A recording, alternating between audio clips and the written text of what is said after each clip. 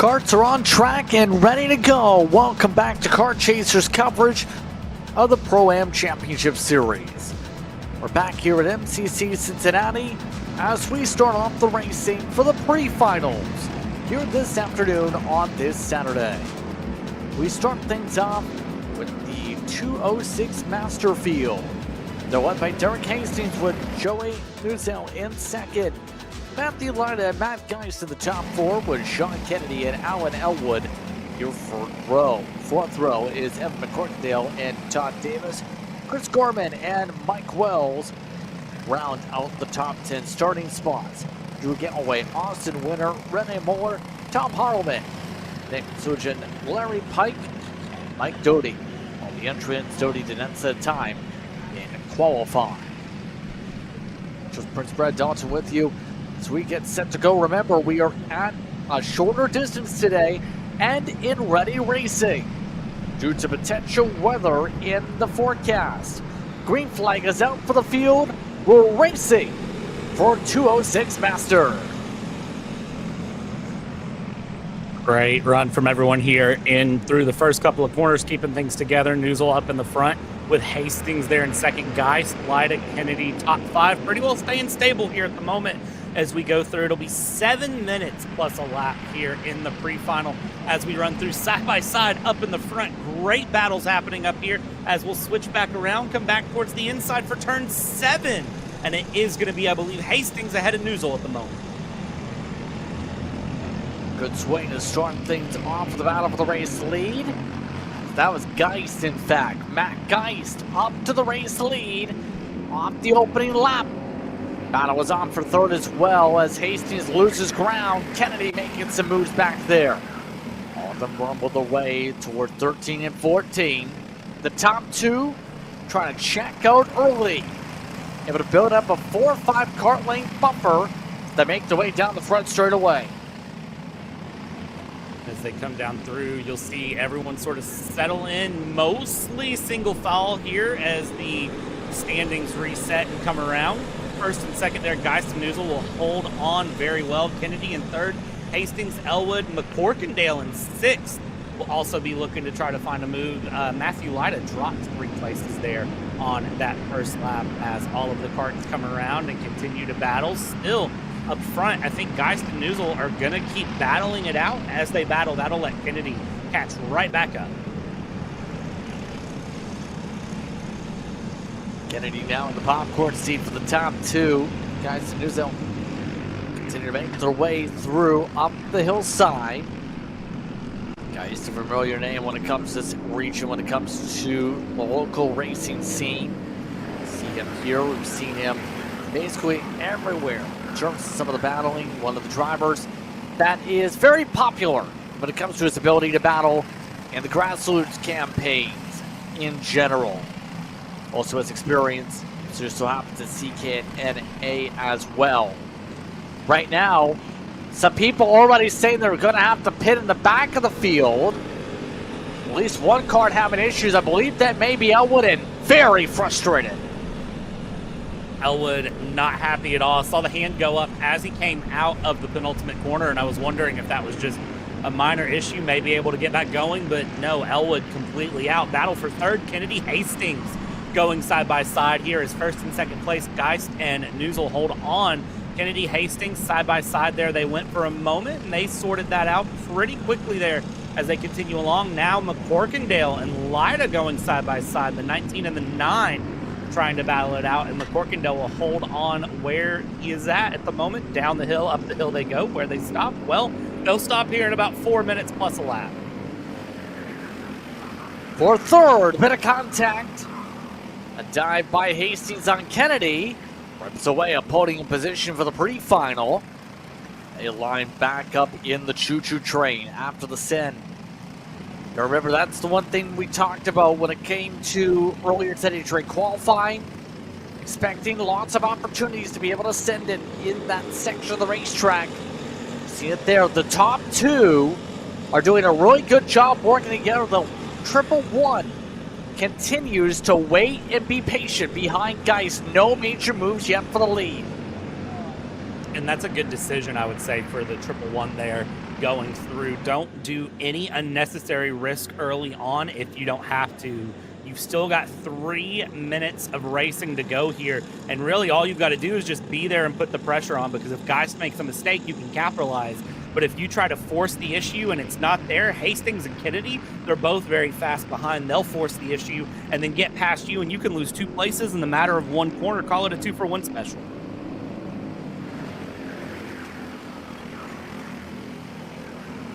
Sort of setting up, trying to plan things out. When you mentioned there's all once those who runs CK competition also. Good run for Hastings so far to be able to battle his way up several positions. Get himself back in the conversation. It looks like he wants to go for second. Wants to poke. Did he get the run? No. Has to line back up. Reset. So the top 2 very content. Hastings, he's not content at all as they set themselves up towards 4. Hastings taking a small poke on the overlap. Couldn't get alongside. Stays in the choo-choo train. And Hastings now gets the move looking better, but still not able to get the pass done going through. Looked like maybe had a little bit of an advantage there, just a nose out, and that's all it takes is just getting the nose out will get you enough of a run here in karts to get a pass done. If you're wondering who the fastest kart is on track, well, it's the number 9 of Matthew Lyda, currently the fastest kart on track, the one to watch. Down at turn 11 we go. There's that nose advantage, forced to move up the inside, little bit of the curb, and the 111 will have to slot in. Newsel loses 1 place. Is it 2 places? Inside turns to outside. Is it 3 places? Outside turns to inside. The number 9 of Lyda wanted the move. The 19 of McCorkindale is now going to set it up down the main straight, and that is going to be a big mix-up in the top 6. That separates the pack out a little bit past that point, around 6 or so. Line is still a -3 on the race in general, by the way. As he tries to recover those spots in the second group in the karts. Top 2 still running off and away. Remember, 7 minutes plus one lap here today for the pre-finals due to potential rain. Guys starting to get a little bit defensive now.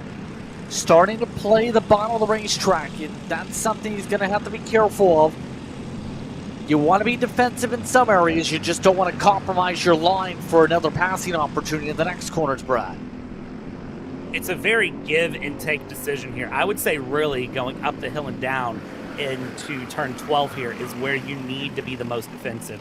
That is where I think if you're going to really compromise a line, it's down into turn 12, because turn 12 sets up 13 and 14, and then that sets up the run all the way through 15, 16 down the main straight. Basically half of this track, I would say, is set up by your exit on 11, your entry into 12. So if you're really worried about a move somewhere, it'd be there. Side by side we go into turn 1, and let's see how this plays out. Through the left-hander of turn 2, they hold it side by side for second place. Kennedy Geist in the white part there of Geist dropping down the order at the moment as we continue through. Derek Hastings now your race leader. Able to get the edge. Kennedy, as a result, they're able to jump to second. Morgandale amongst those in the yellow car, trying to make some moves too, the back of that grouping. So drivers starting to get into battle mode, coming up to the white flag this time by. Coming up to 1 lap to go, so overall about a 9-lap dash through the course, give or take. Can Hastings hold on? He's got a 1-car length cushion coming around this time. But close up by Kennedy. Not close enough to make the lunge though. Stays on line and tries to work together as he gets things all sorted out of 14 and through 15 and 16. Watch for the board. White flag is out. Final time around.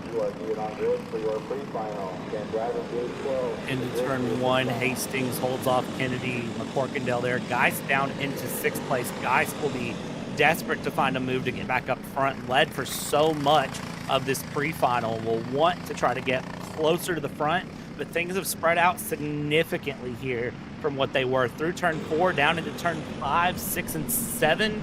Just kind of holding on at the moment up in front. Hastings doing everything that needs to be done. However, watch that 00 of Kennedy that will be catching up. And then that 111 of Newsel is going to be in a very good position as well. So nothing guaranteed here, but as they come through turn 11, Justin, I think that they could have a good chance. Kennedy needs a great run through this corner to be able to set things up as they work their way through 12. No dive through 13. That was the shot right there for the 0-0. Hastings comes out of the final stretch. Kennedy tries to get a pole to the outside. Coming up to the checkered.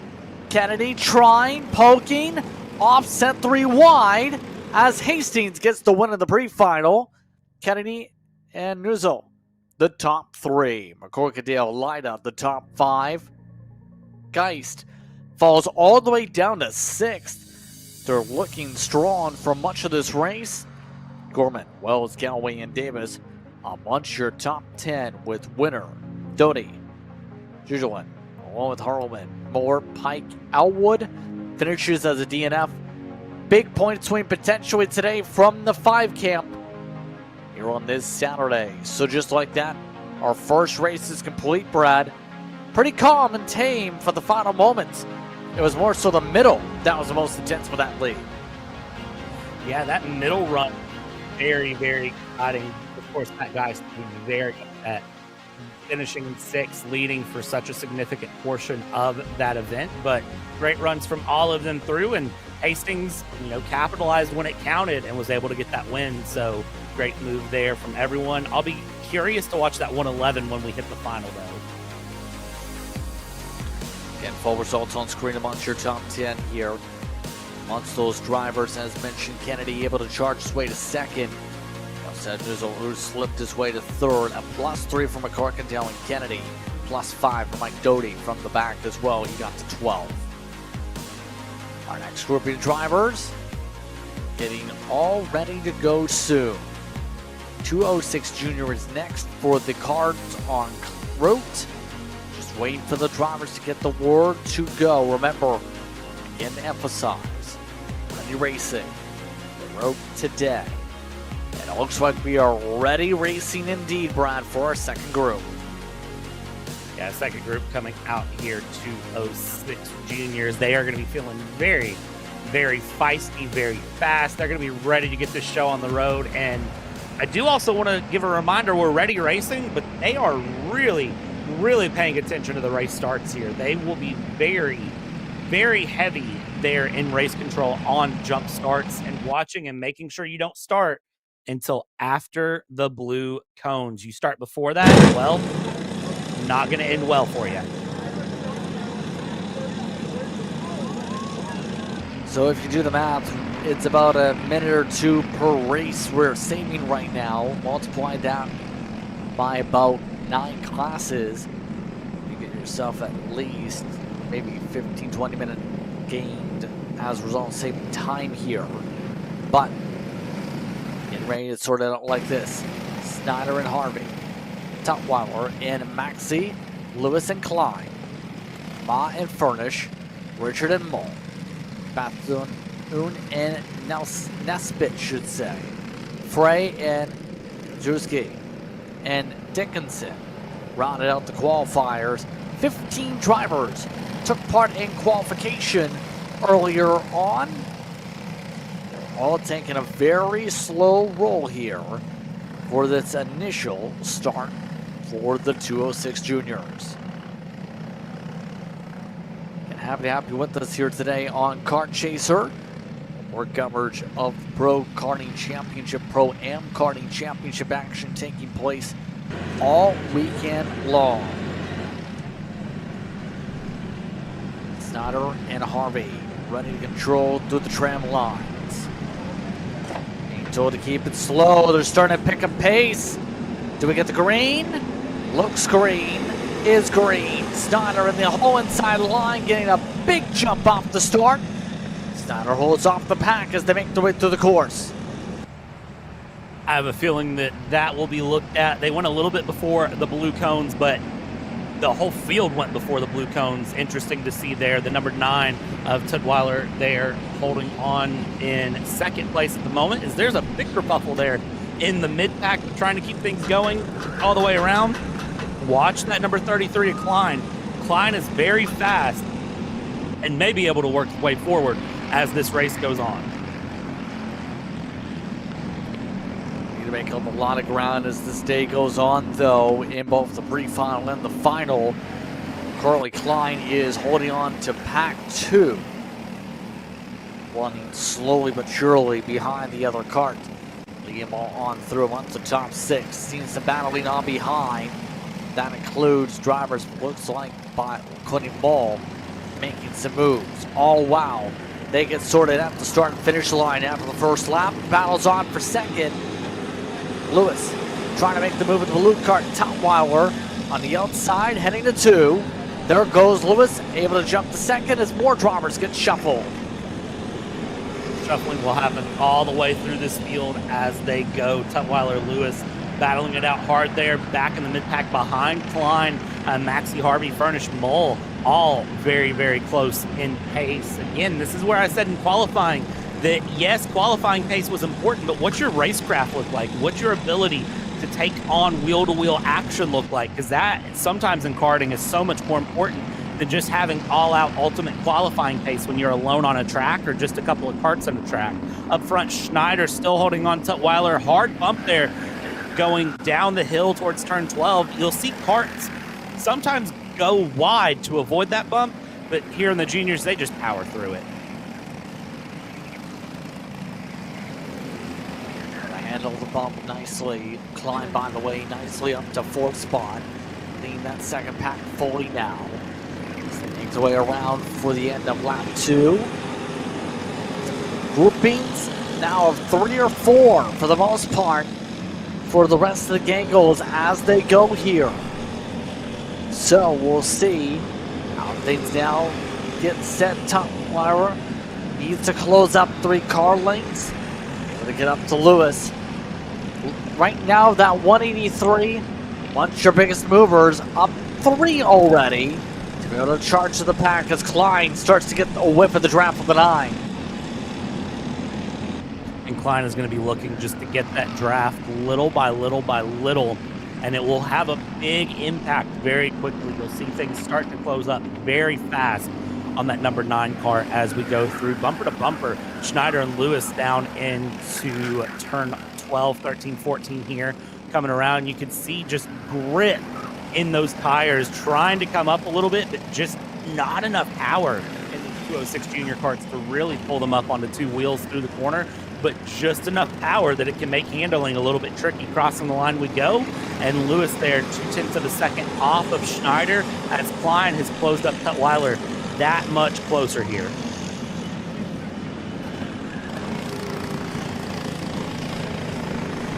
Now getting a good spot. Klein is to be able to maybe make a move pretty soon. Training is center focused right now. Klein taking a peek. Now tries to get himself alongside.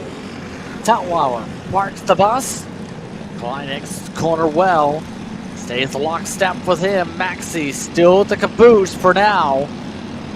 Klein's got the raw speed compared to him last time by.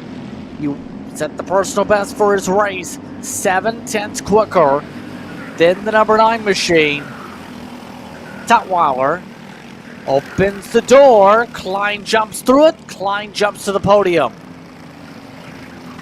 And your fastest kart on track here is actually Isaiah Maxey in that number 22. So I would imagine that Maxey will be able to get this pass done pretty quick. And then Maxey and Klein probably going to work together, try to catch the top 2. Defensive we go into 1. Pass back into turn 1 we go, actually, as Klein has to run wide. That lets Maxey through. Tutwiler with a great switch back there into 1 and 2. Gets the pass done and opens things up a little bit. Gonna get some separation as a result of that. Klein dropped all the way back down to 5th with that situation. Now it's about resetting. It's so hard to make sure you stay focused and don't lose sight of the task at hand. In the case of Klein, it's get points, get good position for the final. So far, it's been a scratch and claw battle with that 9 machine. Tutwiler going to have some more scratch and claw, and a dive to the hole. Taken by Klein, falling on through his Maxi. And Klein very quickly with that dive through, up on two wheels, goes through, and Maxie is going to just take off here. Now, these two, are they going to work together? Are these three going to work together to try to go to the front? Well, you see that Tutwiler again looking for a dive up the inside, and the one not able to make it stick here. Klein behind Maxie isn't going to be very happy with that. Klein wants that third position, but what do you want more? You've got 60 seconds and then another lap after that to go. So what do you want to do more? Do you want to try to chase second place, or do you want to battle for third? And right now it looks like the answer is battle for third, as Klein tried to send a move through, wasn't able to make a move through, and now is in this awkward position between attack and defense, and there's not a good answer for where you're at right now. Well, with how much time's on the clock, you're running out of time on just riding and hoping to work the error. It's pretty clear. These three are not able to chip up and get up to the next group. Klein takes a move to the inside, makes it stick. Now looks to try and settle on in and hold on to the top three. For Klein, it's a great spot for the final later on today. But looks like we'll have an extra lap here. These drivers just beat out the clock by about 4 seconds to be able to extend this race. Next time by should be 1 lap to go. Still anybody's game for third. Luke, the 183 has not taken any attempts on Snyder, by the way. I think the 183 is just very comfortable there in second place right now. Now, last lap might be a different story, but all the way through, I think knowing that they're building a gap to third, fourth, and fifth behind, you see them very often look over that left shoulder, look over that right shoulder, get an idea where the karts around are, and they know that they have a little bit of a gap here, so they're not going to do anything to compromise that gap and compromise first or second place. But as I say that, here's the dive to the inside from Lewis, getting the pass done on Schneider. Can you hold it, though, outside to inside? Clears it through, and Lewis up into the lead here on white flag. Was that a lap too early, or was that the perfect time? We'll find out. Final time around, coming around this time, Snyder now tries to figure out a way back around. Just holding on as they make their way through 3, up to turn 4. Defensive line from the 183. Snyder gets to the inside. Snyder feels his way to the numbers. Still side by side. Lewis with the better run. Clears on by as they get right for the middle sector.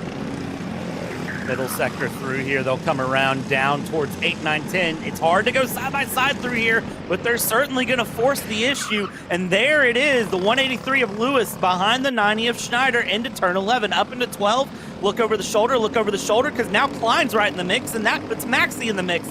Going through, switchback one way, come around the other, outside to inside. Klein's going to force the move into second, and Klein might force it for the lead here. Up the inside to the outside, they come around, and here we go. Drag race to the line for the win. Side by side for second, trying to play the lines now is Snyder. Snyder tries to hold on one lane. Klein tries to peek the other. Side by side for the win, it is Snyder. Snyder by 37 1,000ths of a second gets it over Klein, Maxie, Tutwiler, and Lewis, the top 5. What a finish. Wow. It's very rare that I have a race that just makes me say wow, but wow, that was a run there. Schneider with a great win through, and Klein just looked very out of it. Final couple of laps, gathered it up and came back to second, and Maxie in third, arguably the fastest kart on track the entire race. An interesting one, to say the very least. That means our next grouping of drivers now just a few moments away from getting fired off and ready to launch. Next up in the order are the seniors. And we've seen how things have gone in this class so far. Brandon Heber looks to have a rocket ship in the 8 machine.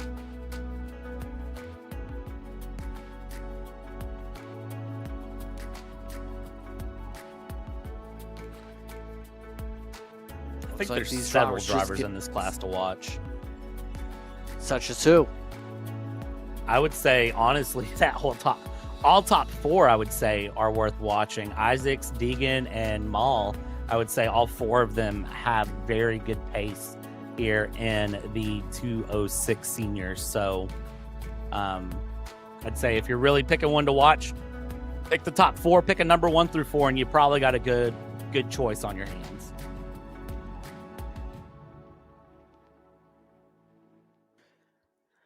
So those drivers just getting all prepared here. Looks like they just got the 1 minute signal.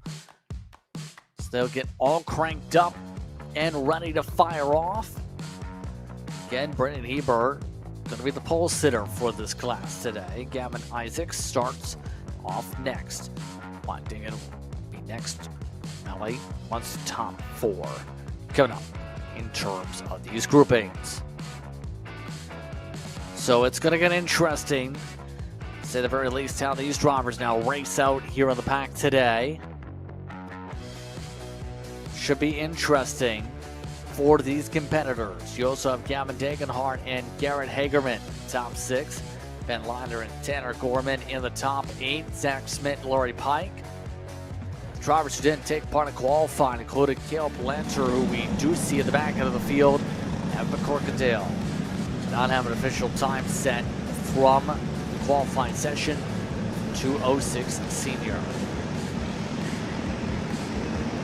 So they now hit the racetrack and get all set to go. Any other thoughts here for this field as we get ready to see if anyone can catch the grade 8?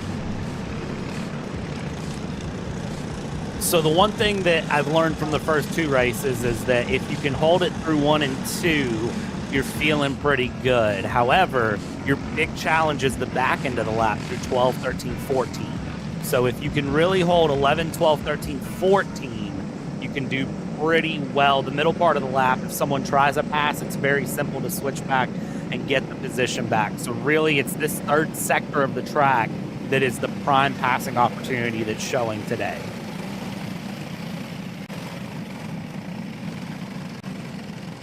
Almost set to go for 206 Senior. Happy with us today here on Kart Chaser for the action. We see these competitors do battle here. Up front, it's Heber, it's Isaacs.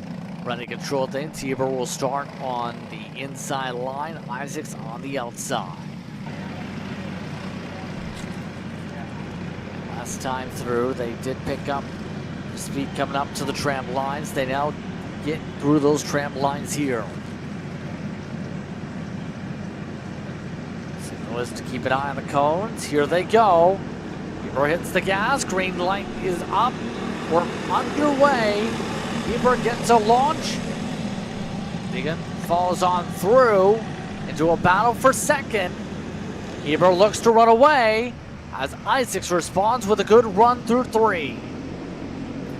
And Male up into third there as Deegan drops through, but continuing around Hebert, no surprise there, trying to pull the gap, continue the gap. Bit of a shuffle there in the mid-pack going through 5th, 6th, and 7th place respectively as they come around and continue their battles through. That is the number 91 Hagerman, who is going side by side, but they'll settle it out single file through 8, 9, 10 into turn 11, down the hill, and then back up the hill they come. Let's see how they handle this out. You see some of them go a little bit wider there to avoid the bump, some don't, and then down into 12, 13, 14. You can hear the little bit of tire screeching as they're just right on the ragged edge of grip, but clean lap 1 here from 206 Senior. Clean racing throughout so far here today. It's been one of those times of days in terms of calmness so far. A few drivers dunking down, trying to keep themselves aerodynamically balanced in the karts. Heber starts things off near 3/10 quicker than everybody else on total lap time. The rest of the field makes its way through to turn 4. All this is where it starts to square away with Deegan, with Dagenhart, with Lida amongst them in the pack. Here comes the send by the 3. Contact with the 95. tried to get the pass through there, did Deeganhart, not able to clear through. And now you got to watch that 95 of Deegan trying to get past the 324. As you see, Heber up in front there doesn't have as much of a gap as I think he'd want, as everyone gets swirly into turn 12 here, trying to hold on to it. It's really, really easy to lose these 206 Senior karts into turn 12 going through, because it is a downhill left-handed braking 180-degree swing. So you've got to watch what happens through there as we come across Heber Isaacs. What's the gap as they cross the line? Well, it's not a lot there. It's about a 10th and a half.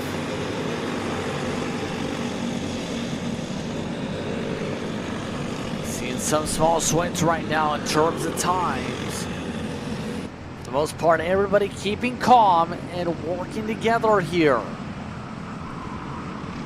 And mind you, some of these doors keep opening up. That time, Diggin missing the bottom. Slid out on the corner exit. The response able to be put through by Ben Lida, though. To continue rumbling through. It seems so difficult to actually set up the moves here right now in this race, Brad. Everyone's so evenly kiltered in the packs. The only thing that's opening up these chances like this one now for fourth is the bumps, making the wrong move. How about 3 wide? A dive up through the inside. Lida getting uber aggressive as Malay tries to hold on the third. We know Lida is very, very fast. Ben Lida has a lot of pace in that kart to find. And, you know, it is interesting watching through just how even keel everyone is. It's not typically the case that you see is everyone being so closely matched. And it's not a matter of, you know, tenths of a second of pace.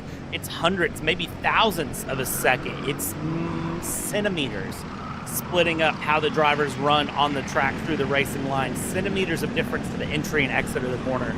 It's very exciting to see it so closely matched, but it does produce situations that as a driver are very frustrating. You want that pass, you want that run, you want to be the fastest, you always feel like you're the fastest, but you just can't get enough of an advantage to get that pass. Or that you have moments like that we saw last lap. We might see it again this lap, where they're going to look to go 3 wide up the inside and try to get a pass, may not be able to. A couple drivers dive on through yet again. Are trying to do so as well. Answer no. Malay going the opposite direction. Now, it's now the top 2 truly away from everybody else. Ben Lida +4 so far in the 991 kart.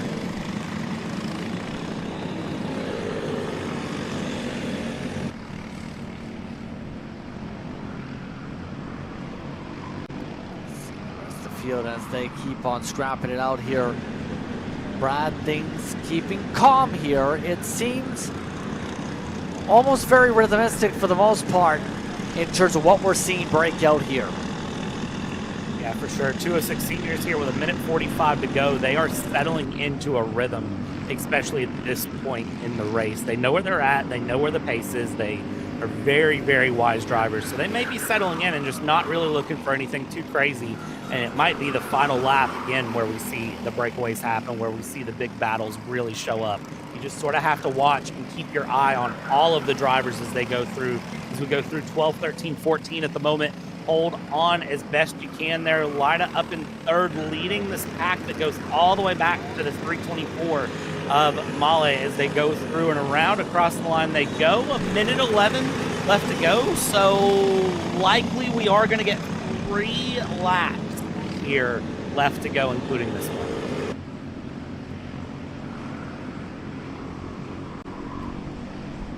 See what happens once it gets the timing pylon. Sun starting to take some peaks out across the track, by the way. Increases temperatures or impacts things on how drivers now approach tire pressures the rest of the way. Third and fourth now being closed back in by fifth. To make the way through sector 3. Mechanical flag this race, by the way, a couple laps ago. And black flag going to Caleb Lanter. Lanter is now 2 laps down in this race.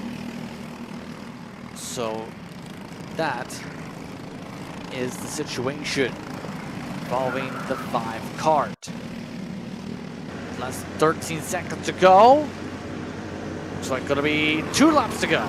2 to go for Hebert.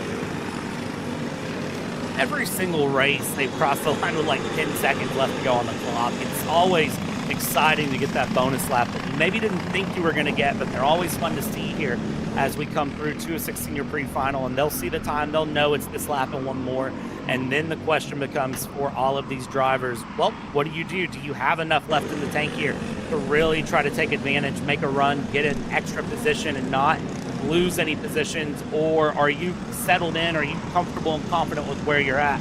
Lida, obviously, a big enough gap there to Isaacs, a big enough gap there to Hebert, who have continued to open up. I would say really watch that pack for third place back through the 324 in 6, this 4 or 5 Kart pack as they come through, as we'll have this lap one more, and everyone holds on for the moment through 12, 13, 14.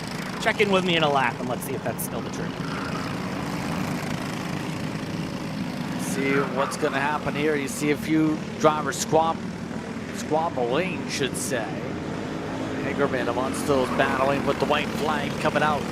Final time through. Hagerman getting to the edge over Melee. That time through at the stripe. Everyone else staying single file. You hear the engines go mow around this circuit.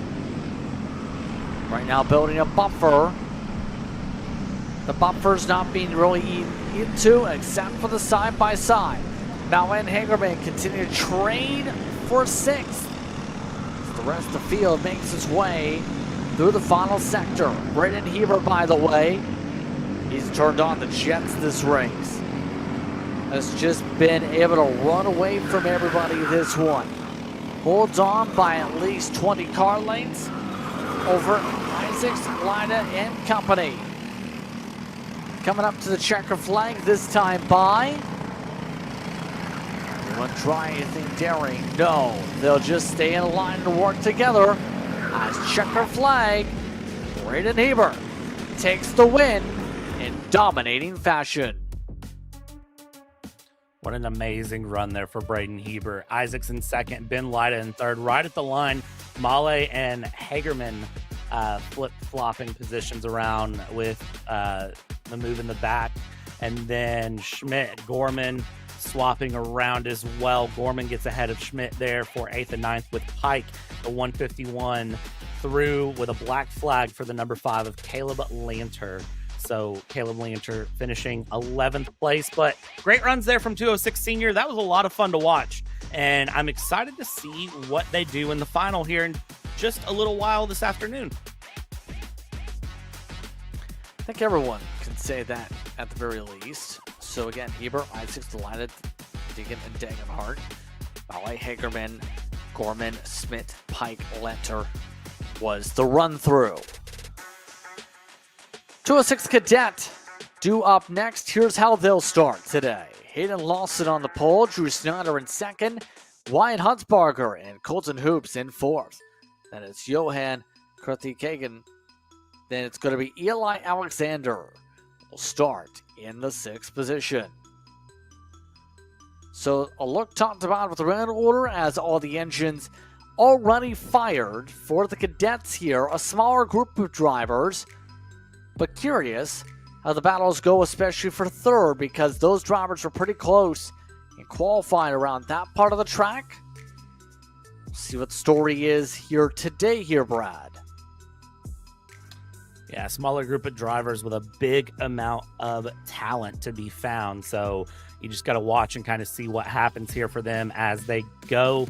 All of these drivers are going to be feeling very, very confident and be looking to go through. Again, this is the 7 to 12-year-old class. So this is our youngest class on the weekend and our widest age range on the weekend in terms of the grouping there, because of course micros and minis split it by about 3 years each, whereas here it's all 7 to 12. So just keep an eye on them, see what happens, and this is going to be fun to watch.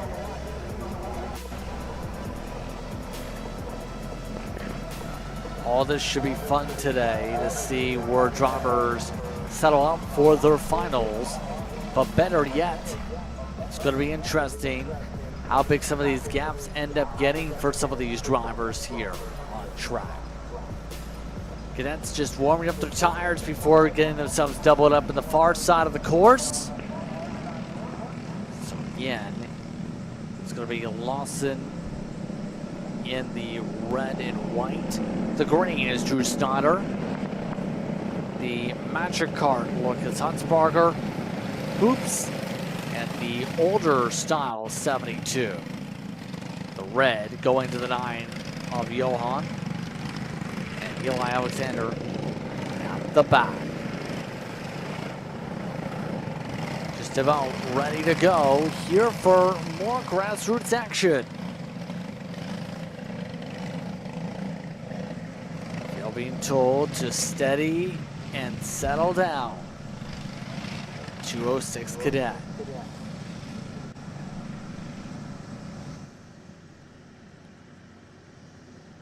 They come to the tram lines here for 206 Cadet. Green flag is out. And already Lawson covering off the outside. Coming on through is Huntsberger to second.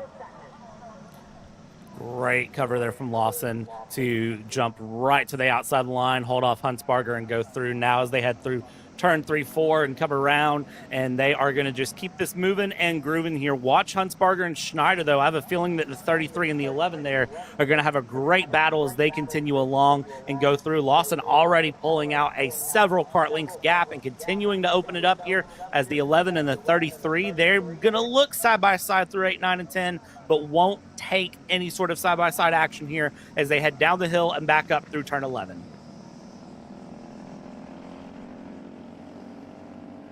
Running away, Lawson up front. Snyder losing ground in the corner. Seems to have good straight line speed, though. It's that battle for second. Oops. Trying to hold on in the third grouping of karts. Here comes Snyder. Takes the cut inside. A lot of giddy up and go in the 11 kart right now down the straightaways.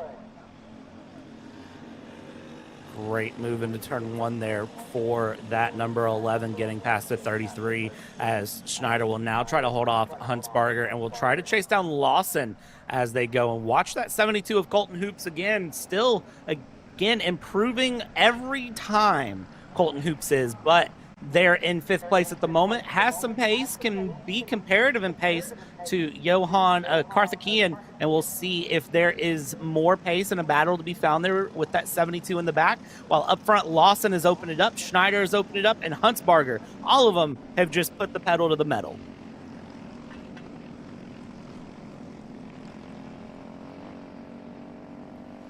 Yeah, right now, those three have pulled away from everybody else by about 3-4 seconds, give or take, between 1st and 4th.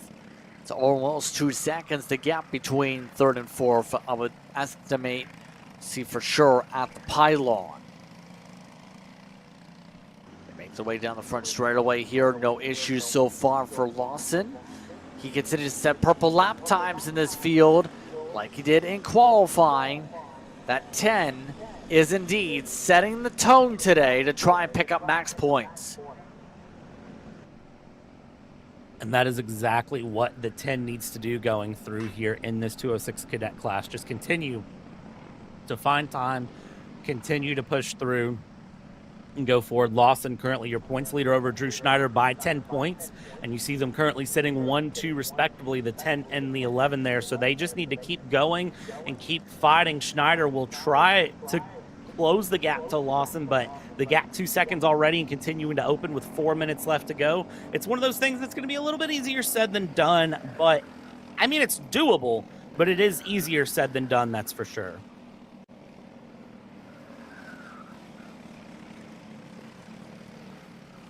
Right now, things continuing to stay calm. There is an investigation underway as of a couple moments ago involving Hayden Lawson on a jump start possibly here, Brad. And that would be a huge difference maker for later on today, depending on what the investigation goes for. That is per race control bulletins to know if there is anything that happens involving the 10. So That could make things interesting, but Snyder still holds on to second over Huntsberger.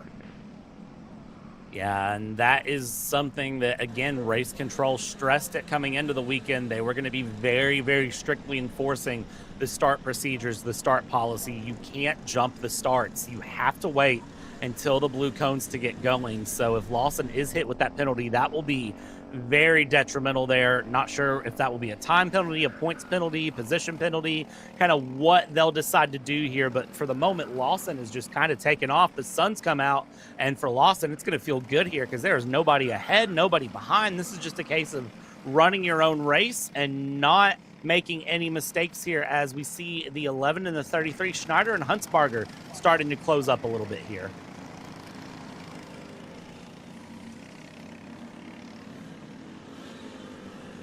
Right now, those two losing ground still to the 10 in general, but they are staying pretty compressed. The others just zipping on through. With the can, still holding on to fourth spot. Hoops trying to find a way to close up in any way, shape, or form to be able to join that conversation for fourth spot. That's the tough thing right now. It seems like these cars can get close, but it's also been difficult to get alongside. And so far, we've seen that Everton Snutter pulled his way ahead of Huntsberger. He's been comfortable. The back half of the course, he's been a bit slower than the 33, though. And let's watch here as the 33 is going to look for the move in, come around and through. And these cadet karts are very, very momentum conservation dependent. You have to basically keep them wound up. You can't afford to let them lose pace at all. Once they're going, they have to stay going. And that is sometimes easier said than done here. Schneider and Huntsberger across the line. They are separated by about a quarter of a second, separating them out. You could parallel park a cart between them, but that's about all they got here at the moment as they go through two down into the twisty middle bit here, and they are just going to continue to battle. It's still closing. Huntsberger, I have a feeling we'll have a move here soon, as we should have this lap and one more. Extremely calm is what you can describe the style of racing here. Snyder still holding on in this fight. And right now you see him just trying to get that little bit of a lean right now in his kart. Race this is the age of 4. 2025 season of Micro Swift and Briggs 206 Cadet Racer. About a week ago, mentioned about some of the different comments about some drivers that gave him some support in terms of his racing adventures. Now he's got 2 laps to go to hold on to second. Huntsberger trying to hold on. Some of the drivers he shouted out about a week or so ago on social media: Connor Zillage, Matt Overbeck, you also had Brandon Jurassic, and then he had Jim Zillage and Nitro Kart. A bunch of those he gave shout outs to in terms of their respective karts here. He's also amongst those busy with the Little League season, to say very least. You have to remember, for some of these drivers, it's multifaceted, not just racing. They might be doing some sports during the summertime with school basically out in most areas, should say. Yeah, one of those situations where, hey, school's out, let all the fun begin. Let's have mom and dad take us to every practice during the week and take us to multiple events on the weekends, because we love the summer when school's out. Keep things entertaining and interesting. Big shout out to every mom and dad and family member that supports these younger drivers as they go through. White flag is out. Hayden Lawson, I mean, I don't know what to say about that gap other than that is what I call a gap. Crosses the line, it's 8.6 seconds. Pretty clear that Lawson later on today gonna have rapid speed unless something happens for the final. Try and get a max points day, but I think it can happen, especially with the UI flag coming across before for the 10. Haven't received any word yet on that situation, but Hayden Lawson yet again today, showcasing raw pace, showcasing speed. Hayden be nimble, Hayden be quick. Hayden's been jumping over the candlestick and now is ready to jump into victory lane in this pre-final.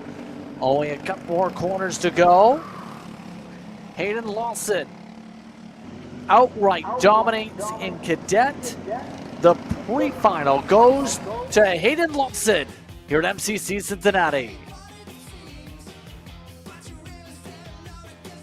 Great run from Lawson there, and they'll cross the line second and third, respectively. Schneider, Huntsbarger will cross the line through Carthaginian crossing in fourth. Considerable gap there. And then Hoops and Alexander, they were starting to close up there. Alexander was starting to close things up to Hoops, but as they cross the line, they will settle in fifth and sixth as they were. Let's look at the pylon on screen. What's that? Get this field reaching just about the halfway point coming up. Already zipping our way through the 206s just like that.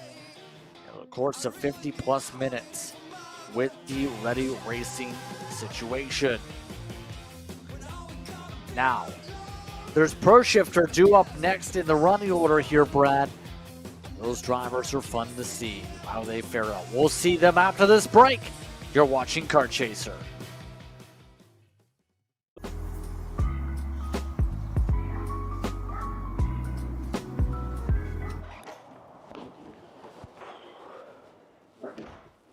Hey, what's up, Caleb? What's up, Brandon? You sound defeated. A long day at the office? Yeah, got stuck at a cat food marketing meeting for like 3 hours. I don't know a thing about cat food, and I don't even work in marketing. And then I got sent on a coffee run like I was some sort of intern. Then at the end of the day, when I want to go get gas, I just realized everything is so darn expensive nowadays, man. Yeah, you got that right. Like, do you have any idea how much we're spending on Netflix? That's like 20 bucks a month. Do you know how much we're spending on cable? That's like 50 bucks a month. But you know what isn't expensive? Tell me. Kart Chaser Premium. For only $9.99 a month, you can watch all the American karting action live from coast to coast. Subscribe and become a member today.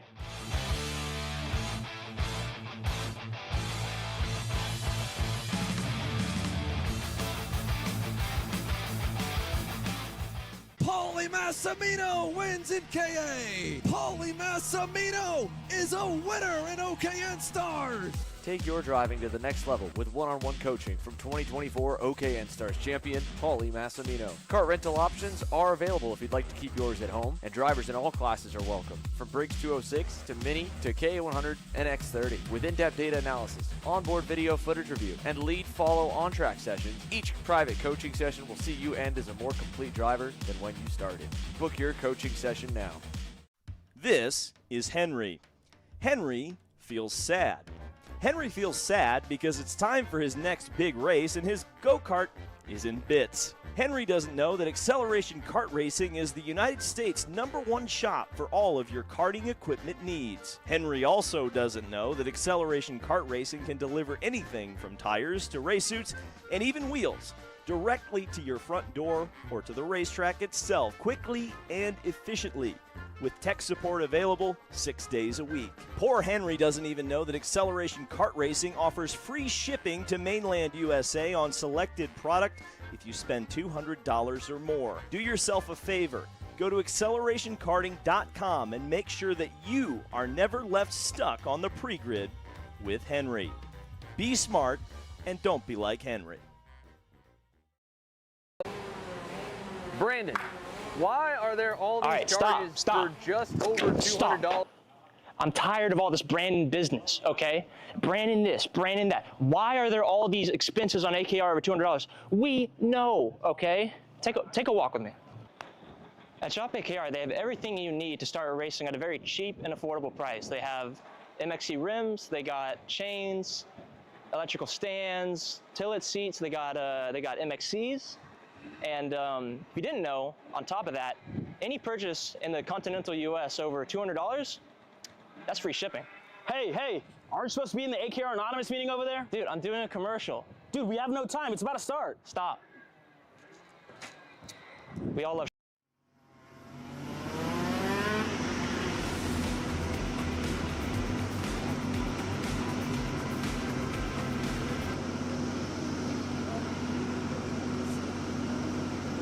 things up. Nikolai Dukov in second, Doug Duff, Eli Furnish. Your 4 karts. We're ready to get things started. Take a look at the lights. Light blinks out. We're underway as the front 2 go side by side. Everybody else wobbles their way through.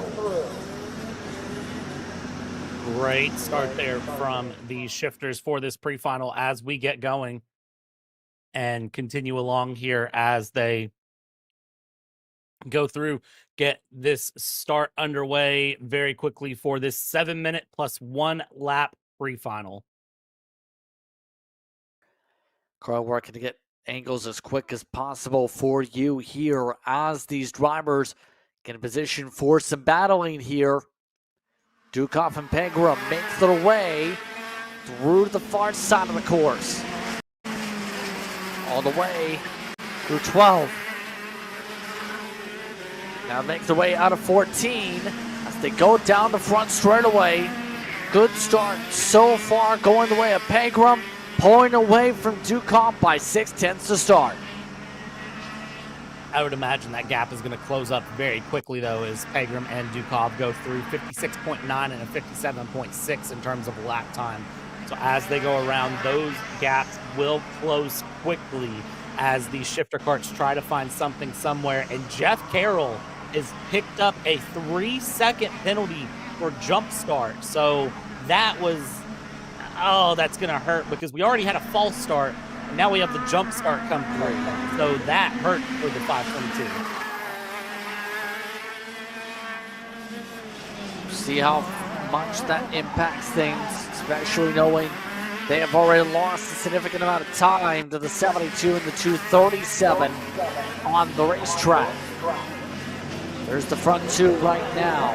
Pegram gains another 0.3 on Dukov. Continues to stretch out. We mentioned the Pegram family. Well known here. Lori Pegram, amongst the drivers that has some real world motor experience should say. We've seen Riley do very solidly in some races at the national level as of late. So far, it's been looking very good in this race.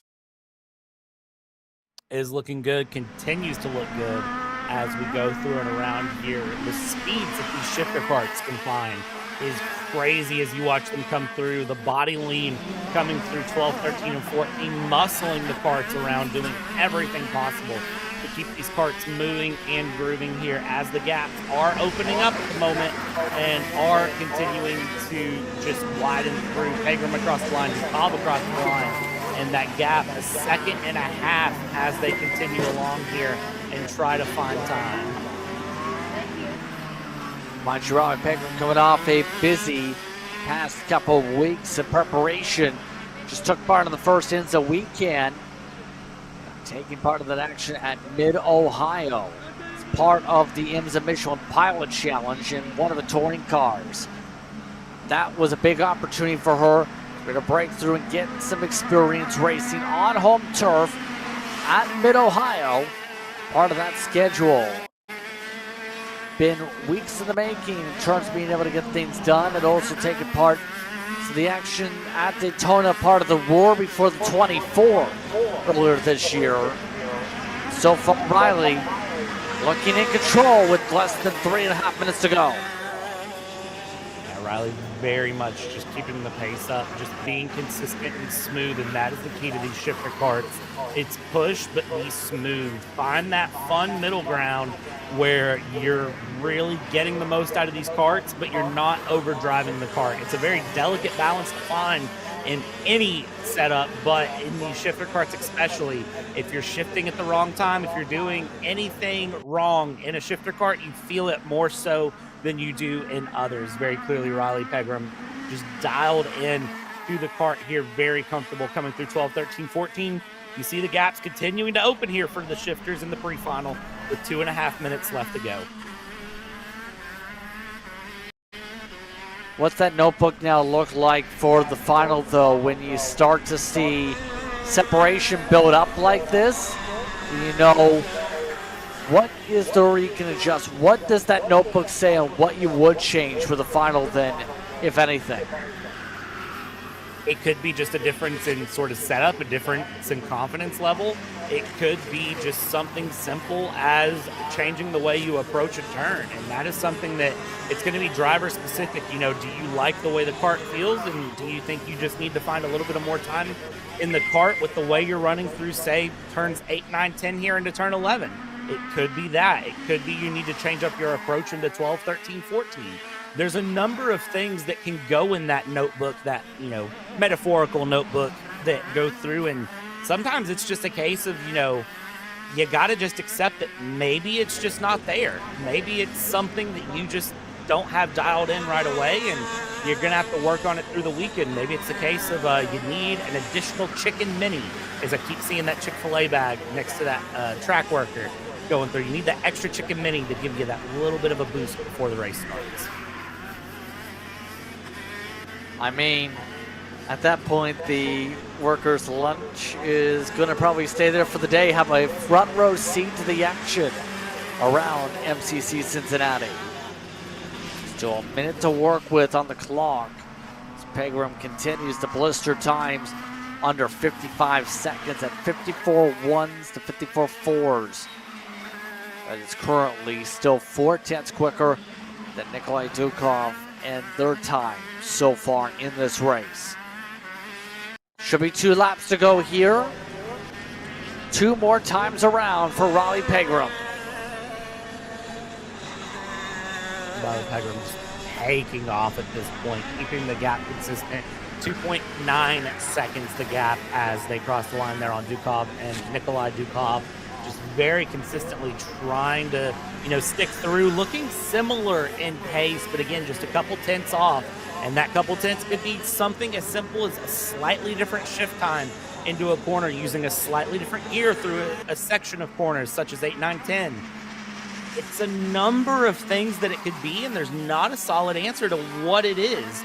But Dukov will definitely be analyzing, will be looking, and going into the final, I'll be curious to see if Nikolai Dukov can maybe find that little bit extra to be right on the back of Riley Pegram, maybe get a pass done as they go through. 1 lap to go as they cross the line. Lap traffic for the white flag lap. Carroll gets passed on by as Pegram continues to just zip away from everybody else. Just a dominant day in the park for the 72. As they just keep on driving away, settling on in. Dukov looking settled in a second. Duff, time penalty doesn't seem to be a factor for the third step of the podium in this race. As we go, it's about a half a track advantage over for Duff over Carroll right now. So coming up to the checker flag, Riley Pegram comes out of the final corner. Take the victory. Riley Pegram dominates Pro Shifter. Nikolai Dukov in second.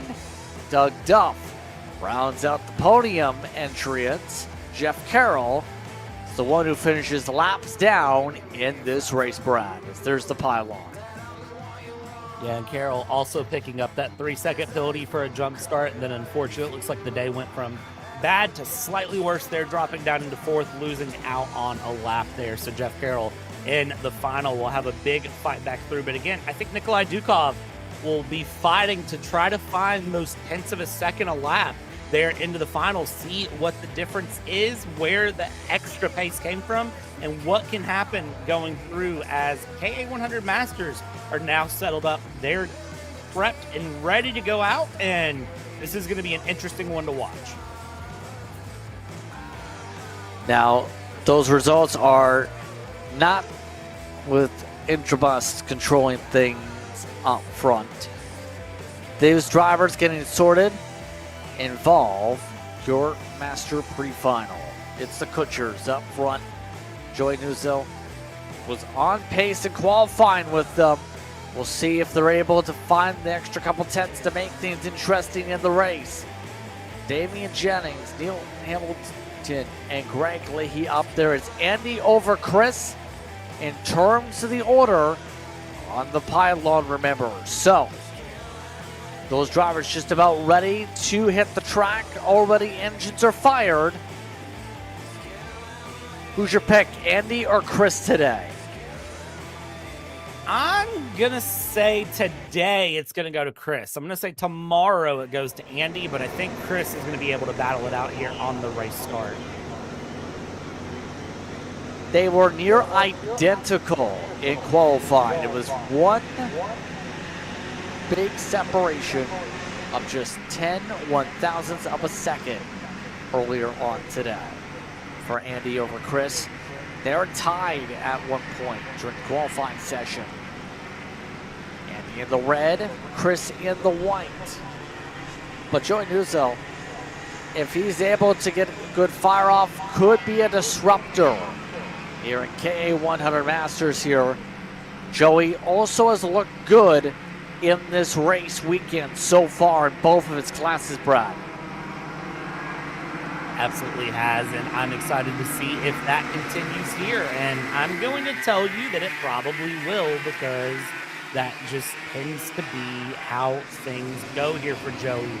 Joey Nuzzo, I have a feeling, will be a name we'll talk about here going into this run. Now, wasn't the fastest in qualifying in average speed, but still was third in pace. So definitely something there in that cart as they come up towards the tram lines.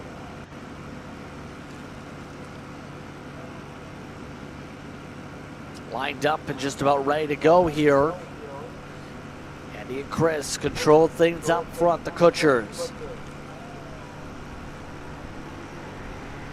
They go in between the blue cone and the white cone. Green flag is out. Andy and Chris go side by side to start. Wheelbane is to make their way through two. Chris and Andy still not sorted out. Now they get sorted. Chris gets the edge in front. Andy looks to reset as they make their way through the second sector. As they come through, Chris and Andy, they're going to battle respectfully, but they're going to battle aggressively. And that's something we saw with rounds 1 and 2 here at the MCC Kartplex when they battled it out a month ago, roughly, was that Andy and Chris, as they battle, they'll bump, they'll run. And well, we saw mechanical failure for one of them in round 1, and then in round 2 we saw the other one run off the track. So they'll fight to the ragged edge, but they do remember that Joey Nuzzo is there in third, and they'll pull a gap first before they do that. Coming down across the line, they'll go side by side again. Andy to the inside here, and Andy will get past Chris again as they swap here in the pre-final, with Joey just lurking behind.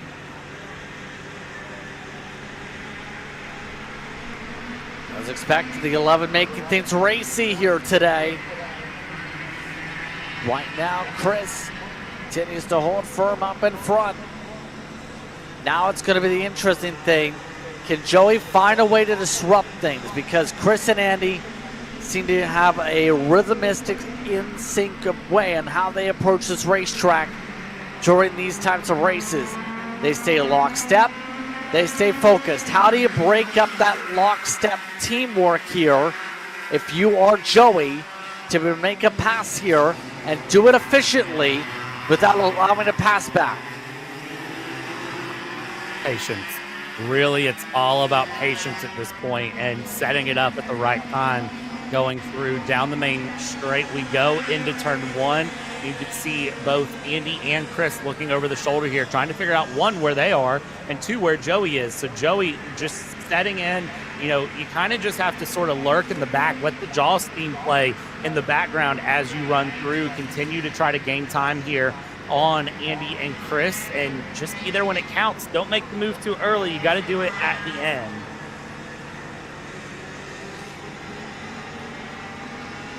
The right time to go here, and right now Andy and Chris building a small buffer. There was a tram line warning, by the way, issued to Damian Jennings.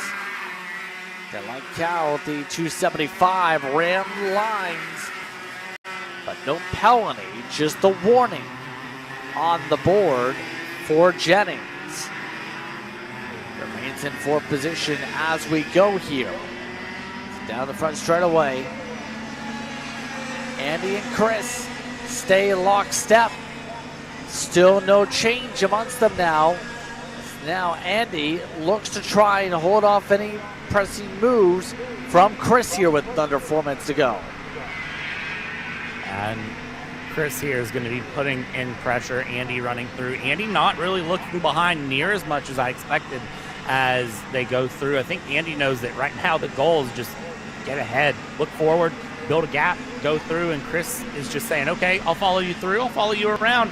And Joey Neusel there is still just hanging out in third, trying to look for something somewhere, avoiding the bump there. So is Jennings in fourth, avoiding the bump on the run down into turn 12, coming around through. And again, they just continue to build that gap. 3 minutes left to go here in the 7-minute plus 1 lap pre-final. And they are just continuing to push as best they can.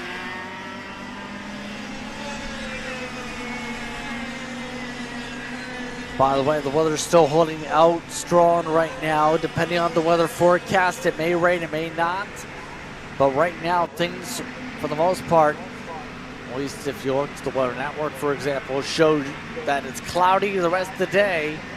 Just those pop-up showers that caused things to go to ready racing today. But a bit of concern. Doesn't seem like it'll be a factor here today. Maybe later on for tomorrow. But for now, the conditions still playing right in the hands of the drivers.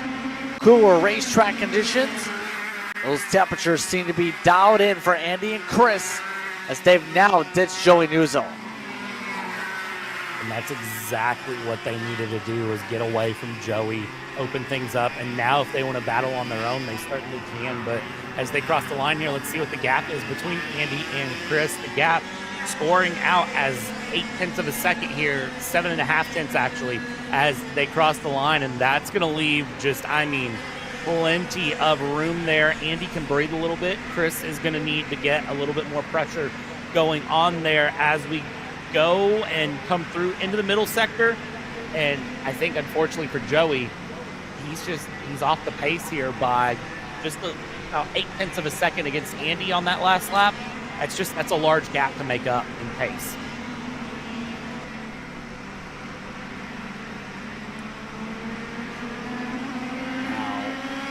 Coming around to about a minute to go.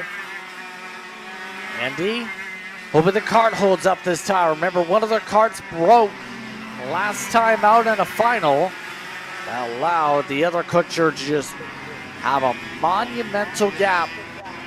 Today, the kart seemed to be holding on. 2 laps to go for Andy over Chris.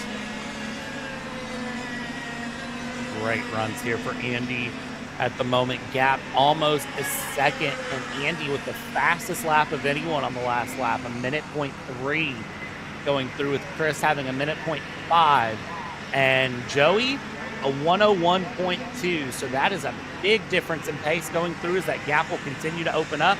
Gap between Andy and Joey now 3.2 seconds there, as Joey Neusel has lost touch with the top two. And to be frank, Andy has lost touch with Chris. There we go, English.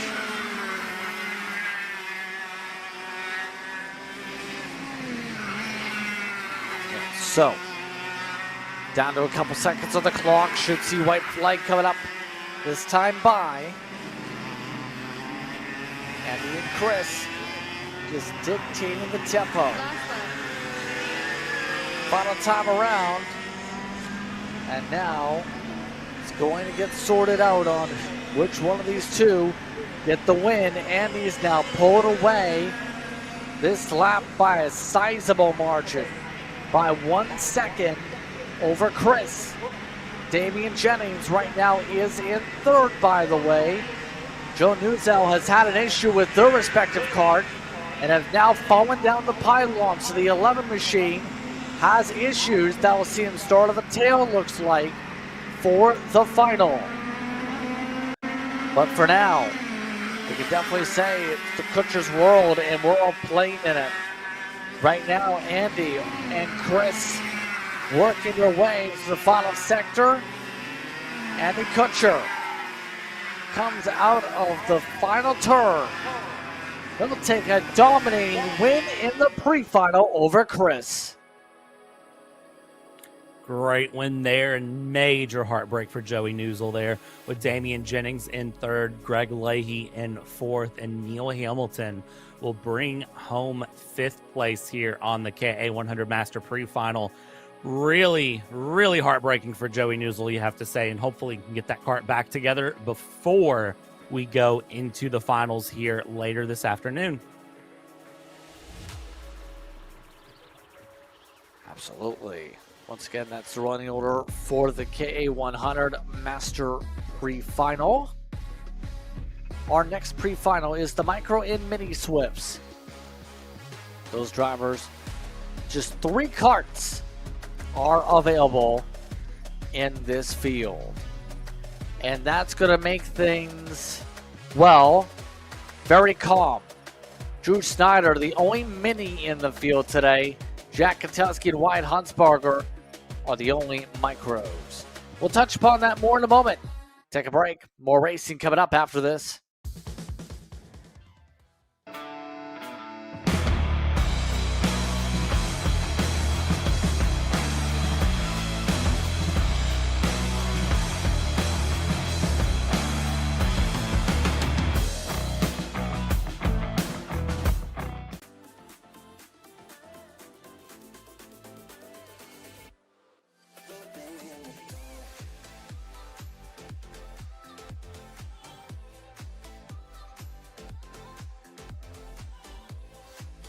Are you looking to take the next step in your racing journey?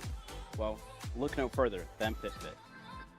With 2 locations in Charlotte, North Carolina and Indianapolis, Indiana, PitFit trains drivers all the way from grassroots level karting to IndyCar and NASCAR, with top-of-the-line personalized coaching to improve physical and cognitive fitness. For more information on programs, check out PitFit on Instagram or Facebook today. Are you ready to get behind the wheel? From Formula One to NASCAR and IndyCar, all the pros start here.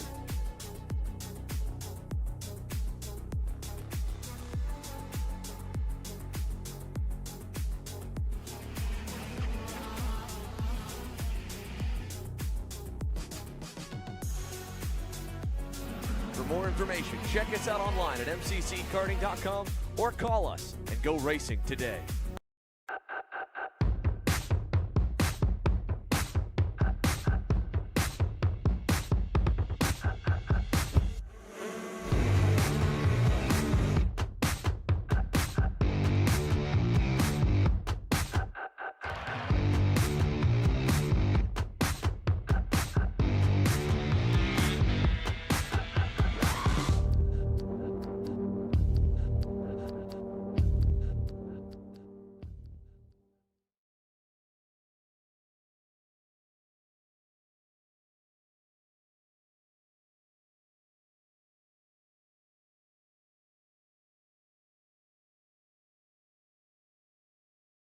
All the way up to the finish line. Who is it going to be? And it's Sean Perez who wins in Crescent. Ty Fisher wins $1,000 at KA100 Jr. Bob John Bird for TV Kart USA on home soil. They take the win in Amarillo. Amarillo Kart Complex is now the official distributor for TV Kart in the continental U.S. Become a dealer today. Champions aren't just born on the kart track. At SimShop, we deliver professional-grade simulators with the best performance-to-price ratio in the industry. Founded by racers who understand what you need, our SimMagic and Moza equipment is powerful enough for the pros, yet affordable for everyone. With unmatched customer support and a thriving community, we're your racing partner. Visit simshop.com today.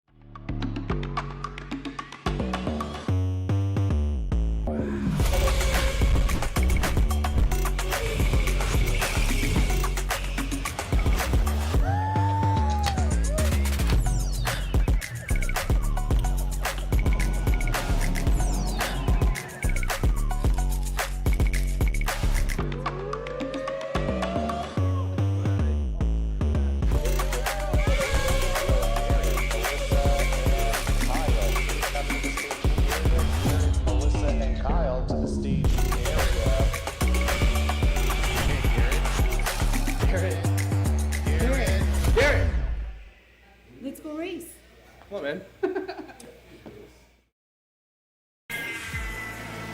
Florida kart races, you asked for it, and we're going to bring it.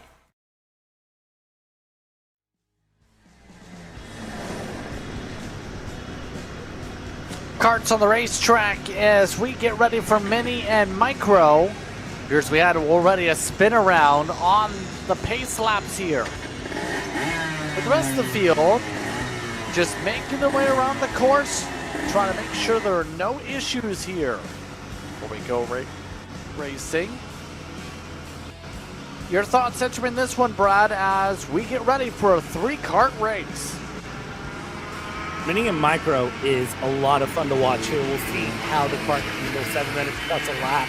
This is going to be a case of really just survival of the fittest, making sure that you're learning as much as you can in these karts and that you are having just a good, consistent run lap after lap, and continuing to learn, and to see them getting told to slow way down here early on. So once again, those 3 karts feature Jack Katowski, Wyatt Huntsbarger, and Drew Snyder. Green lights are out. Underway, Huntsbarger cradled the tram lines, but they go single file quickly and get to work. Drew Snyder already secure for points in the mini, all while the micros look to try and fight it on out. Huntsbarger trying to keep within distance of the 92. Yeah, and I won't be surprised a bit if you see this field spread out here a little bit as we go, as this race continues along here. Very quickly, things will start to open up, and you'll see kind of that pace discrepancy between the 3 show up, and we'll just see how they do here as they come across through, up the hill, down towards turn 12 they go, and it looks like having a great run there, keeping single file for now. Keeping things calm, but grouped together, that's the thing. For now, we start to see the separation build up now with Katowski. The more straight line off. Jack Katowski gets the buffer. 7/10 the pick-me-up. Now controlling things up in front over Huntsbarger. Huntsbarger, one of the Magic Kart drivers, looking to find a little bit more magic to be able to chip away. Magic Kart doing pretty well last time out as an organization as a whole. Screws a competition when they came here a couple weeks ago. It wouldn't surprise me a bit to see Huntsbarger find that little bit of extra pace here as we go, as Jack Katowski is up in front holding that gap, but Huntsbarger, I think, consistency being the key there, will continue along. And watch Drew Schneider. I think Schneider will try to have a pass on Huntsbarger if the gap and the time can be found there, as Schneider's not really losing touch with Huntsbarger yet, and Huntsbarger really isn't losing touch with Jack Katowski as they come through. We'll start the next lap here. We'll get an idea of where the gaps are when they cross the line here momentarily, and they'll come across, and gaps will be not bad. A second and a half between Katowski and Huntsbarger here after just a couple of laps. So watch that gap. We'll see if it kind of ebbs and flows as they go through the race. Huntsbarger actually up for grabs with Snyder. We've seen Snyder close up pretty close in qualifying before. Now looks for a small peak. Going to get alongside in the 111. We know Snyder is good on fire off coming off the corner, exits it down the straightaways in that kart. Can he try to find a way to separate the 2 classes? Not yet. Still within a couple kart lanes though.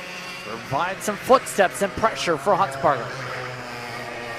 And that little bit of pressure, that little bit of running here as they come through the final couple of corners out of 15 and 16, heading down the main straight. And, you know, that little bit of pressure, even though they are different classes, they're still going to race really hard here. Coming across the line we go, and it will be scored Huntsbarger just ahead of Schneider. Not by much, but just by 1/4 of a tenth of a second. Here is where that gap will separate as they come through and down, and The 111 of Schneider still looking for a pass on Huntsbarger here, as Katowski has checked out of this battle and has disappeared here. They go through, keep it side by side and around. Outside turns to inside, turns to outside, and not able to find a pass yet.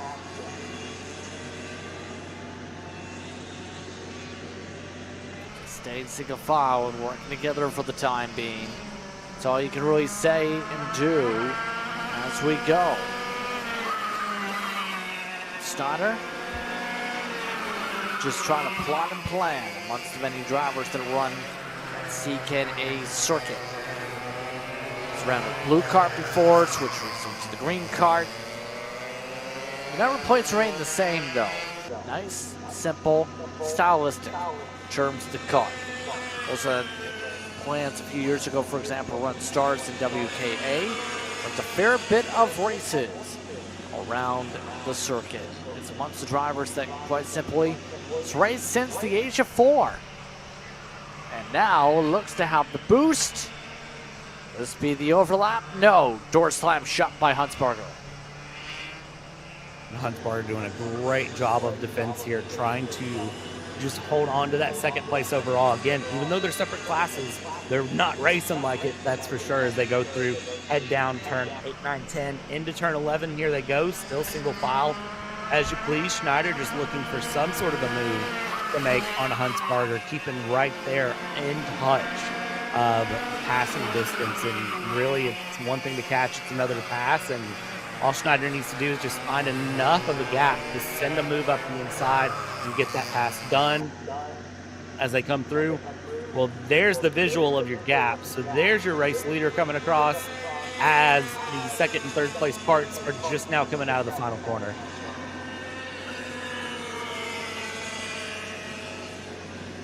Still less than a minute and a half to work with in the race.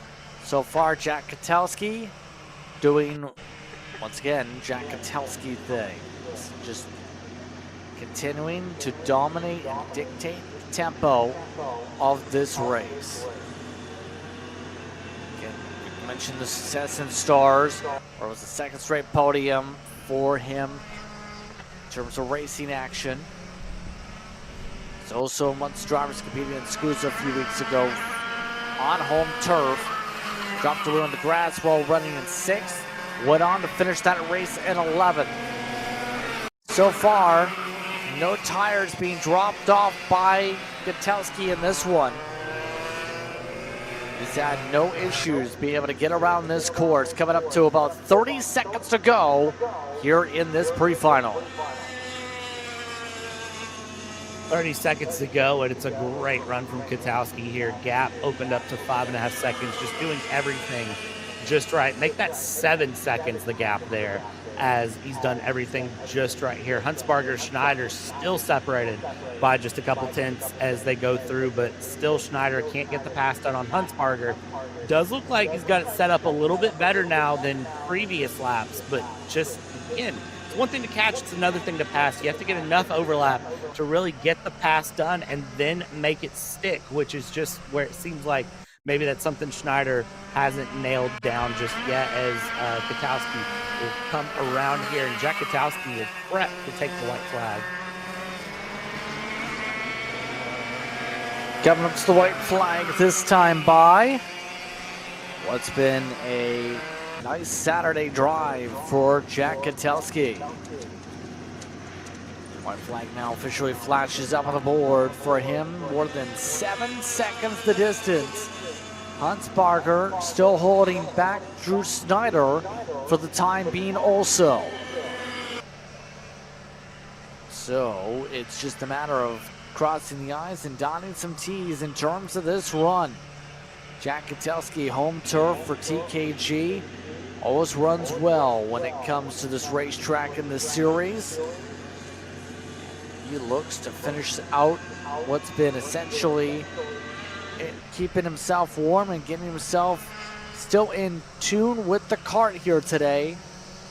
Without it, he still has a final to go, but he starts off the day showing he's not going to be easy to beat all weekend in terms of the micros.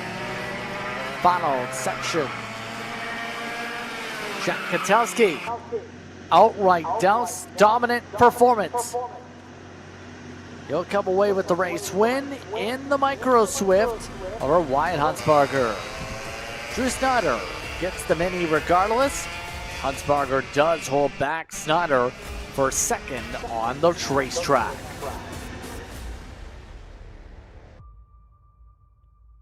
Great run from all three of our micro and mini drivers here as they go through and finish out their pre-final. Great battle all the way through there between Huntsbarger and Schneider, keeping pace with each other there, trying to find a pass where it could be found. And well, now we get set up here and get ready to go in for our final 2 rounds here of pre-final. K100 Jr is next. See all those drivers getting ready to go soon. Now, the penultimate pre-final. It's all the engines starting to fire up and drivers in the carts to be able to go racing. Lucky Racing taking us very quickly through the schedule. Nico Kwiatkowski on pole with Admiral Klein alongside. Alex Kutcher is next. Then it's Robert Lash and Josiah Phillips. Lyle Beck starts in 6th with Alejandro Gallego starting in 7th. William Richard and Caleb Zircone will round out the field. Look top to bottom with the run order. Nico Kwiatkowski going to be a hard driver to beat, but Adler Klein is ready to provide some pressure up front. This is going to be a very, very fun race to see how it goes through. I think the first couple of corners are going to be either some of the cleanest racing or some of the most aggressive racing we've seen before. Watching the K100 Pro-Am pre-final here shortly that is not too far away now, this race, and then the Pro-Am pre-final coming through is they're all getting the order to slow down. I think Adler Klein is going to be on a mission here to get the win. Set up and just about ready to go zoom. K100 Jr Pre-Final. As the drivers now catch up to the field, get grouped up. Going to the tram lines, Nico Kwiatkowski taking some time before he goes over to his side of the tram lines. Slow down the pace, green light is on, we're underway. Klein trying to turn down. Kutcher gets alongside Klein. Kutcher takes 2nd. Klein shot for the 3rd already. Great move there from Nico Kwiatkowski to get the run through and out. Klein back up into 2nd, though, fighting. That is a driver that is not afraid to make moves. We saw that time and time again in round 1 and 2, and we're seeing it again here in round 3. Adler Klein is not afraid to force the issue and make a move in what could be considered the unconventional place here. Klein back up into 2nd here is that 843 of Lash. We'll try to get past Kutcher here as they go up the hill down towards turn 12 and settle it in single file for the moment.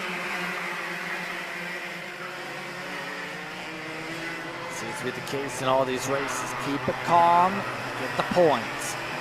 Get the track position in line, go from there. Now, as they come on through, less than 6 minutes to work with. 7/10 is the gap between Kwiatkowski and Klein. Kutcher under attack. Lash takes over 3rd. Amazing moves to watch all the way around here as they go. They continue to go around down through the infield. Watch for a switchback here to be found. Not happening at the moment, but certainly looking to try it here as they go. That 878 of Kutcher still looking to make a move on Lash if it can be found. Top 2 trying to run away here. Kwiatkowski and Klein, maybe not from each other, but from the rest of the pack. And seems like they're having a pretty good job of doing so here, at least for now, as we come into 12, 13, 14. And it is going to be Katowski and Klein holding that top two there as Kutcher and Lash still trying to sort themselves out for who wants third, who wants fourth.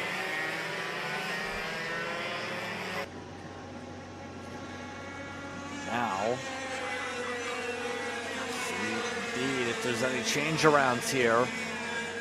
Kutcher holds on. Lash not giving up the spot easily, should say.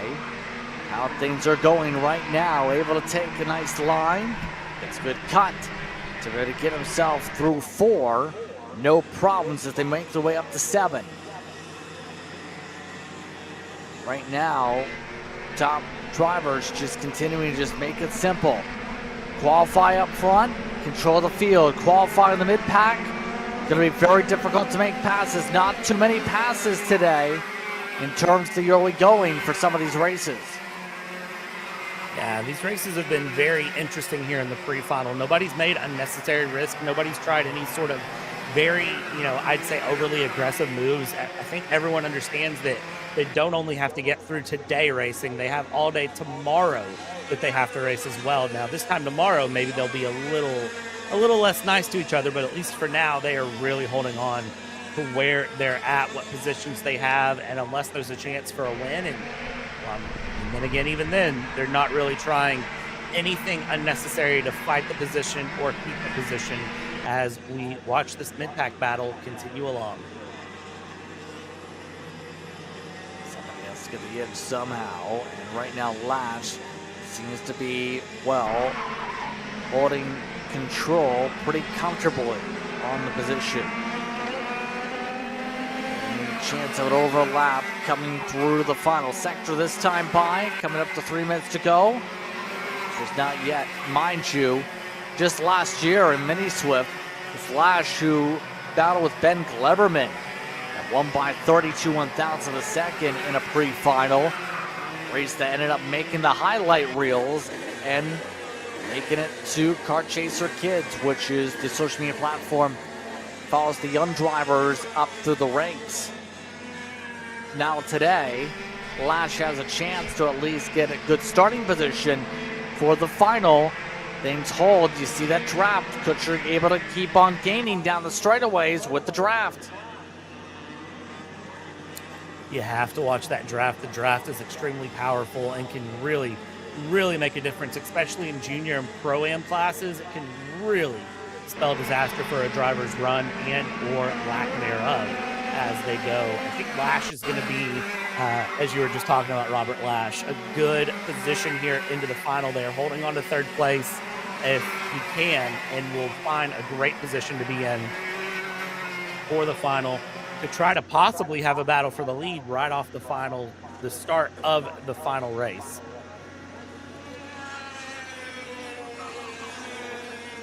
2 minutes now on the clock. You see the small pairings now working together here on this track. And what's that communication like between these drivers, you'd have to think? Because you can't just go and shout, "Hey, how are you today?" amongst these drivers. It's not quite that simple. It's about hand signals a lot of times. It's about the body language. What's that communication line like in terms of thinking of how do you get the message across when you're in a pack like we're seeing some of these drivers grouped together, including those like Beck and Phillips that are close together? Well, the most obvious one that you'll see usually is tap the helmet and then kind of motion the hand forward. And that's, hey, work with me, let's go catch the cart ahead. And that is one that you see a lot of drivers do, along with point buys where it's, hey, you're faster than me, pass me on this side, and then you move to the other side of the track to give them room. Other than that, I will say there's probably going to be a lot of talk after the race. Drivers kind of talking like, hey, how are you so fast? What did you do different? What am I missing here? And that will allow them to sort of mix things together, figure out who's doing what right, who's doing what wrong, and get ready for the final, and maybe, who knows, beat their enemies with a little bit of a gap.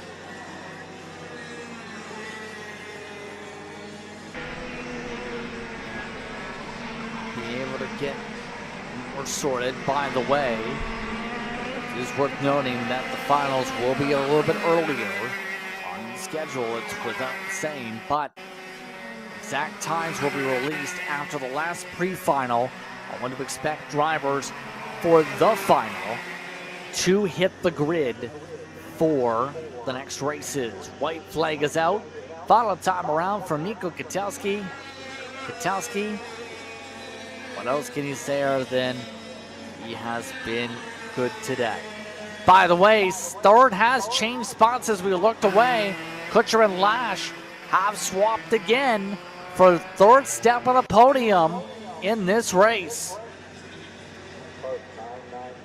I won't be surprised if that swaps one more time here before they hit the start-finish line. They're very, very close together here. 892 at Kwiatkowski with a great run. Climb there in second place. You can see just trying to keep up. Yeah, 2 seconds though, and just not going to be able to close it here. Up the hill, down into turn 12. And now you can see Klein just behind, following that battle for third, just coming up here across the hill towards turn 12 now as they stand through. And great win from Kwiatkowski. Checker flag waves. There it is for Kwiatkowski. Nico Kwiatkowski wins in KO1R Jr.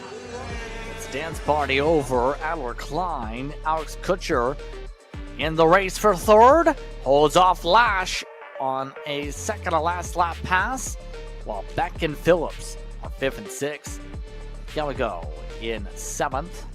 Richard and Sircone are the other drivers. They had some separation between them on the racetrack, though. Look top to bottom at their running order here. And that will get us geared up and ready to go for our next pairing of drivers. And that next pairing is our last pre-final. KA100 Senior getting geared up. And those drivers just about in position here. Just need to get fired up and ready to go here. Of note, there was a qualification disqualification.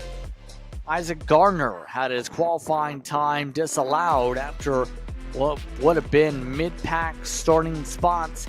They will not get that luxury. Instead, they'll have to start at the tail. That's why you see the 936 at the back of the queue. Ben Lyde is at the front of it. Will Steele, Jacob Petticord, Braden Heber, Ryan Miller, and Rush Gary, the top 6. Kim Degenhardt with Marcus Batchun. Then next up in the order, going to be Michael Maker and Shane Hambrick. And as just referred to, Gardner, Isaac Gardner, will be your last starter for this grid. Who you got? Who you keep an eye on here in this one, Bradley? I don't have a good answer because I think they're all very, very fast. So I don't have a solid answer for you here at the moment. It's just going to be a case of really who survives and who doesn't. And that is easier said than done for every one of these karts as they go through. Just keep your eyes on it. And, well, I'll be with you in 7 minutes plus a lap to tell you who wins.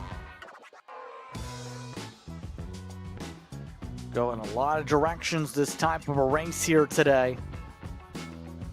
So let's find out how they're going to go about it here once they get the command to roll onto the racing surface here. Some piggyback rides currently underway for some team members. Some drivers having a bit of fun in the garage area and alongside trackside. Everyone else just waits to see green lights go out and all the karts go on, marching onto the racetrack. And it's going to be competitive, you'd have to think. It's just a matter of how will the passing fare out so far. The front of the field's been able to control things pretty comfortably. Where it's been in the lead, it's been able to run away a bit in a majority of these pre-finals. It wouldn't surprise me if that is the same case here too, as they go around and pace their way out here on the outlap, heading towards, try to get some heat in the tires, try to do what you can here to set this part up for success early on. As you'll see, they're already getting the motion to slow down, form the pack up, they'll bring the pack 12, 13, 14, 15, 16. And then you see it run is, look at that, absolutely cutting the cart sideways, the 975 there, just trying to get some sort of heat in the tires and get ready to go.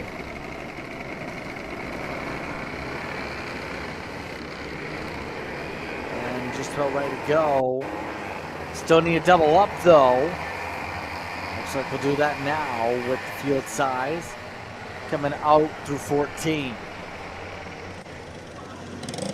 So once again, Ben Lida is the one in control in the 991. Will Steele is next to him for this start.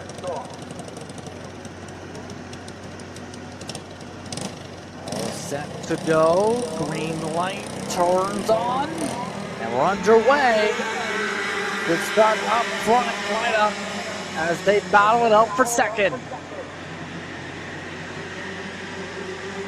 Battle continues on through turn number 2 and the 3. Here we go, and try to hold on for what you can. I don't think the lead is secure though for Lida as they come down and through. Looking over the right shoulder, Lida is trying to find whatever needs to be found behind as they come around through 6-7. Now head towards the 8-9-10 complex, the double S chicane here as they go, and now into turn 11. Hard left-hander, no opening there for the top 3. Here comes the run for the lead. Up front, crossover battle. Lida able to get the crossover back. Steele hits the back of Lida. Nearly loops the cart around for a moment. Has to reset as they go back in the line. Top 3, single file. Make it the top 5. Able to break away from the rest of the field. As it's Lida, Steele, Petticourt, Miller, Heber, the top 5. And that is exactly what this top 5 needs to do. They need to break away here. The top 2 need to break away really if they can, but Steele isn't going to give Lida any room here. Is going to continue to battle, continue to push, continue to probably force the issue and try to get a pass done. 5.5 minutes left to go in this pre-final as they come through and down into 8, 9, 10, and you can see them settling it in single file, but I can tell you right now they're not happy about the single file as they look for a move here. Lida, Steele, and Steele looking for a move. That is going to be Petticourt looking over the shoulder, Miller looking over the shoulder, and now the move up the inside, side by side, and 2-for-1 special. That's done by Petticourt to slip on through. Lida tries to build a buffer as Steele gets shuffled back a bit. That's an interesting first 2 minutes just like that up on the board. Lida getting drafted up to here in this Pro-Am, the seniors. Will there be any chase given now for this race lead? Yes. Petticourt getting close, trying to chip away the gap, gets to about a cart length at most, as everyone else tries to keep up. Petticourt really good in a draft right now. Petticourt looking extremely comfortable here against Lida. Let's see if there's a move here into turn 11 or turn 12. Turn 11, not a move here, but very, very close. Gonna look into 12, goes around the bump there. Not able to make any moves stick yet. Now we go down 13, 14, hard left-hander of 13. Top 4 all right there in the mix. Top 5 all right there in the mix as they go through. Out of 15, out of 16. Keep the battle moving and grooving here. Lida, though, still holding on to the lead. You can see Petticourt tucking the helmet, trying to get some sort of arrow advantage down the inside. Steele, no, thinks better of it as we go through.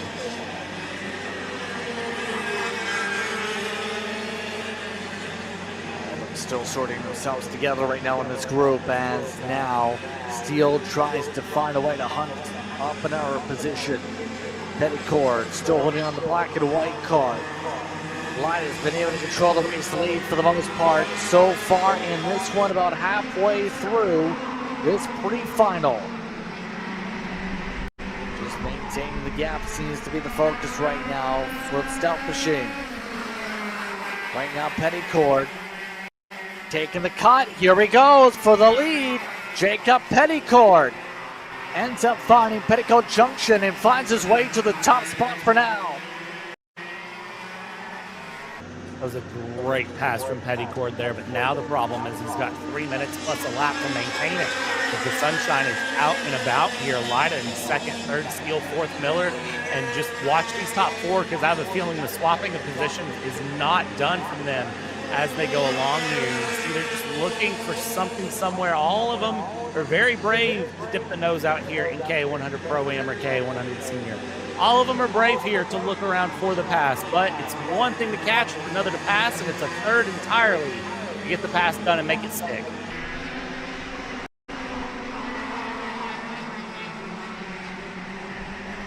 And Petticourt hold on for now is the thing.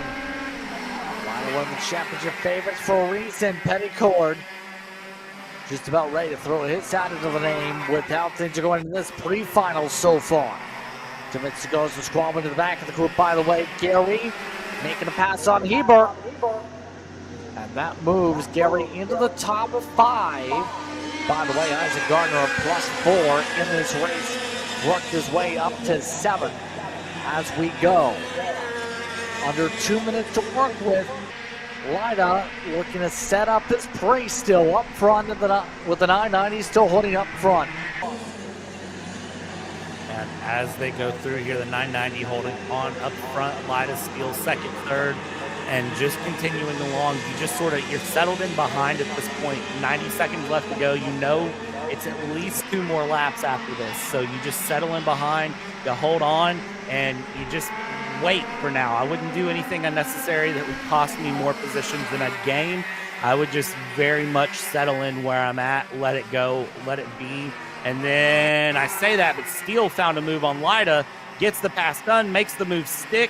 Great opportunity there. And now let's see if Steele and Lida work together to try to catch up to Petticourt here, because that'll open the gap up, and it's this lap plus 1 more.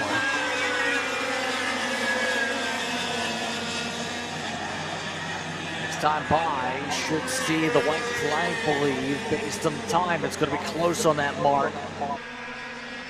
As right now, Petticourt building the buffer as a result of Steele shuffling of Lida.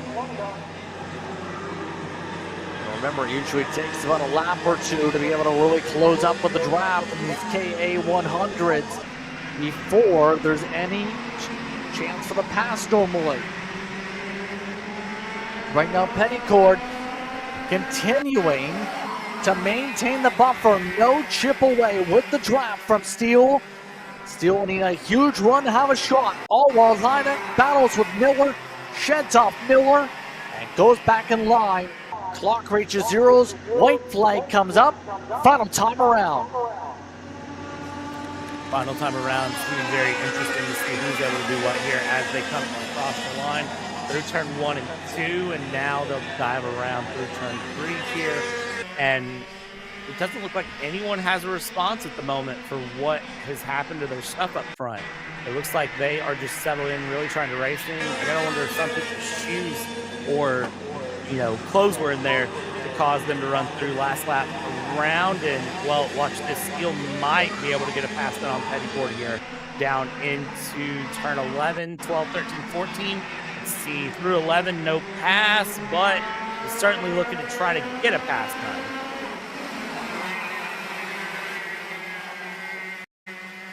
More chances coming up here. Final opportunity to do so. In fact, Steele takes a hardy cut inside. Petticourt fights with the wheel. He drops a tire.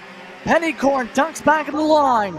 Steele uses some contact, makes the move in the final sector, gets the win, and flexes the muscles in the 975. Petticourt, Miller, Lida, and Gary, the top 5. I would be so upset if I was Will Steele, or Jacob Petticourt, apologies, going through, because that was hard fought all the way through from everyone there. Ryan Miller also fighting hard. Ben Lida in 4th, Rush Gary in 5th. That was an amazing pre-final. I can't wait to see what happens in the final. An amazing run in that one. Let's take it to a break. Why don't we? Again, when we come back, we'll see how things now fare out. Once these drivers get to the finals, we have a short break here on the schedule. You're watching Kart Chaser. All the way up to the finish line. Who is it going to be? And it's Sean Perez who wins in Crescent. Ty Fisher wins $1,000 in KA100 Jr.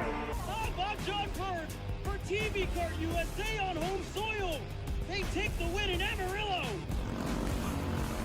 Amarillo Kart Complex is now the official distributor for TV Kart in the continental U.S. Become a dealer today. Champions aren't just born on the kart track. At SimShop, we deliver professional-grade simulators with the best performance-to-price ratio in the industry. Founded by racers who understand what you need, our SimMagic and Moza equipment is powerful enough for the pros, yet affordable for everyone. With unmatched customer support and a thriving community, we're your racing partner. Visit simshop.com today.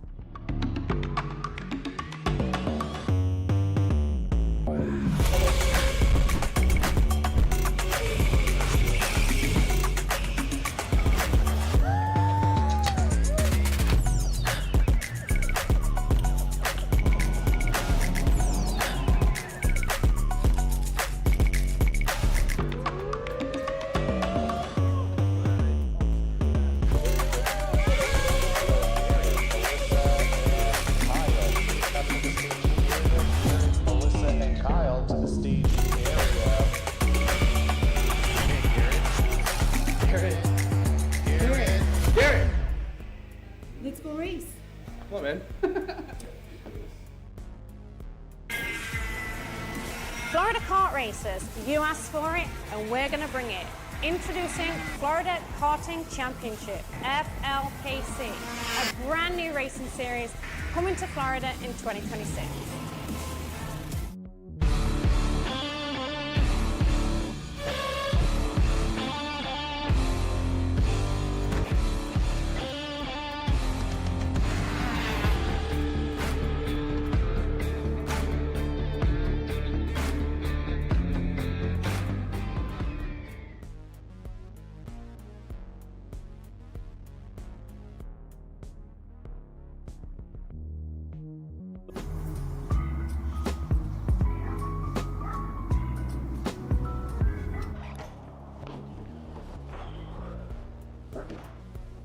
Hey, what's up, Caleb?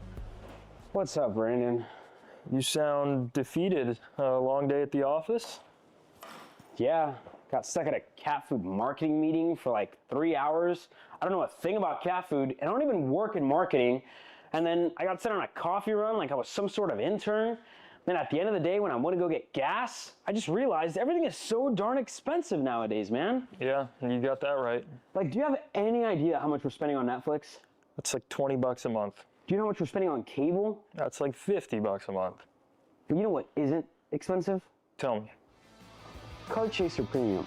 For only $9.99 a month, you can watch all the American karting action live from coast to coast. Subscribe and become a member today.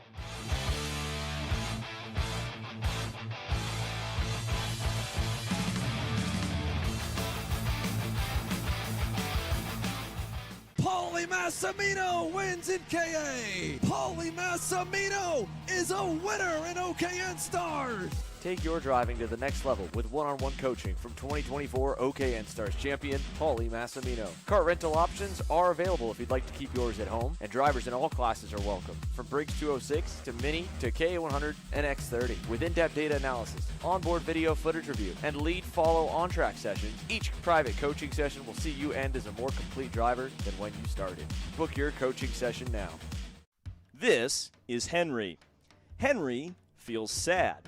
Henry feels sad because it's time for his next big race and his go-kart is in bits. Henry doesn't know that Acceleration Kart Racing is the United States' #1 shop for all of your karting equipment needs. Henry also doesn't know that Acceleration Kart Racing can deliver anything from tires to race suits and even wheels directly to your front door or to the racetrack itself, quickly and efficiently, with tech support available 6 days a week. Poor Henry doesn't even know that Acceleration Kart Racing offers free shipping to mainland USA on selected product if you spend $200 or more. Do yourself a favor. Go to accelerationkarting.com and make sure that you are never left stuck on the pre-grid with Henry. Be smart and don't be like Henry.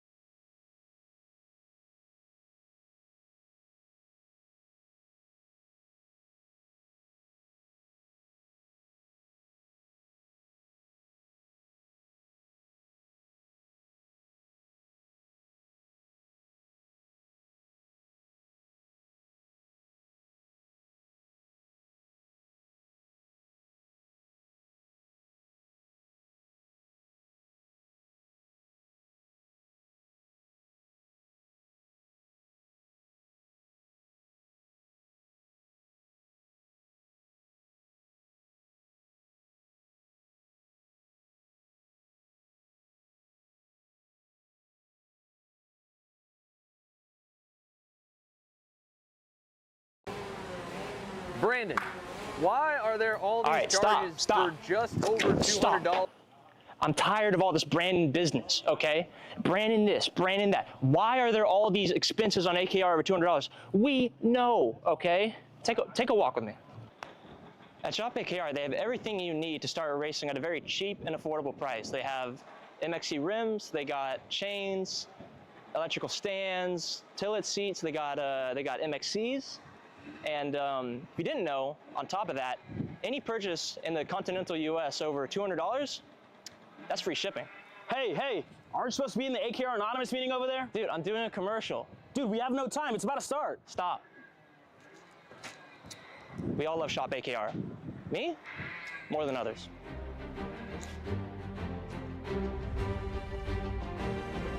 What do I get at Shop AKR? MXC rims.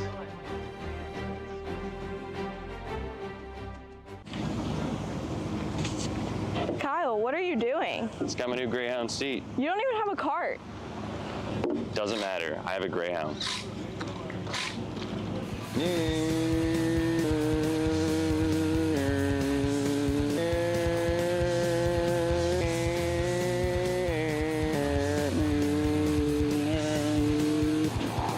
Who the f is Kyle Cuthbertson? Doesn't even have a go-kart. Doesn't matter.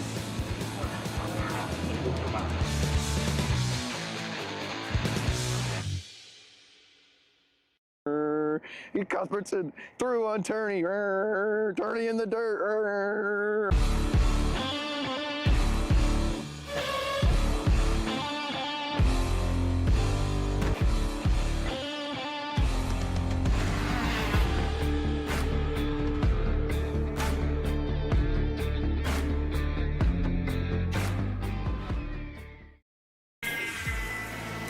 Florida kart racers, you asked for it and we're going to bring it. Introducing Florida Karting Championship, FLKC, a brand new racing series coming to Florida in 2026.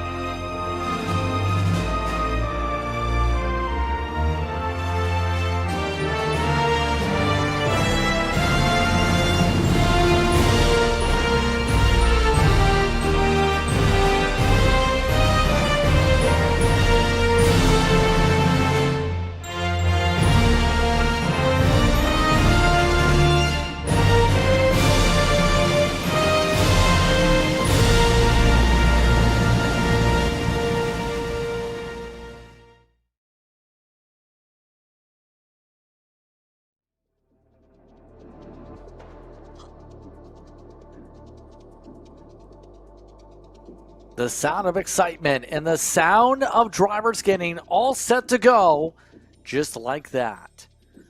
Just moments away from the start of today's action. Happy with us once again here on Kart Chaser. It's been a busy day so far of the MCC Pro-Am Championship Series. Now, we get ready to see who comes away with the big points here today. Now, it's worth noting, just after we went to break, a small shower did hit the racetrack, but nothing that should impact the circuit. The forecasts have now changed again to where there may be storms around that 5 o'clock window or so. So there is a chance for weather in the area yet again after looking calm earlier. So once again, just Prince alongside with Brad Dalton here on Kart Chaser. Many of our crew members across the racetrack. Here's a look at your 206 Master Final lineup. Derek Hastings will start on the pole. Sean Kennedy starts alongside. Joey Newsell starts next with Evan McCorkindale starting next. Matthew Lyda starts in 5th. Matt Geist got shuffled all the way to 6th in the pre-final. Chris Gorman starts next alongside Michael Wells. Drew Galloway and Todd Davis are amongst your top 10 starters for this final. Also in the field, Austin Winter, Mike Doty, Nick Suljan, Tom Harleman, Rene Muller, Larry Pike, and Alan Elwood, very critically, starts in 17th position here. 9 minutes plus 2 laps is the total, remember, for this one today. It should be interesting, to say the very least.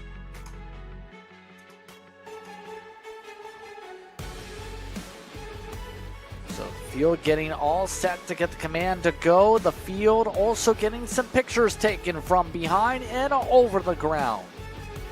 So we look to see who comes out on top in this one. No penalties coming for the last race for that update banner, by the way, in terms of the Masters. But now we look to see who's able to sparkle on said field now. Remember, we are still ready racing for the day. So right now, if you're following along with your handy-dandy pocketbooks of schedules, we are currently at ready 16 minutes ahead of schedule from the current program. At the current rate things go here today, we may finish before the 5 o'clock mark for certain, potentially as early as 4:30 if we continue on with the pattern of ready racing. So Hastings already calling for them to double up and get ready to fire away.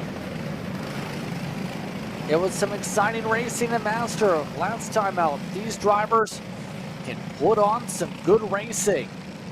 They were able to focus on the battles. And now we get ready for these battlers to go zoom around this track. Get happy with us here on Kart Chaser. It's time for 206 Master. Would there be any issues in the tram lines? Would there be any jumps? We've had one jump start today. Green flag is out, no issues, we're underway. And Hastings just about clears, does clear. Kennedy having a battle for second with Newsell. Kennedy now gets the edge to clear on by through turn 3 as Hastings leads the field. Great run there from the race start between Kennedy, Newsell, and Hastings. McCorkindale in 4th. And keep an eye on Matt Geist. Matt Geist led a large section of that 206 Master Pre-Final here and is going to want to try to get more here in the final. Matthew Lyda also very fast in that number 9 cart in 6th place. So that top 6, all drivers to keep an eye on as they go down the hill through 11, up the hill. After 11, now down towards turn 12 they go. Let's see how things play out lap 1. It looks like here nobody's going to try any big moves early on through 12, 13, 14, and everyone playing it nice and tidy here as they go through We'll keep an eye on it because I have a feeling the longer we go into this 9-minute race, the less they're going to play nice. Yeah, I think there's a chance of some elbows coming out as there's the pass for second. Uso able to make the move. Same for McCorkindale. Kennedy drops all the way outside the podium positions on the opening lap alone. Right now, the main thing's going to be, can Hastings hold on? It's going to be hard for 9 minutes because we've seen last time the leader got uprooted a couple times over in the last race. These drivers were not too patient up front. Bit of drivers getting some moves done with Kennedy raising his hand. Something going on with the 0-0 there for a moment. So Kennedy losing lots of ground all of a sudden as the top three break away from the pack from that. And the top three getting that big advantage there, that 0-0 dropping back still as he goes through. We'll see if he pulls into the pits. Is this a mechanical failure or is that just a poor entry into a corner that lost a lot of momentum? We'll have to wait and see this time around. Top three opening up that gap here. We'll see officially where that gap is as they cross the line, as they come through. Let's watch here as there it is. Kennedy into the pits. Matt Geist will take over fourth place. Matthew Lyda in fifth. And let's see if fourth and fifth there can close up the gap to the top three. Gap currently sitting at about a second.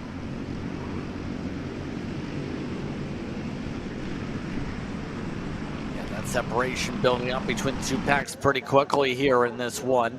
All while Nuzel tries different lines. Not able to make anything stick quite yet.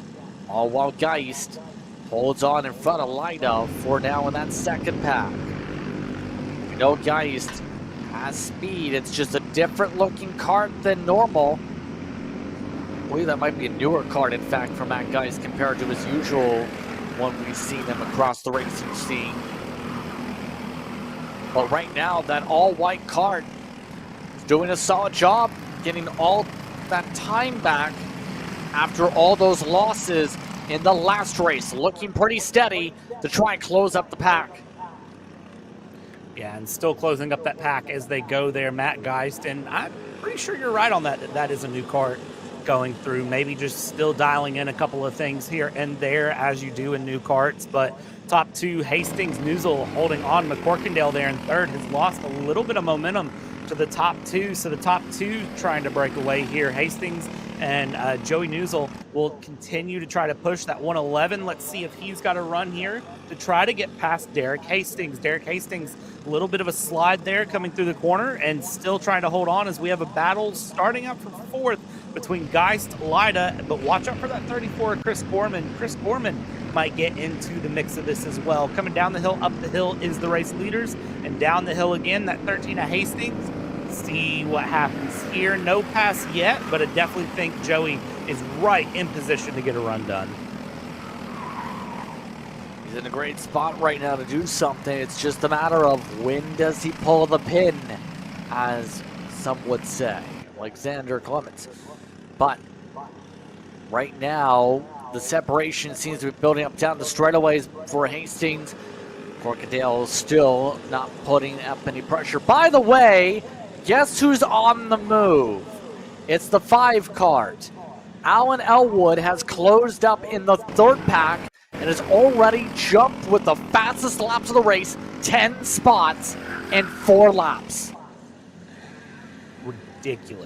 Ridiculous pace from that number 5 kart. Keep your eyes there as that number 5 will continue to challenge and move forward. Definitely have to watch and see what happens. You saw the hand wave there going through. That's an apologetic wave. That's not a I'm slow wave. That was an apologetic, hey, I know, I got through there, maybe a little bit of contact. I'm sorry, but Alan Elwood, tons of pace in that kart to be found here. And to tell you what, tons of pace in Chris Gorman as well, trying to get past Matthew Lyda here as they go through and continue around. Keep that battle moving and grooving.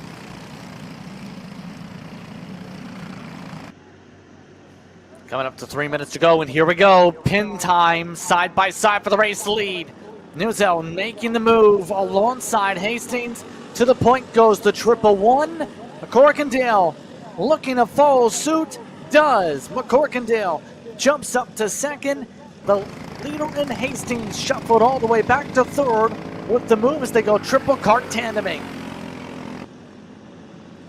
No surprise there to see the 2-in-1 special come out. That's a very typical position to see there. One kart gets past, second kart follows suit. You tend to see that whenever you have groups of just 3 guys there. Alan Elwood has moved up again, up into 6th, making 11 places on the day for Elwood. Let's see if Alan Elwood can get past Matt Geist here, the 531 kart that's ahead, and I wouldn't be surprised to see that happen soon. Front 3 there, you can see just bumper to bumper to bumper going into turn 12, 13, 14 as they come around and try to just battle where they can. And as those 3 battle, that's going to let Matthew Lida and Matt Geist catch up, and Alan Elwood. So if they keep this battle going for the next 2 minutes plus 2 laps, call it 4 minutes on the day, it's going to make it interesting to see who wins. Yeah, gonna be curious to say the very least what will happen here.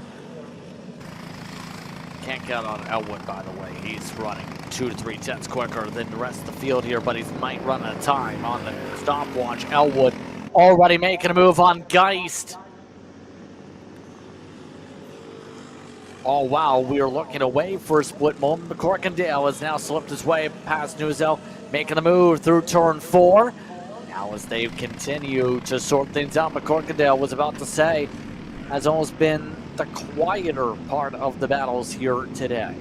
Hasn't really been too urgent, hasn't been too aggressive, just been riding, biding his own time, a long-time kart racer. He's competed in CKA competition, he's raced well in main events in multiple different series, runs a fair bit, also wants drivers that in general has been in the headlines since far back as 2016, as there goes Newsell. Newsell's got an issue. The 111 pulls in. Oh, that is heartbreaking for Newsell, and that's not the first case of heartbreak he's had today. Joey Newsell out of this race. It's a 2-kart battle up front now, but don't discount that number 5 of Elwood. Elwood's in 3rd. Elwood is faster than the top 2. You might see Alan Elwood pull off the ultimate upset here, up 14 places, started 17th. Might be pulling off a win here if that number 5 kart has anything to say about it here against the top 2 of McCorkindale and Hastings. Might have been a chain issue here, Ring. See what may have happened involving what just happened to Newsell. He had been quick all race, but now the pressure is on. The clock's reached zeros. 2 laps to go. Elwood, he looks to the inside for second. Alan Elwood has gone from last to P2. Now he's in drafting distance with the leader. Hastings with a crossover back. Hastings nearly jumps out of the seat trying to adjust. As Elwood tries to make the move for the high side. Squeezes. Trying to go. Pushing, shoving. Through the tire barrier. Both Hastings and Elwood make contact, get stuck together. They get out of their carts as they're stuck under the tire barrier. And that is not what you want to see ever unless you're McCorkindale, because now McCorkindale can just run away with it. And you could see the frustration there for Elwood. He knew last to first was doable, and it was there. But now it's taken away here on the final bell. McCorkindale will just have to go to the end here, and this might open things up for Matthew Lida to try to have a run. Corkindale runs in tracks both in Indiana and Ohio region when it comes to the local scene. He's competed at tracks like Whiteland Raceway Park over the years. He's also competed anything with the 206 motor. Now he looks to bring that 206 motor home. White flag is out, final time around, and now can he make sure there's no mistakes? Matthew Lida in second is 1.1 seconds back.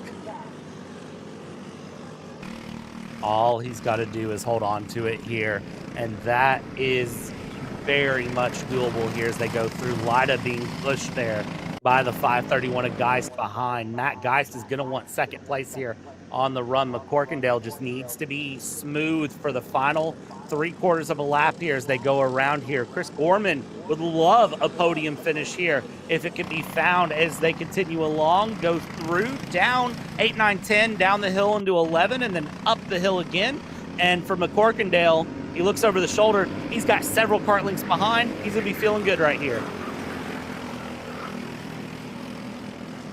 Coming around to the checker flag here. What an eventful one. McCorkindale holding on in front after an incident involving two of the fastest cars in the field, including the hard-charging Alan Elwood. It's Evan McCorkindale who will come down the front straightaway and get the win over Geist and Lida. Gorman and Wells get a top 5 as well, but the 19 is the one that gets the dividends from that incident in 206 Master. Crazy run there from the run, but McCorkindale, it goes to show smooth consistency paying off. Matt Geist in second, Matthew Lida, and then Gorman, Wells, Davis, Galloway, Winter, Pike, Muller, and then Harleman, Doty. We saw what happened there with Elwood, Hastings, Newsel, I believe you said was a chain issue, and then Sean Kennedy, the 00, out as well. On top to bottom of the running order once again, and wow is all you can say. Now we get to do it another 8 more times. Nothing special. Well, racing is special in general is the better way to phrase it. But the juniors now get themselves fired up pretty soon. 206 Jr. Gonna have to wait for some cleanup here. Jacob Snyder starting this pole. Adler Klein in second. Zaya Maxey is next with Sam Tutwiler in fourth. Anthony Lewis and Randy Harvey, along with Eli Furnish, Cooper Mull. Then George Ma and Evan Frey round out the top 10 starting positions in 206 Jr. Ryder Nesbitt will also be in the field today. Outside of this top 10 grouping, by the way, on Vince Krasuski, William Richard, Kaysen Bethune, and Aliana Dixon. Again, that's your run through here today. And again, as said, these drivers do have a bit of a delay here. Might take a few moments with the cleanup here, Brad, because of those 2 carts wedged under the tire barrier. Yeah, and just getting those carts out, you know, it'll just take them a moment here to go through, but it does give the drivers, you know, sort of a quick second here to relax, think, hang out, get any sort of last second words here of encouragement or whatever they may need in order to get going here and be ready to run once they are allowed to release out here. The juniors, of course, the 12 to 15 year age group. So always nice to see, you know, you've got family members that race as well. You've got moms, dads, aunts, uncles, grandparents that all are here, you know, and they'll kind of tell whatever they need to tell here to these 206 drivers. I see ripcords being pulled. Looks like we're getting ready to release them out and let them get underway for their 9-minute final.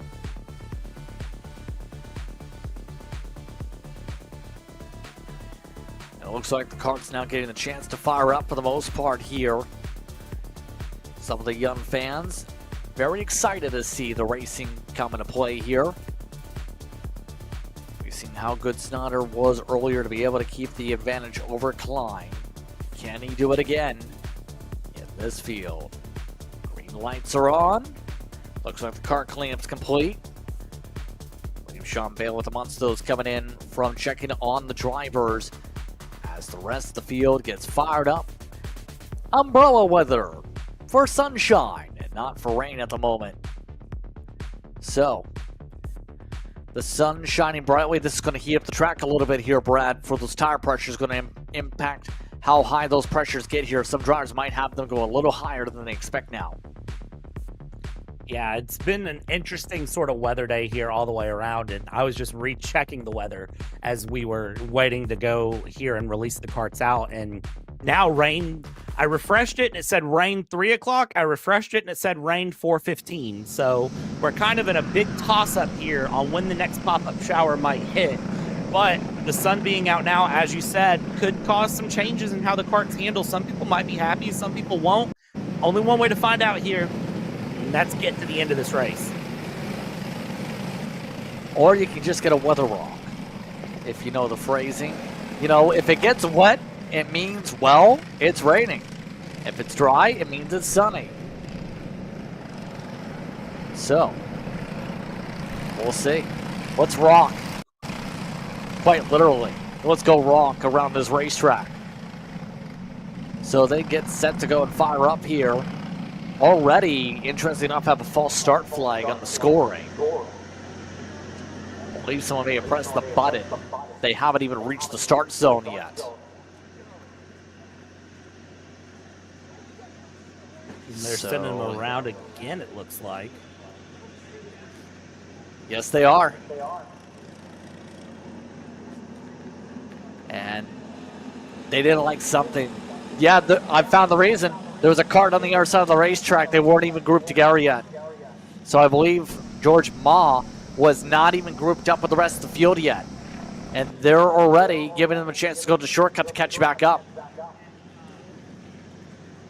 Not ideal there to already have a false start coming through, but good that they let him come around, and you can see that the pack is staying as the pack. Sometimes you see that false start called and they go back single file and kind of have a really quick run around, but it looks like they've held the pack here and they'll just pace. And you know what, maybe we need a pace go-kart to come around here. I wonder if I can get hired to drive a pace go-kart here at MCC. I'll look into that. Yes.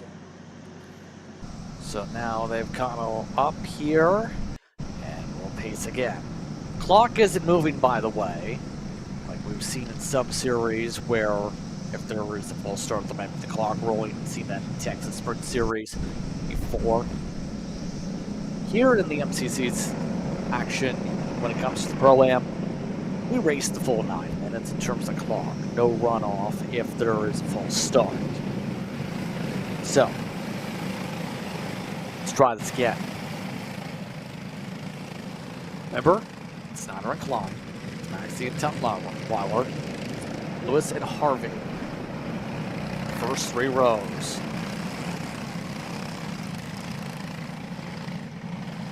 Field being very obedient when it comes to the speed for the start zones today.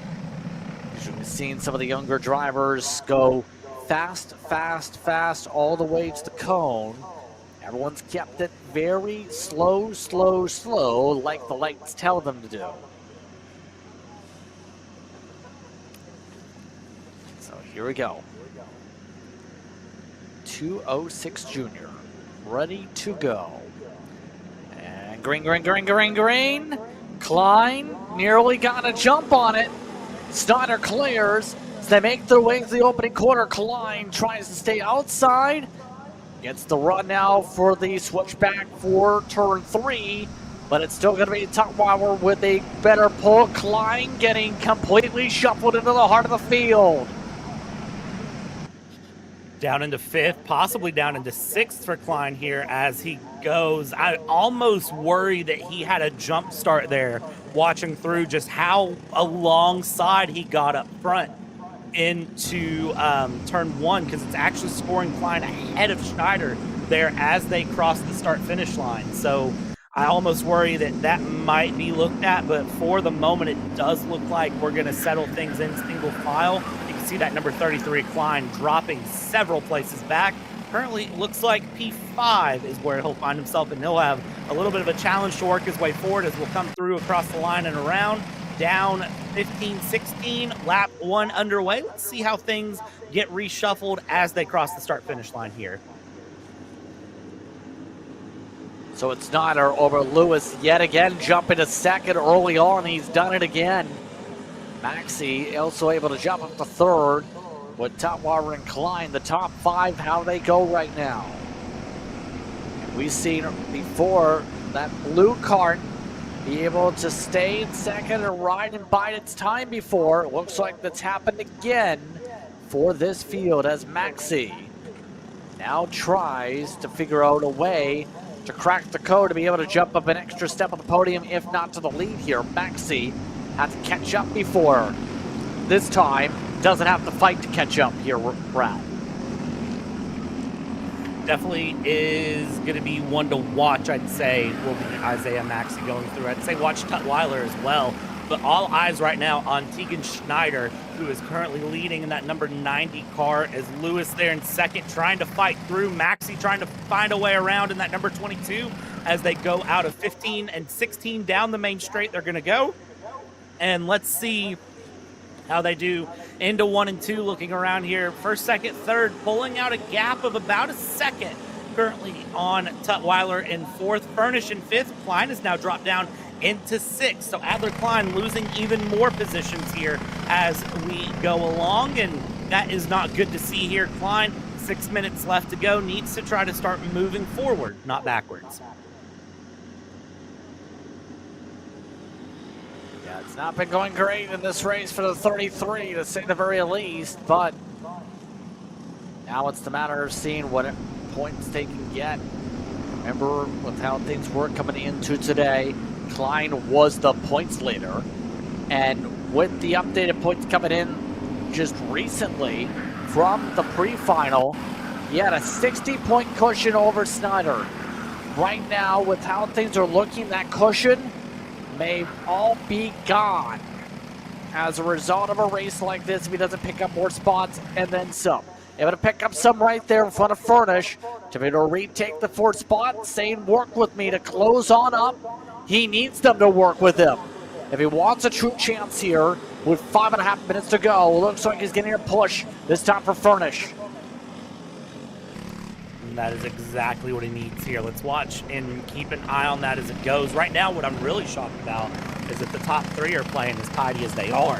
I fully was expecting the top three to be swapping positions and battling it out more, but right now they are just head down, bumper to bumper, running along here. As you can see, behind Klein, it is Furnish, Tutwiler, and Harvey that are all right there, bumper to bumper, continuing along as they go. I'm just curious to see if anything else comes from them as well. Do they start battling it out against Klein, or are they all thinking, let's work with Klein? As you can see, the helmet all the way down for Klein, trying to just get any pace that can be found in that cart above and beyond.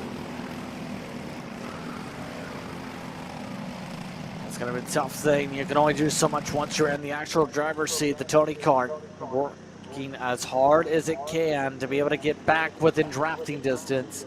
Try and get some momentum built up.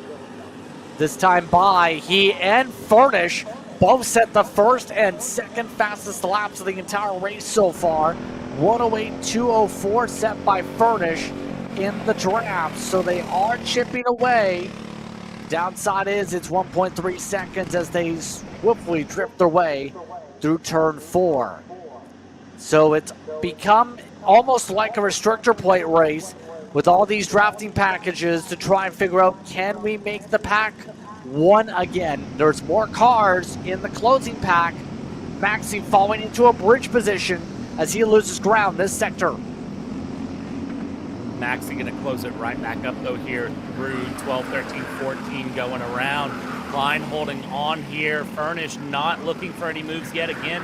As you said, it's kind of turning into the Daytona 500 here. Everybody just sticking sort of nose to tail as they run through and go around, and nobody really trying to force any issues at the moment. Head down for Schneider, head down for Lewis, head down for Maxey as they come through, head down for Klein, head down for Furnish. I mean, etc., etc. I don't think I have to say it for every driver. You get the point here. Lewis trying to stick right on the back of Schneider, going through as Klein closes the gap. Now 1.2 seconds, and he's under a second away from Isaiah Maxey. See them working hard. Now Lewis is starting to feel a little bit of urgency, danced around a little bit. Like to stay in the line though for the time being as they make their way up the hillside once again. Under 3 minutes again to work with on the clock. Furnish doing a great job working with Klein as they continue to set the twos. Now they have some problems. The pack is getting broken up. There goes the help. Elbows out. Tutwiler says, I'm done. Let's make some moves now. He brings Harvey with them.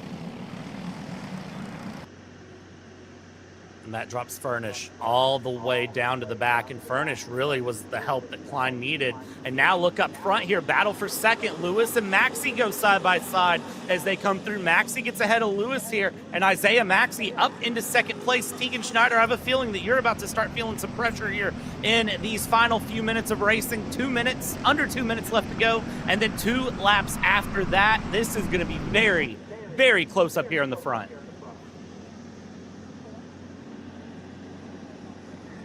And the matter's going to be, is there going to be enough time for any of those drivers who are in the chase pack to be able to make something work? Last time by, Klein was dead even with those in front of him. Snyder still stays in front. Now another poke. Tutwiler thought about going around Klein, chose better of it. Now Klein going defensive, and that was the right choice from Tutwiler. They're now within 2 kart lanes. They are fully there. The 91 of Furnish getting left adrift himself. The pack, you can say, is almost converged back together here. Under a minute to go on the clock. Essentially, you can call it 3 laps to go here with under a minute to go, and laps taking about 1:08 to complete here around MCC. Let's see what happens here as we go through. Klein trying to close this up even more, pushing that kart as hard as possible. That number 33 kart, lots of pace in it. Look over the shoulder for Lewis there. Maxey Schneider there, first and second place, holding on. Lewis looking over the shoulder. I think Lewis is aware of what is coming and what may be happening. Maxey and Schneider possibly just blissfully unaware of what is behind them, the train that has formed, and what is coming. Here we go. This is the battle for the lead. Side by side, down through they go. They're going to send Schneider to deal with it as Maxey and Lewis both go past there. They're going to send Schneider to deal with it. Klein up the inside. Klein into third. Klein no longer to third. Schneider gets himself shuffled about. Now Klein drops a tire, tries to make a pass in the grass. Couldn't make it work for third. Maxey is in the lead, 2 laps to go, and now has a near 1 second buffer with all that fighting for second. Is there going to be enough time for anybody to make a move on the 22? Hand signals already up for the battle for second. Snyder looking to set something up quick.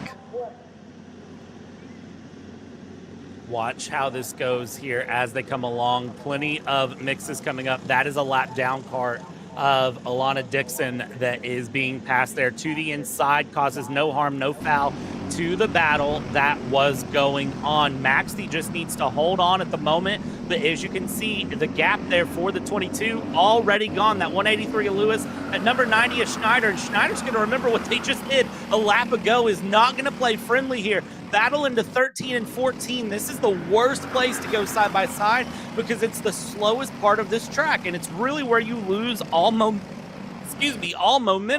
And now Klein needs to try to close this up. White flag out this time by. Final time around. Snyder and Lewis have both gotten up there. Snyder going for second. Lewis knew he's crowded him. Now makes the move through turn 2. Snyder gets it to work through turn 3. Now as they rumble their way up to 4. Maxey holds on in front for now. Snyder gets within a kart lane. Now points to the sky, say, let's go, let's go. Snyder does not go yet. He sets things up in the middle sector, trying to set something up for the final straightaways. Snyder now takes a poke, provides pressure, still trying to hound the rear. Here comes the chance. Turn 12, up to 13, the best chance. Snyder now looks for a way to cut inside. Maxey goes defensive. Snyder looks for another crossover. Maxey makes it stick. Snyder tries to get the trap. Down the final straightaway to the checker flag. Snyder makes it a drag race. Pokes over, says thank you very much. Let's go to victory lane. Snyder steals the win on the final straightaway. Wow. 7/1000th of a second. Deegan Schneider takes that away from Isaiah Maxey. That is a close battle to the end with Anthony Lewis in third, Randy Harvey in fourth place, Sam Tutwiler in fifth, Eli Furnish in sixth, Adler Klein ends up in seventh place when it's all said and done. George Maw, William Richard, and Cooper Mull, your top 10. From there, it was Frey, Krzyzewski, Dixon, Bathen, and Nesbitt, the 15 carts in this 206 Junior A Final. So a drag race in the end, and I like how Snyder, even with how close it was there, knew it's my race, started celebrating, pointing, thank you very much, before they even got to the start and finish line. Able to make it stick. The confidence was there. I mean, we've seen people celebrate early and lose the race before.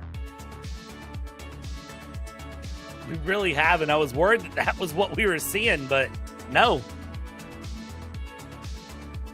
Instead, we go to 206 Senior. Brendan Heber looks to put on his rocket shoes once again. Gavin Isaacs looks to find a way to take the rocket shoes and apply them to his car. Ben Lida and Wyatt Deegan will be next. Kevin Degenhart, followed by Owen Maue. Garrett Hagerman starts next with Tanner Gorman, Zach Smith, and Larry Pike for your top 10 for this field. Evan McCorkindale is a DNS from the previous running. Well, we just seen him win in a race moments ago in the Master, and we had a disqualification earlier of Caleb Lanter. The 5 had both the mechanical and the black flag given in the pre-final. So things did not go well at all from the previous running. Drivers have a little bit of a cleanup at the moment. So at this point, your thoughts on what the field can do to keep up with kart number 8. I don't have a solid answer for what they could do to keep up with kart number 8. It's going to be just a heads down and go moment, because it's something like, I mean, just wow. That's about all I can think of is just wow. We'll see what they can do, but I don't have an answer on what they can do. And I'm sorry. I just don't have a solid answer on that one. You know what we do have a solid answer for? What's going to be in the other side of this break? The race is going to be up next. We'll take an ad break right now and have a chance to look at some messages. You're watching Kart Chaser here from MCC Cincinnati.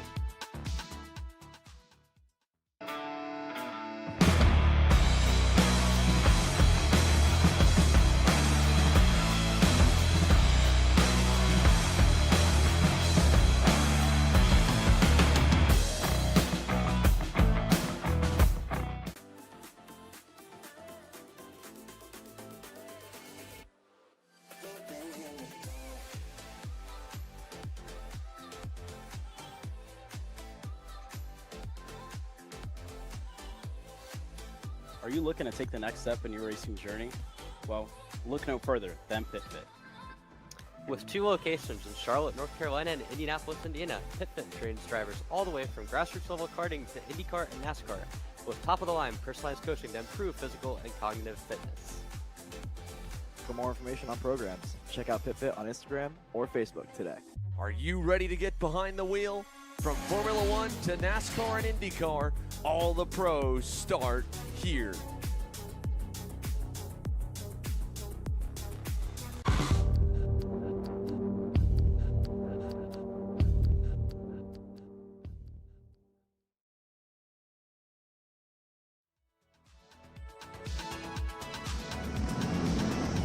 Oh look, karts are on the racetrack. The sure answer comes in, Brad. Now it's the matter of seeing who's going to be able to get solidified on this racetrack. This should be fun to see how some of these battles fare out and how far Heber flies like the bird that just flew by our camera.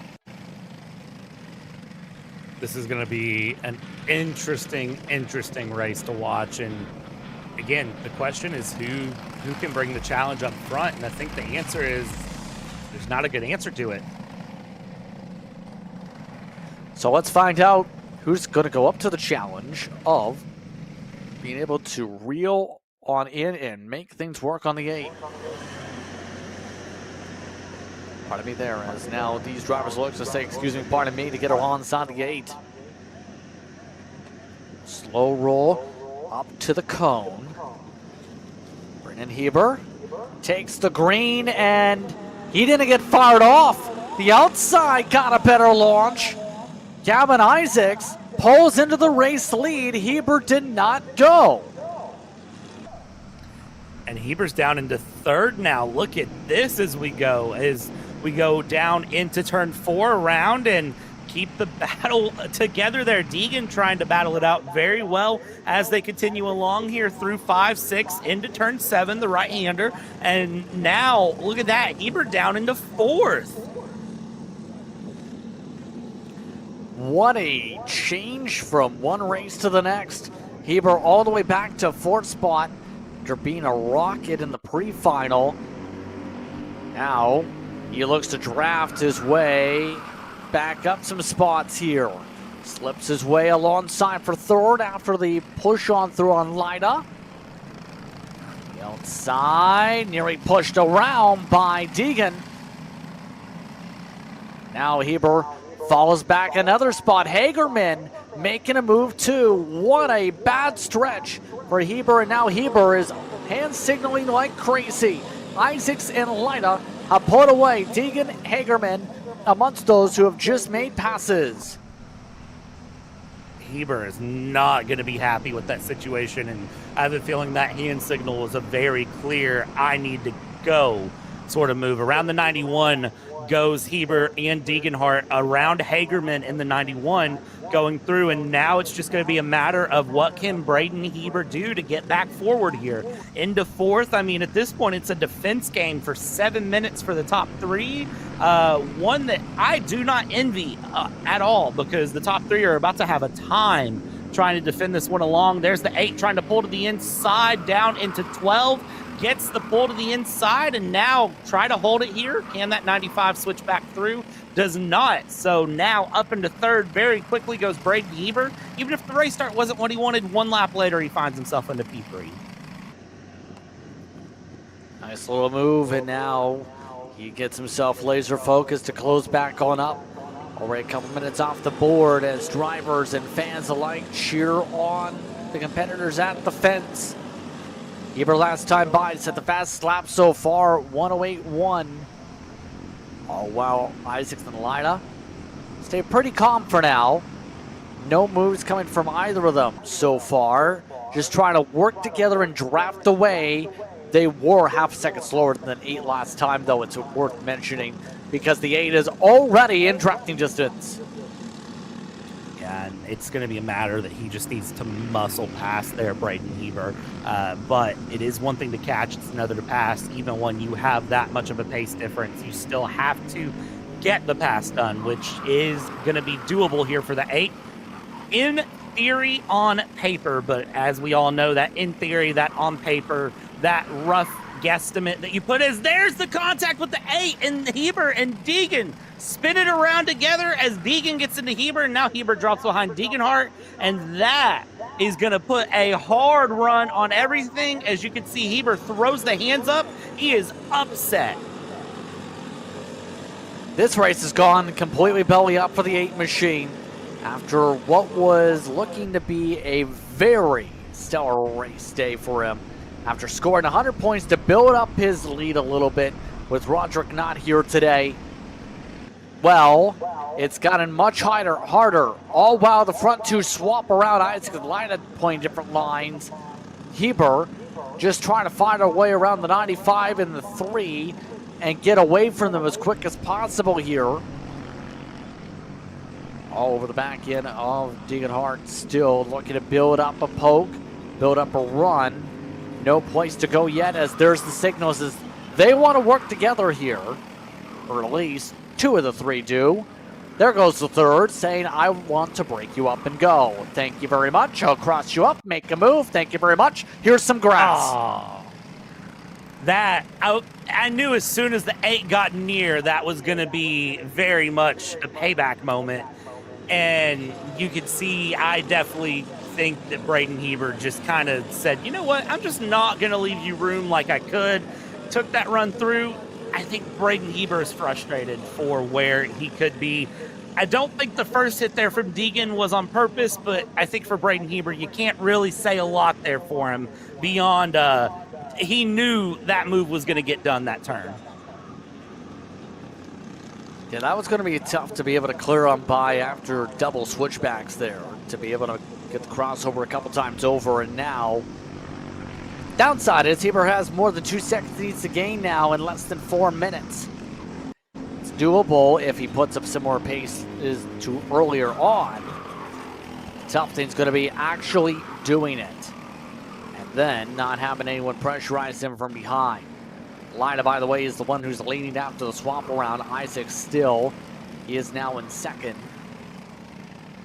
As they try and get something worked together here.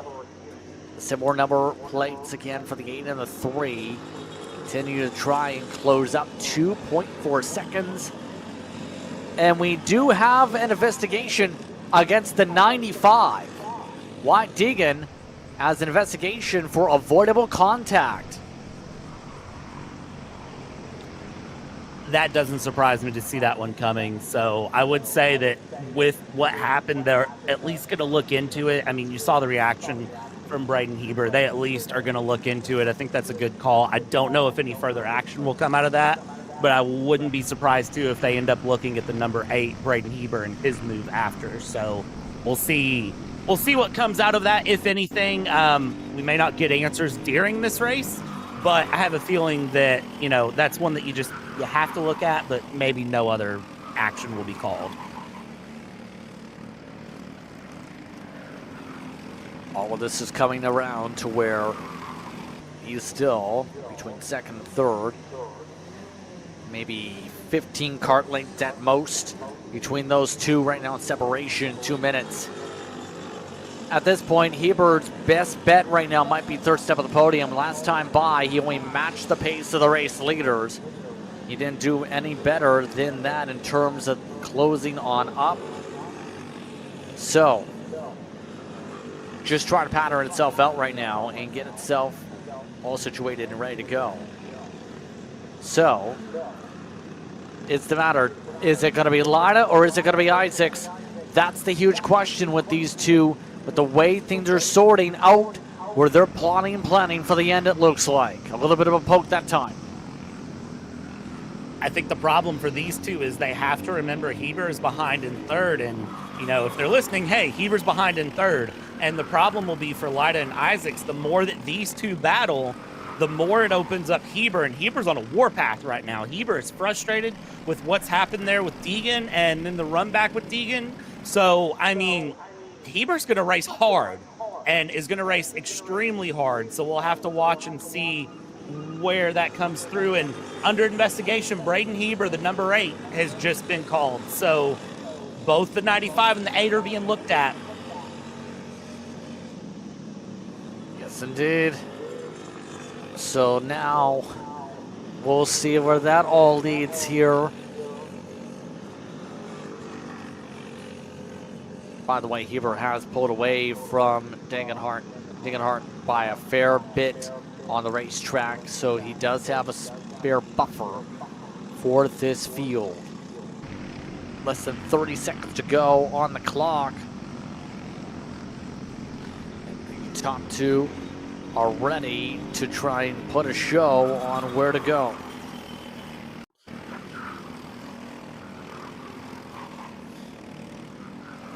Looking really good here from the top two as they come through, and Heber is closing up slowly but surely, but I still don't think is going to be able in the next 2 laps to have a run here. We're 2 laps to go this time by. Clock is over. Let's see what happens here. Is Isaacs going to look for a move on Lida into turn 2? That would be an option, but not yet. I think, again, it's that dive into 12 is really where the drivers are wanting to make the passes work, and I think that is a great decision from them to make the pass work into turn 12 as they go through. Lida, Isaacs, they're slower than Heber, though. Heber's closing it up.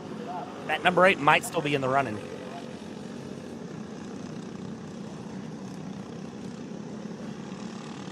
Still has a slight chance here, does.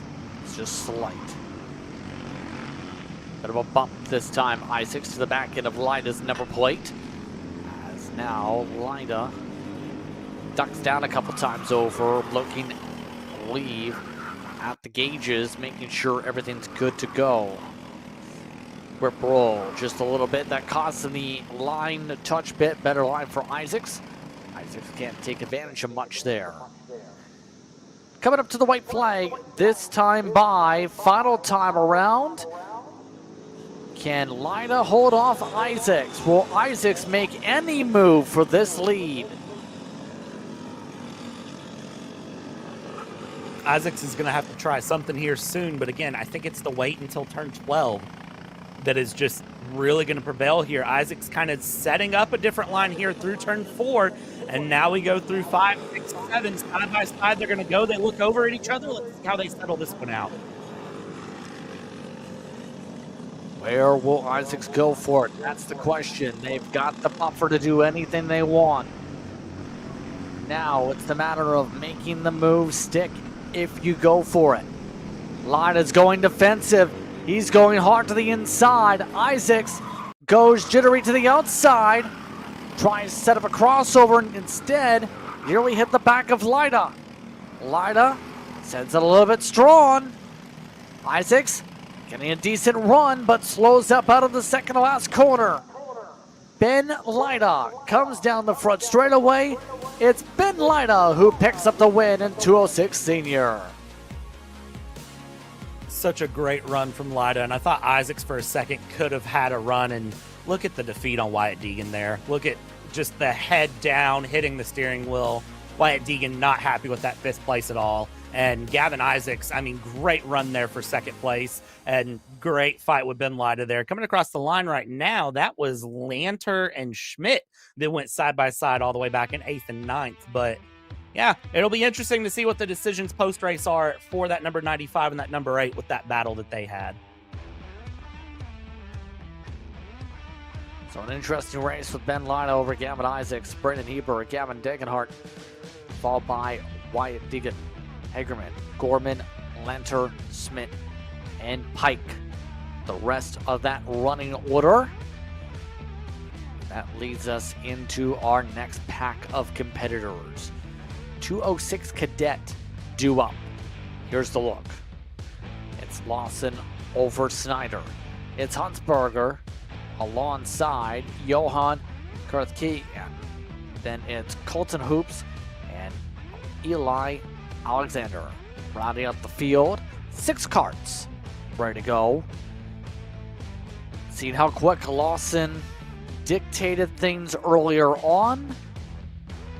See if anything carries over here. There were no penalties from the last race either. A chance to be able to dictate the rest of the weekend here for the 10 card. That Cadet car seems rapid. He's so far looking for back-to-back max points hauls in rounds if he can do what he did in the last race here, Brad.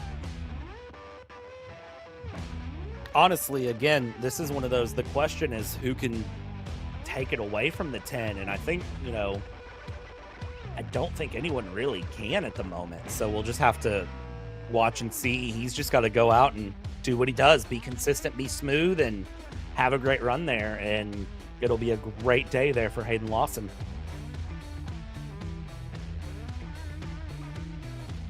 Yes, I absolutely agree with you. It's also still the type of day where Drew Snyder get a great points haul to be able to keep lockstep, because with the point totals, Lawson only has a 20-point advantage. If Snyder can get to second, let's say, keep it within 50 points for tomorrow. So keep an eye on that 11 to be able to try and hold on to the second step, podium at minimum or higher, because a win can swing the tides of the points right back in the direction of the 11 to take over the points lead here. Looks like they have got the command to go, and away they all go onto the racing surface. And I love how we've played Weatherman all day. It's gone from cloudy all throughout the day, back to sunny, to spot showers, to sunny. It's been a whirlwind, and it makes it hard to plan, okay, where do we go on even the tire pressures here? It's anyone's guess. Definitely not mine, and that is why I'm in the booth with you and not on the track, because I have no idea where to put the tire pressures. I don't know where the weather is. Now I check the weather, and it's no rain till 5:30, so I've kind of given up on the game of playing weatherman because I never tend to be good at it, and I'm blaming it on the fact that we're in Batavia, Ohio. Sometimes you just never know with the weather radar, right? And I will say this, these tire pressures expect to go up 4 or 5 PSI usually in these types of races based on what I've seen in our tracks so far, including at MCC Cincinnati. And now we look to see, does everyone get the tire balance right? Now that's gone from cool day to sunny day. Lawson, Snyder on the front row, ready to go. Green flag is out. We're underway. Lawson already clear. Snyder to second. Huntsbarger gets passed by Hoops on the outside. And that's a big pass there between Huntsbarger and Hoops as they get going here. Lawson, Schneider still trying to hold on 1 and 2 as they go along, with watching the battle continue there in third. That might flip back. We'll have to keep an eye there because that's going to be a very contested position in terms of what their pace has been all weekend here. But Hayden Lawson very quickly taken off. Yeah, that Kart has a rocket on it here today in terms of pace. Kind of exactly what we were talking about in the last race with Braden Heber, but this time actually coming to fruition. Heber with the poor launch just was able to recover today. Lawson, he's doing a good job being able to hold steady in this one. So and that's exactly what you need. Just be steady. Be consistent, exactly. You need to be consistent on these laps. Be calm and courteous on them. The 9, by the way, is already up to third. Now, how long does that last? Because Huntsbarger is the one providing a lot of pressure. Hoops has lost ground in the 5th position.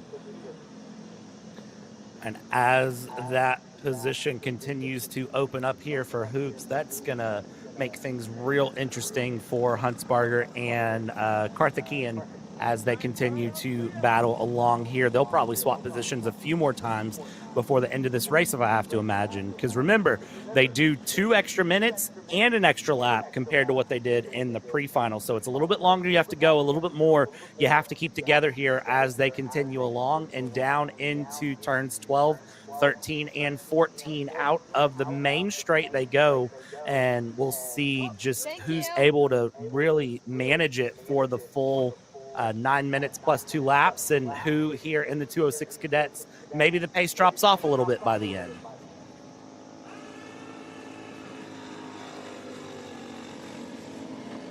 Yes, indeed. Fans are having fun here in the backdrop, by the way, of some of these camera angles as we've gone on. You can hear them just screaming with excitement as these carts go by every single time. This is a great facility. It's been talked about almost being the Augusta of go-karting facilities, just with how majestic the landscaping is. There is a club membership that you can get, essentially, that allows you access to be able to go to the racetrack, to be able to test out, to be able to get a feel of the facility. But it also provides you opportunities to go to the clubhouse that's here at the racetrack. Seen inside that clubhouse, it's 2 stories, has different pool tables, has game seating areas that you can have, and a golf club style locker room for the TKG drivers and some of the other members, a part of the club as well. This facility just has so many options in terms of different layouts. It's a beautiful facility to be at. as some will attest to when you go here. And one of the things that has kind of caught me with MCC here when I was looking into it is that they have rental kart racing that they do as well. You can jump into the rental karts and race in competitive series.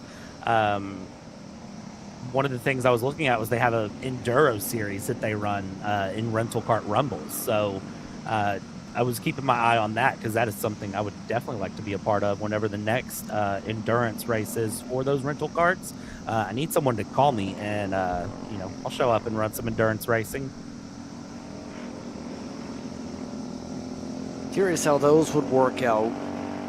We do see some of the rental karts that are outside the paddock area right now that are set up in a different section that's not accessible to the tram lines and to the go-karts themselves usually. But it's beautiful, and it in this area just allows the opportunity to walk around and look around. With the national events, when we seen SCUSA come around here a couple weeks ago, the entire infield area was completely packed, where you see some of the RVs build up around the front straightaway in particular. Where every single spot filled with RVs, with different teams. The atmosphere is just electric, and it allows the opportunity to be able to just look around and watch in the woods and be able to be one with nature in the racetrack. It's in such a nice location, honestly. I really appreciate this karting complex for its location, for its multiple layouts, for where it's at. You know, again, this is my nearest karting track when I looked it up, and it's still about a 2-hour drive for me, but it is nice to know that within a couple-hour drive, there is a very well put together karting complex where, you know, I can go and race and be competitive. And if I want to show up and race in a rental kart, you know, I can do that and go through. And it's just such a nice layout, such a nice run. Really have to appreciate the facility for what it is. So shout out MCC. Beautiful racetrack in general as you see some of the different battles, by the way, on the racetrack. Huntsbarger still trying to go for third spot. Alwyn Lawson still keeps on the race lead for the time being. He's pulled away by more than 6 seconds during this conversation, by the way. Snyder, indeed, in line comfortably for second spot right now. Third spot, it can go either way. Huntsbarger's provided a ton of pressure. The 9 machine looking a lot better for the race pace right now compared to earlier where it was much lower, like maybe the 5th spot for the most part. This run looking a lot more cleaner in what it's been able to do in terms of pace and what Johan's been able to do. Yeah, Johan Karthikeyan currently only 100th of a second faster than Wyatt Huntsbarger going through. So that third place position is very much in a contested setup right now. And I'd say that Colton Hoots and Eli Alexander, you see the last 2 karts on your screen right now, just now coming through turn 14. Those 2 are going to be in a very interesting position as well. They are in a fairly similar position in pace at the moment too. So it'll be interesting to see what happens with them as Johan Karthikeyan has crossed the line, Wyatt Huntsbarger has crossed the line, and that time around, it was Karthikeyan who was faster than Huntsbarger, but it was the other way around for 5th and 6th. Alexander was faster than Hoops by about 3/10.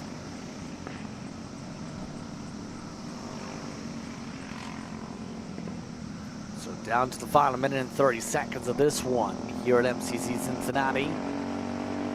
Plus the 2 laps, remember, to be able to deal with on the board. Lawson just continues to drive and drive and drive and drive. And what goes through your mind, at least, when you have an advantage like this? Seat time is seat time. But what goes to mind when you see the separation like this build up on the racetrack like we have right now in the actual cockpit? Honestly, it makes me nervous. And the first thing I think is, don't mess up, don't mess up, don't mess up. Because that is one of those things as a driver, when you know that you're in such a good position, you know, as Lawson is right now, 10 seconds is the gap over Schneider. The only thing that can take it away from you is you. And that you know, that's the hardest thing as a driver is if you mess something up, you know, it is very upsetting. We saw last race what happens when another driver messes your race up, but when you mess your own race up, there's nobody else to be mad at. So you just, you know, you almost have to be aware of it, but not think about it, if that makes sense. Like, you need to know that you have that much of a gap, but you need to not let that affect anything you do. You need to race as if there's someone right on your rear bumper yet again and just continue to go.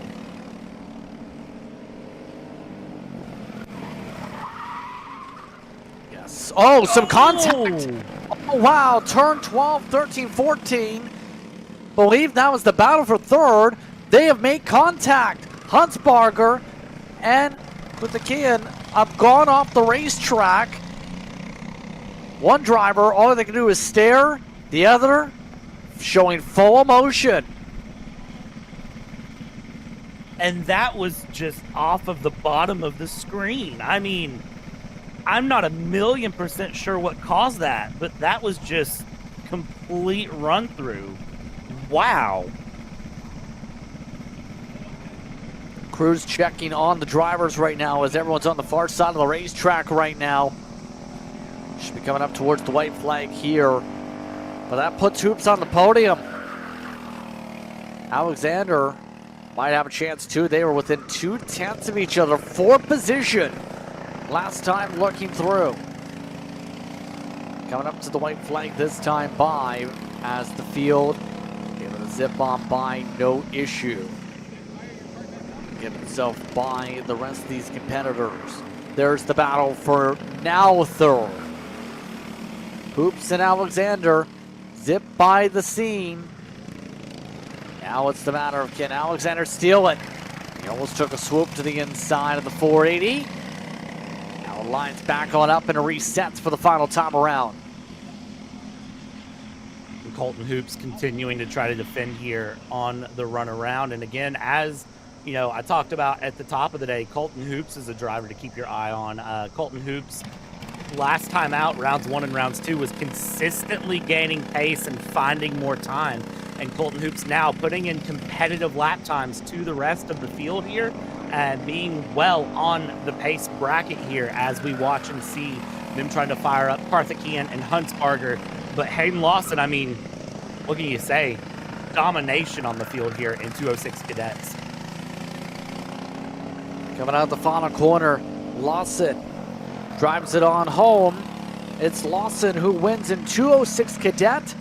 Does so by more than 13 seconds over Schneider. Hoops did break away a little bit on the final times around here for third step of the podium. It looks like based on the scoring. For how long? The answer is not long. Alexander is in front. Hoops lost some ground again. And Alexander appears to be the one going to be standing on the podium here, Brad. And that is correct. Eli Alexander getting past Hoops there at the end. Unfortunate to see there, but that is kind of just the nature of racing as it goes. Man, I really feel for Karthikeyan and Huntsbarger. You saw Huntsbarger's reaction, just helmet in the hands, visibly upset, and Karthikeyan just sitting, I mean, disbelief in that moment. So, but that is the thing with, you know, cadets. You live and you learn, and they learn as they go. So with that being said, we'll take a step aside. Our next race on the schedule, the Shifters. Coming up next, you're watching Kart Chaser for coverage. All the way up to the finish line. Who is it going to be? And it's Sean Perez who wins in Crescent. Ty Fisher wins $1,000 in KA100 Junior. How about John Bird for TV Kart USA on home soil? They take the win in Amarillo. Amarillo Kart Complex is now the official distributor for TV Kart in the continental U.S. Become a dealer today. Champions aren't just born on the kart track. At SimShop, we deliver professional-grade simulators with the best performance-to-price ratio in the industry. Founded by racers who understand what you need, our SimMagic and Moza equipment is powerful enough for the pros, yet affordable for everyone. With unmatched customer support and a thriving community, we're your racing partner. Visit simshop.com today.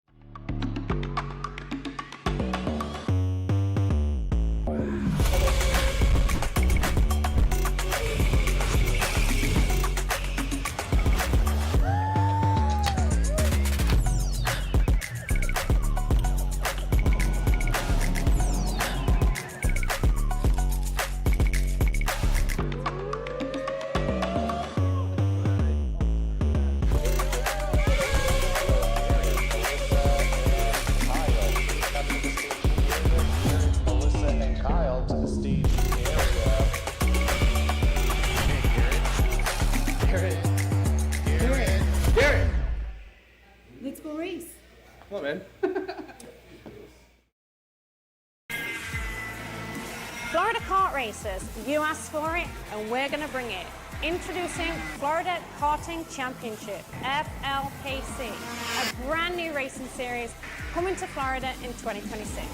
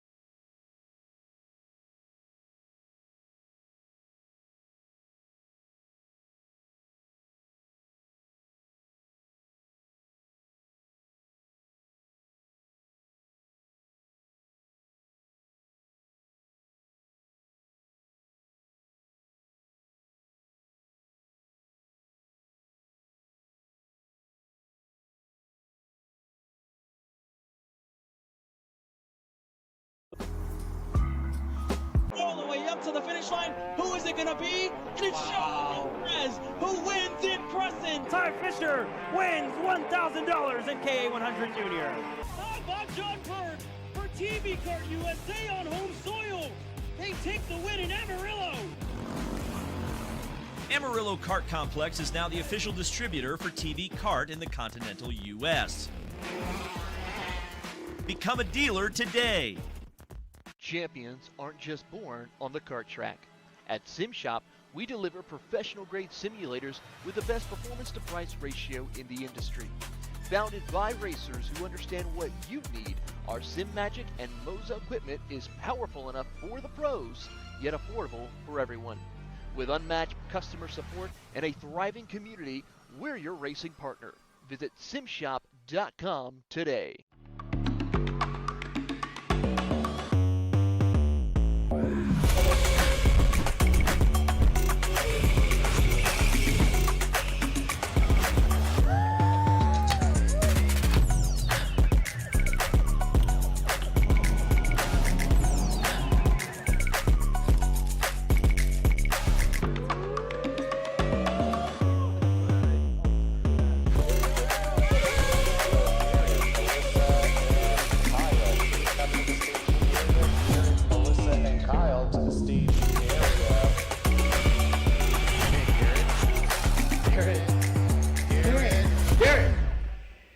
Let's go race. Come on, man. Florida Kart Racers, you asked for it and we're going to bring it. Introducing Florida Karting Championship, FLKC, a brand new racing series coming to Florida in 2026.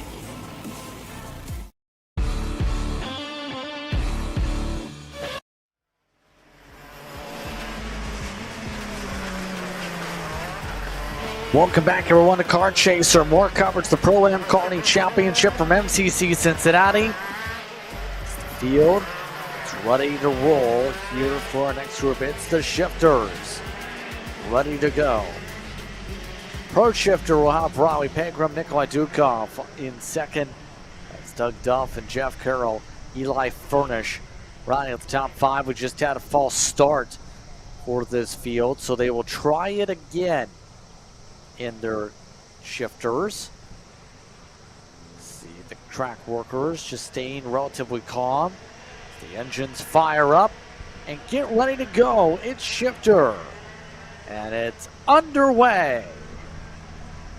And a launch brings the field up to the opening sector.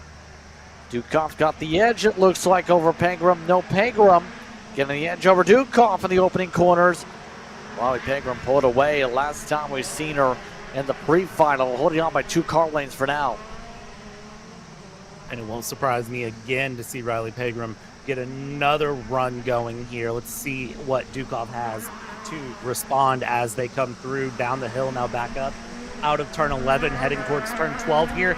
And let's see what that 237 can bring down the inside. Takes a peek there, not able to get past, and is going to have to settle back in through and around here as they come through. But you can see the difference in lines. It's going to close up. There's going to be a run here to be made, but it's a matter of pick those gears right, make those runs work as best as possible. Pegram holds on to the race lead by near 3/10 of a second to start things off. Furnished passed by Carroll, who had a poor run last time as well. Remember, Carroll had one of those penalties from a start. Now, Dukov just trying to fight to keep up with Pegram's kart for the time being, and that seems to be the major thing. Riley Pegram seems so good when it comes to her efficiency through the corners right now with her kart. Has a lot more rotational speed compared to what Dukov's been able to be comfortable with, it seems.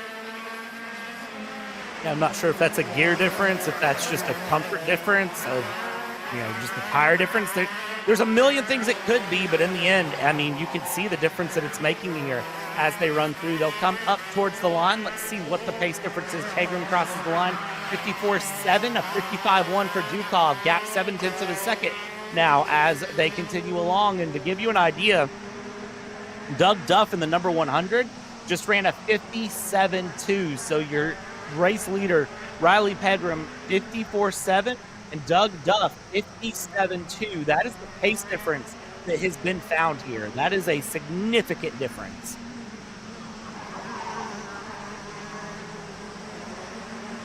Just rapid speed, showcased by the shifter kart for Pegram.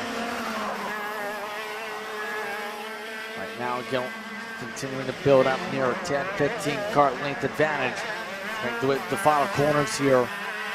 Being able to plan to the right line sections, no issues. One kart having some issues there.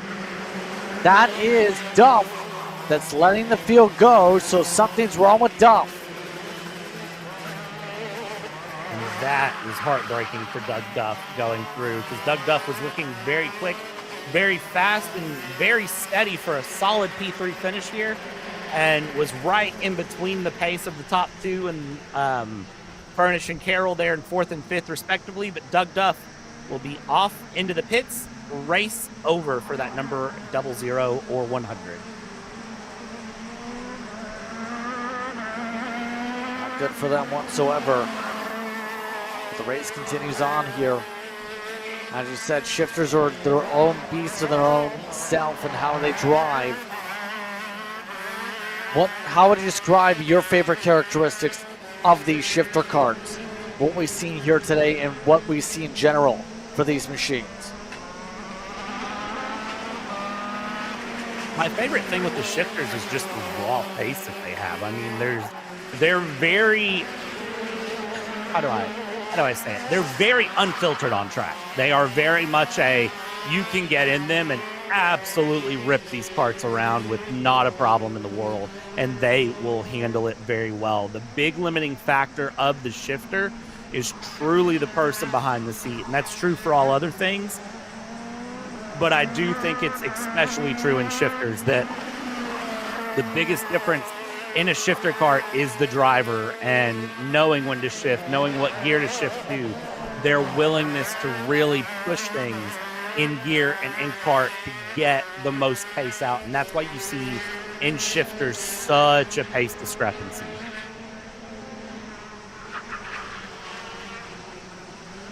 Takes a lot of talent, absolutely, just to be able to run these karts.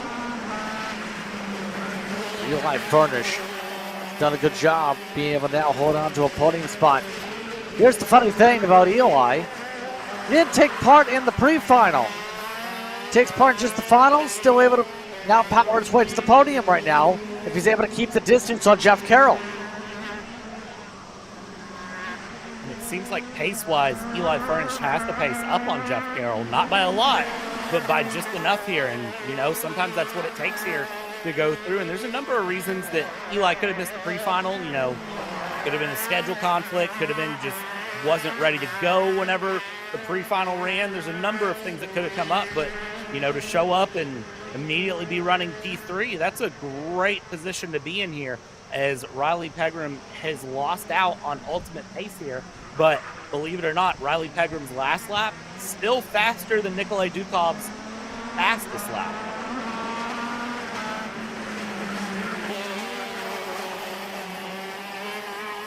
Interesting to say at the very least here. But so far, so solid when it comes to this race. By the way, there's still 3 minutes to go on the clock. How things are faring out for these drivers. Pegram holding on by more than 2 seconds over Dukov. Right now, continuing to square things off and away. The interesting when it comes to Furnish, by the way, been a sportsman racer that recently joined with a Sodi Kart team, low-key back at the end of 2024. Began karting at the age of 9, had been one of the drivers running ages 10 to 13. And now running this race here today. Gained some shifter experience for himself here amongst this pack. He's raced across the country so far. This one at least seems to be holding his own as he four-wheel trips his little Rhino liner. Woo. Man, really is holding his own here at this point as he goes through, doing a great job of keeping that kart together and keeping it moving here. Plenty of time left here in this shifter run for anything to happen. So you see that all of the karts are very much just keeping pace together, running through. Currently, Pegram has pulled out 3.5 seconds on Dukov and is just continuing to push and keep the momentum going.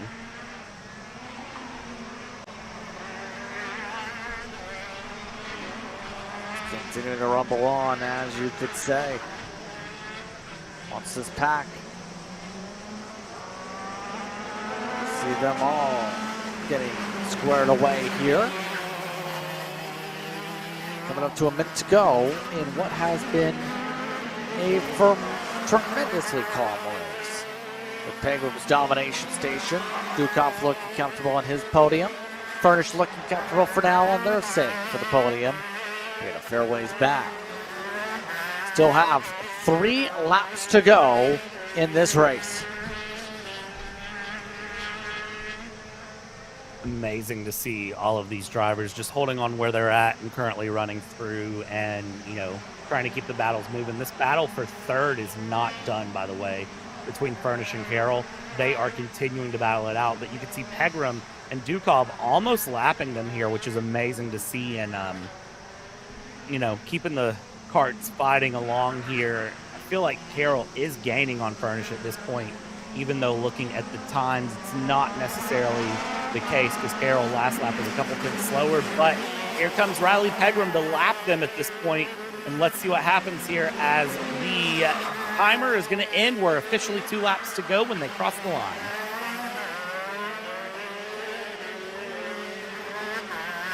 Two laps to go, and so far Pegram just swiftly getting through the traffic. Just making the way through, no issues at all for now. Now it's going to be interesting where they now play things out to end off things. Pegram been outright dominant today. Carroll, at the very least, going no issues this race. They'll hold on to their position, so looks like we might see some slowdowns, though, from Furnish. Seen that correctly. But Pegram, just driving. 2 laps to go. No issue. No slow-ups.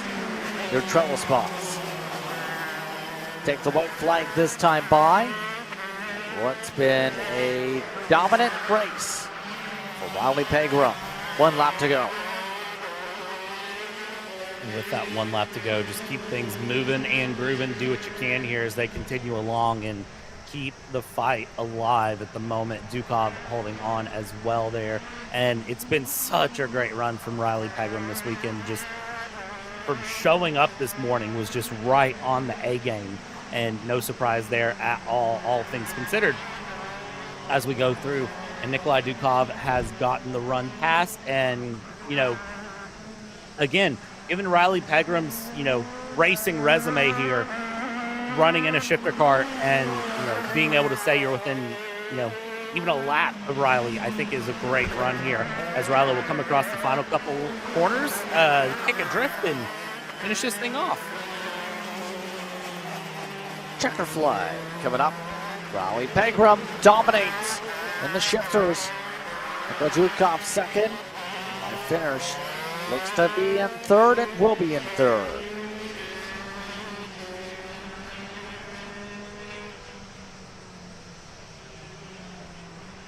So, on that note, we'll take a break. We'll get things situated with the camera side of things. We'll come back as soon as we can. You're watching Kart Chaser coverage here from MCC Cincinnati. All the way up to the finish line. Who is it going to be? And it's Sean Perez who wins in Crescent. Ty Fisher wins $1,000 in KA100 Junior. How about John Bird for TV Kart USA on home soil? They take the win in Amarillo. Amarillo Kart Complex is now the official distributor for TV Kart in the continental U.S. Become a dealer today. Champions aren't just born on the kart track. At SimShop, we deliver professional-grade simulators with the best performance-to-price ratio in the industry.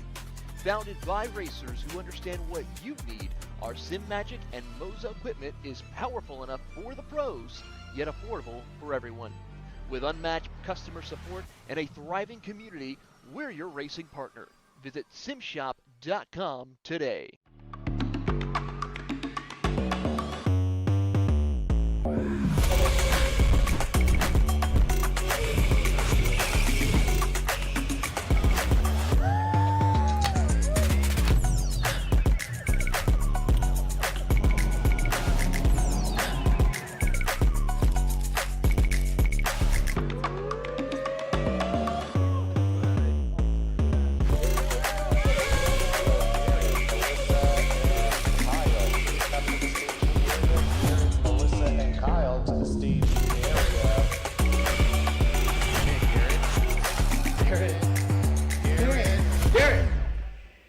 Let's go race. Come on, man. Florida Kart Racers, you asked for it and we're going to bring it. Introducing Florida Karting Championship, FLKC, a brand new racing series coming to Florida in 2026.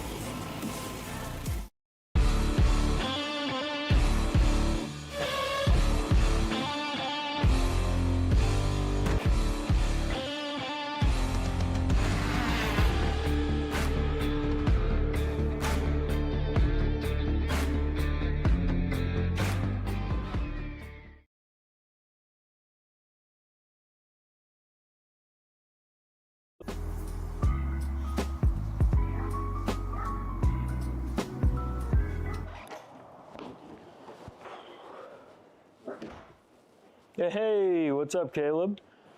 What's up, Brandon? You sound defeated. A long day at the office?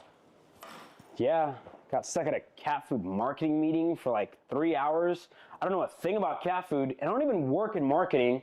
And then I got sent on a coffee run like I was some sort of intern.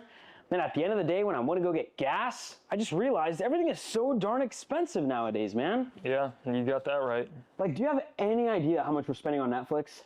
That's like 20 bucks a month. Do you know how much we're spending on cable? That's like 50 bucks a month. But you know what isn't expensive? Tell me. Kart Chaser Premium. For only $9.99 a month, you can watch all the American karting action live from coast to coast. Subscribe and become a member today.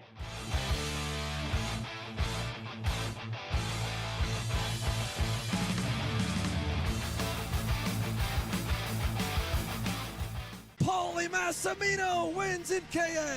Paulie Massimino is a winner in OKN Stars. Take your driving to the next level with one-on-one coaching from 2024 OKN Stars champion Paulie Massimino. Kart rental options are available if you'd like to keep yours at home, and drivers in all classes are welcome, from Briggs 206 to Mini to KA100 and X30. With in-depth data analysis, onboard video footage review, and lead follow on-track sessions, each private coaching session will see you end as a more complete driver than when you started. Book your coaching session now. This is Henry. Henry feels sad. Henry feels sad because it's time for his next big race and his go-kart is in bits. Henry doesn't know that Acceleration Kart Racing is the United States' #1 shop for all of your karting equipment needs. Henry also doesn't know that Acceleration Kart Racing can deliver anything from tires to race suits and even wheels directly to your front door or to the racetrack itself, quickly and efficiently, with tech support available 6 days a week. Poor Henry doesn't even know that Acceleration Kart Racing offers free shipping to mainland USA on selected product if you spend $200 or more. Do yourself a favor. Go to accelerationkarting.com and make sure that you are never left. Brandon, why are there all these charges for just over $200? I'm tired of all this branding business, okay? Branding this, branding that. Why are there all these expenses on AKR over $200? We know, okay? Take a walk with me. At Shop AKR, they have everything you need to start racing at a very cheap and affordable price. They have MXC rims, they got chains, electrical stands, tilt seats, they got MXCs. And if you didn't know, on top of that, any purchase in the continental US over $200, that's free shipping. Hey, aren't you supposed to be in the AKR Anonymous meeting over there? Dude, I'm doing a commercial. Dude, we have no time. It's about to start. Stop. We all love Shop AKR. Me? More than others.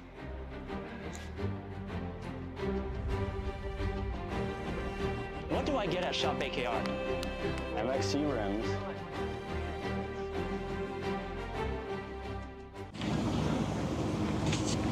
Kyle, what are you doing? It's got my new Greyhound seat. You don't even have a cart. Doesn't matter. I have a Greyhound. Who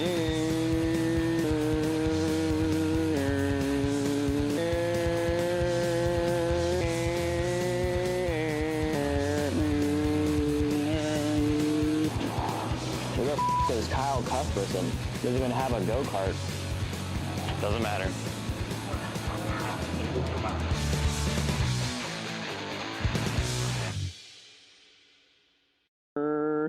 Cuthbertson through on Turney. Turney in the dirt.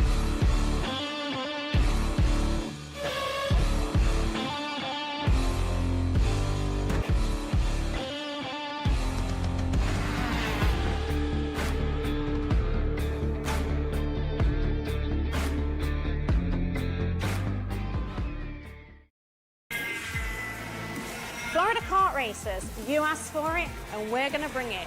Introducing Florida Karting Championship, FLKC, a brand new racing series coming to Florida in 2026.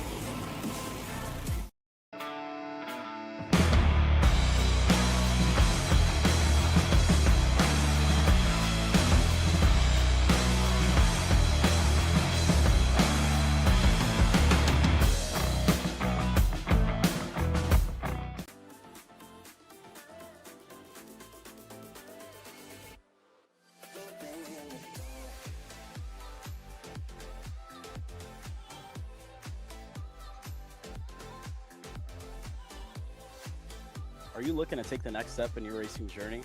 Well, look no further than PitFit. With 2 locations in Charlotte, North Carolina and Indianapolis, Indiana, PitFit trains drivers all the way from grassroots level karting to IndyCar and NASCAR, with top-of-the-line personalized coaching to improve physical and cognitive fitness. For more information on programs, check out PitFit on Instagram or Facebook today. Are you ready to get behind the wheel? From Formula One to NASCAR and IndyCar, all the pros start here.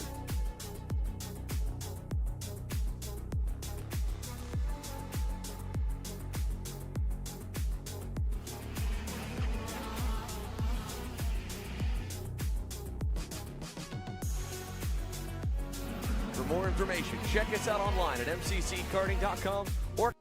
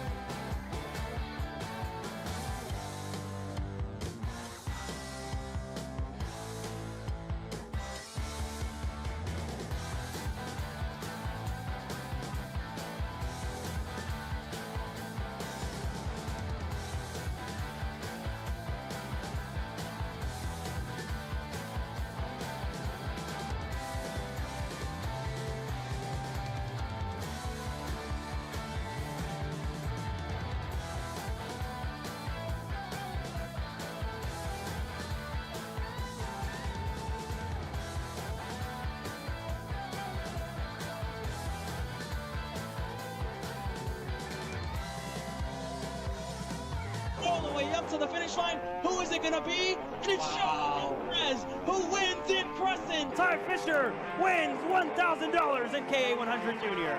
How about John Bird for TV Kart USA on home soil? They take the win in Amarillo. Amarillo. Come on, man. Florida kart racers, you asked for it, and we're going to bring it. Introducing Florida Karting Championship, FLPC, a brand new racing series coming to Florida in 2026.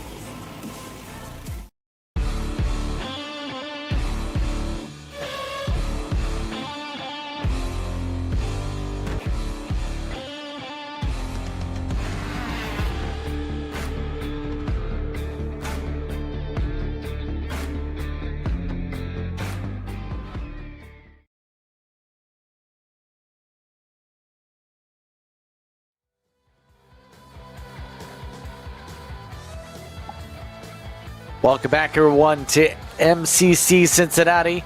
We apologize for the technical difficulties that we've been working on, a camera situation involving being able to bring the sights and sounds around the racetrack.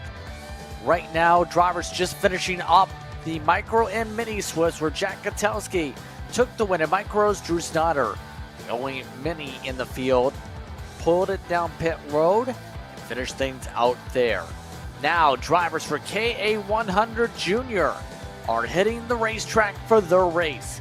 Nico Kotowski leads that field over Adam Klein, Alex Kutcher, Robert Lash, Lila Beck, Cy Phillips, Alejandro Gallego with William, Richard, and Caleb Circone, the 9 competitors in this field here, Brad. Getting ready to go back racing as these drivers get sorted for a penultimate race of the day. Yeah, welcome back, everybody. This is going to be a good run here. Again, the penultimate race of the day here for KA100 Jr.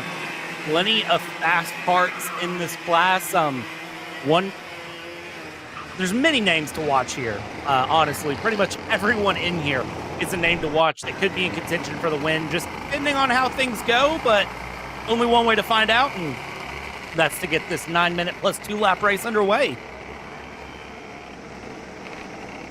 About ready to go with our backstretch look here around the racetrack.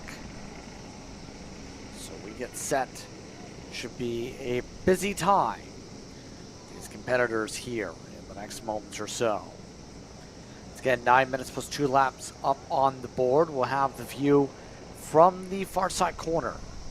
As the field slowly makes its way to the trim lines, gets ready for the green. Green, green, green. We're underway. Nico Kotowski and Aaron Klein bring the field to the green as they make their way to the far side of the racetrack. It's going to be Kotowski who gets the edge over Klein to start things off. We know Klein's feisty, though, and it won't surprise me a bit to see Klein try to battle it back out into the front very, very quickly here and go for an early dive to try to just open up the gap and get things moving. So we'll have to just watch and see when Klein makes that move. But it's going to be sooner rather than later here through this 9-minute race because it's just going to be such a quick go here. Klein is an aggressive racer going through, but not aggressive in a way that, you know, is unsafe, but just aggressive as in sees move, make move.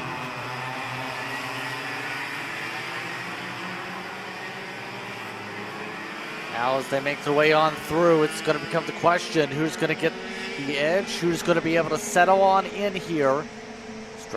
Transponders cross the stripe.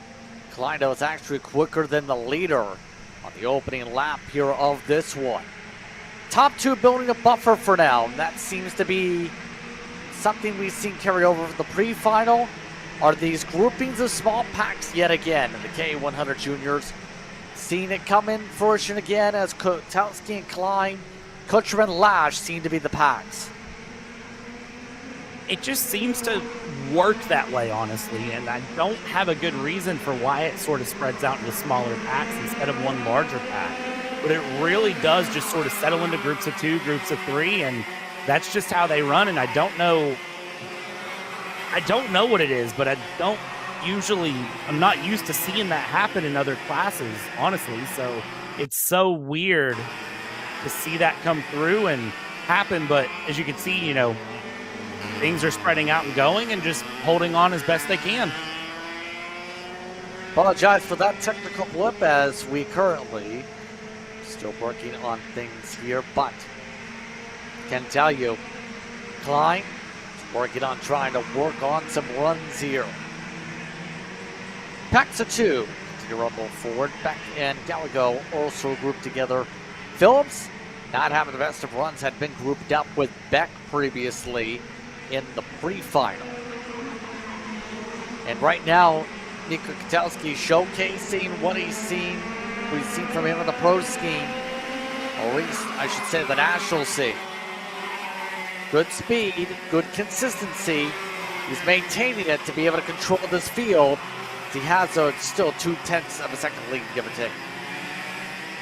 Yeah, it's not a secure lead here, but it is a lead nonetheless. And as they cross the stripe here coming around, let's see where they time in. And it's an even faster lap, a 1 minute 0.2 to a 1 minute 0.35. So 0.3 of a second, the gap between Katowski and Klein. And I mean, if you're Nico Katowski, you just maintain at this point.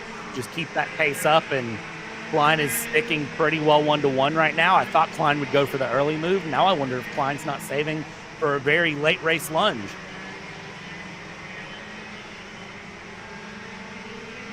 Yeah, at this point, just plotting and planning has to be a part of the mindset. It seems to be what we're seeing come into play here. Being patient, seeing if there's any chance to close it up for the later stages here. Go from here, Klein. Trying to set things up. Do anything, be able to chip away. Oh, wow. 8:43 of Lash has found a way around Kutcher to take the third spot away. They still are losing ground, though, a second and a half back of the leaders.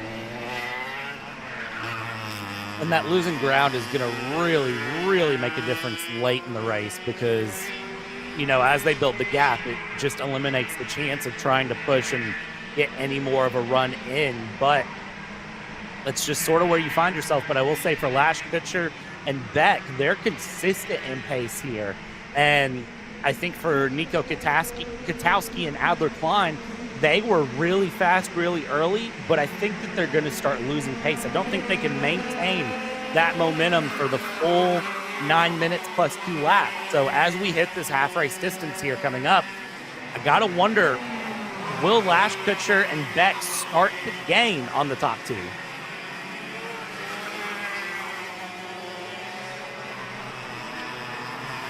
Well, but it's squabbling amongst those towards the rear of the field, but everybody just trying to find their paces. Less than half of the race to go here in MCC Cincinnati, here in Batavia. Lead starting to really spread apart. Katowski's raw pace now helping him almost break the draft. All while Kutcher stays tucked up behind Lash. Same can be said, though, on the grouping for Gallego and Beck. As they rumble, they've also picked up Phillips in their respective pack also. Leaders make their way down the hillside up to 12. Klein, if anything, is starting to drop more so towards the 843 than gain on the 892.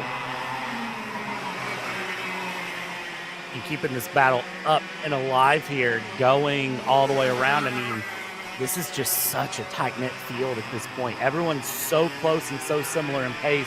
As they cross the line, though, Nico Katowski with a 1 minute 0.1. So Katowski probably heard me say that there wasn't more pace in that Kart and then said, you know what, I can just prove them wrong. That's just a good time here. Let's prove them wrong really quick. And managed to pull out a 9/10 of a second gap here to Adler Klein as they go through. But Lash and Kutcher still faster than Adler Klein last lap. So that gap is opening, but it's not, I don't know. It's a weird sort of situation where they're similar in pace, and I think if they had been closer earlier on, it would be a lot more of a battle to be found. But as of right now, I think this battle for third place is really going to shape up between Lash and Kutcher as they go.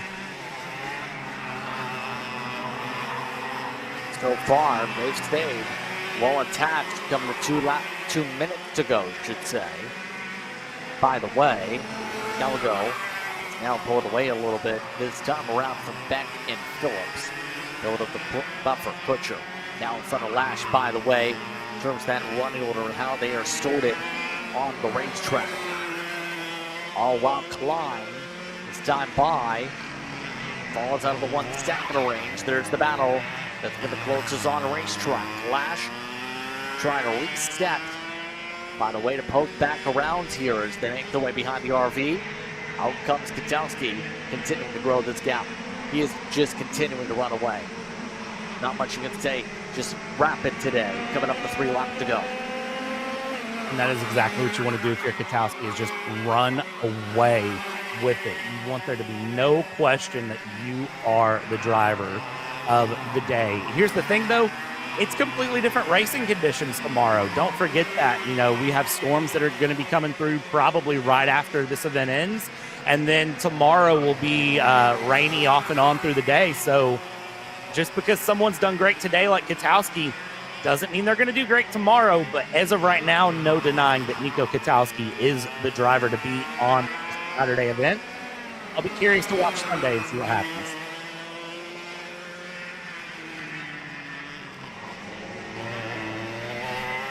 About 30 seconds or so as you see this play out. All the crew members watching with intrigue here. 2 laps to go mark when they get to the stripe.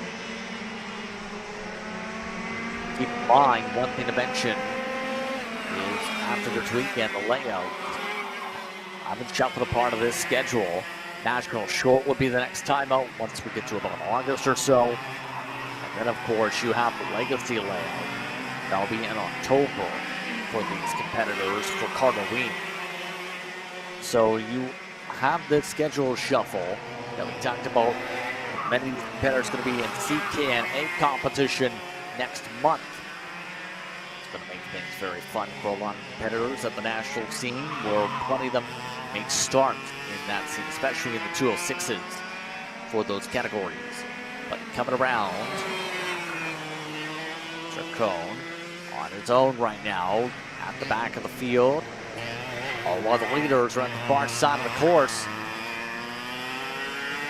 Still seeing things pretty tight with Gallego. Phillips has been able to now pick up some pace to close back up a little bit as we go back to the leaders coming to the white flag.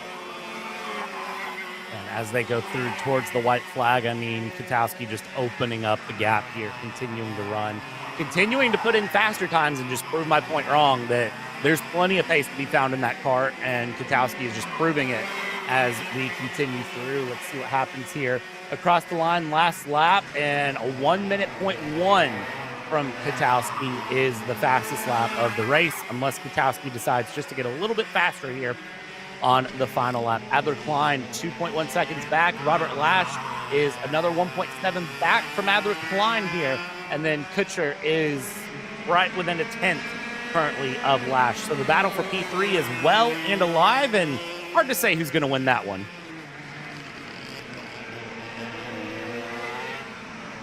Curious to see who's going to get the end by the very end of this one, but do know one thing's for certain: the race lead.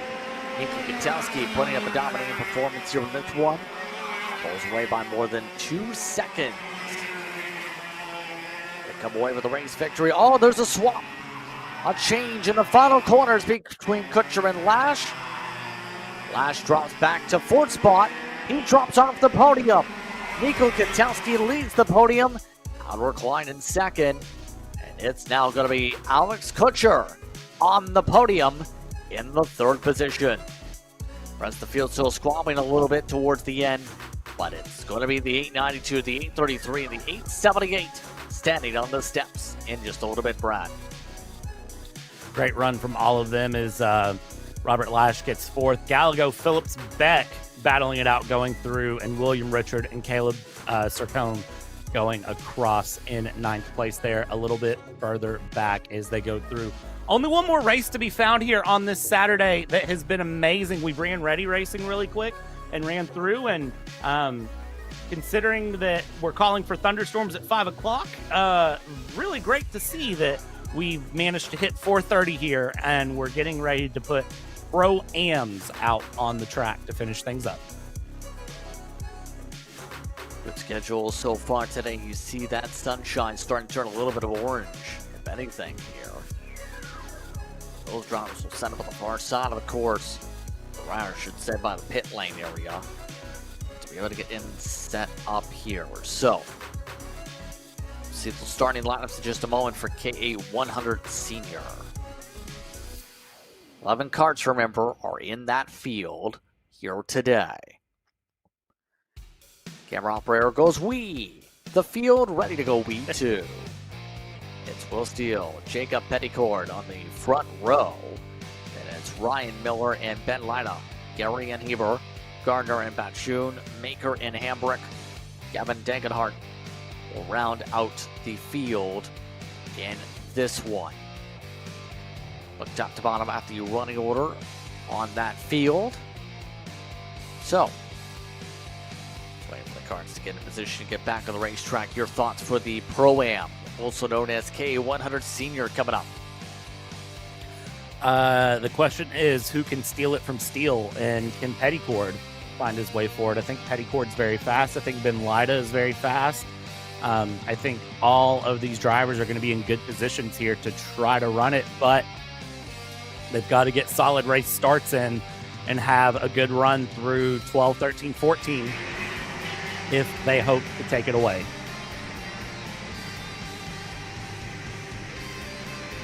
Field now gets itself all set to go.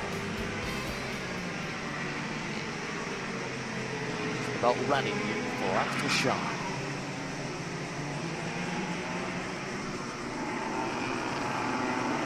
So, getting all paced up and ready to go. Remember, we had some exciting battling for the win in the pre-final. You see some more fireworks to close out the day between these competitors in this class. Petticord in command to be able to win that last one, but it's Den Steele able to squeak on through with the battling. Now we see what happens in this edition of Race Karts. CIK LO206 Sr. They head off to the tram lines now to close out the day. Nothing like being an hour ahead of schedule with Ready Racing. We're ready to go racing as the field slowly goes to a trickle. And engines fire. Green, green, green. And we're underway. CIK LO206 Sr Final. Start things off pretty well on the far side of the course. First to come out by a sizable margin is Petticord. Wow. Steele and several others losing ground. Heber already up to third on a chaotic start, it seems, in turn two. Heber with the elbows out early, it would seem there, getting all the way up through quickly. Petticord just taking off, saying adios, sayonara, see you later, wouldn't want to be ya, and just taking off on the field here as well. The clouds decide to show up here on the final run and spread things out, but now look at this. The head is puffed, everybody is ready to go, and it does appear that something happened in the first couple of corners as we have karts just now coming through the first couple of corners. So I would say that something did happen there early on as they get going. They'll cross the line, and we'll get a good sense of how the field is actually laid out there, as that gap is going to be huge early on. My apologies, it's not the 975 who's up there, it's Miller who's up there.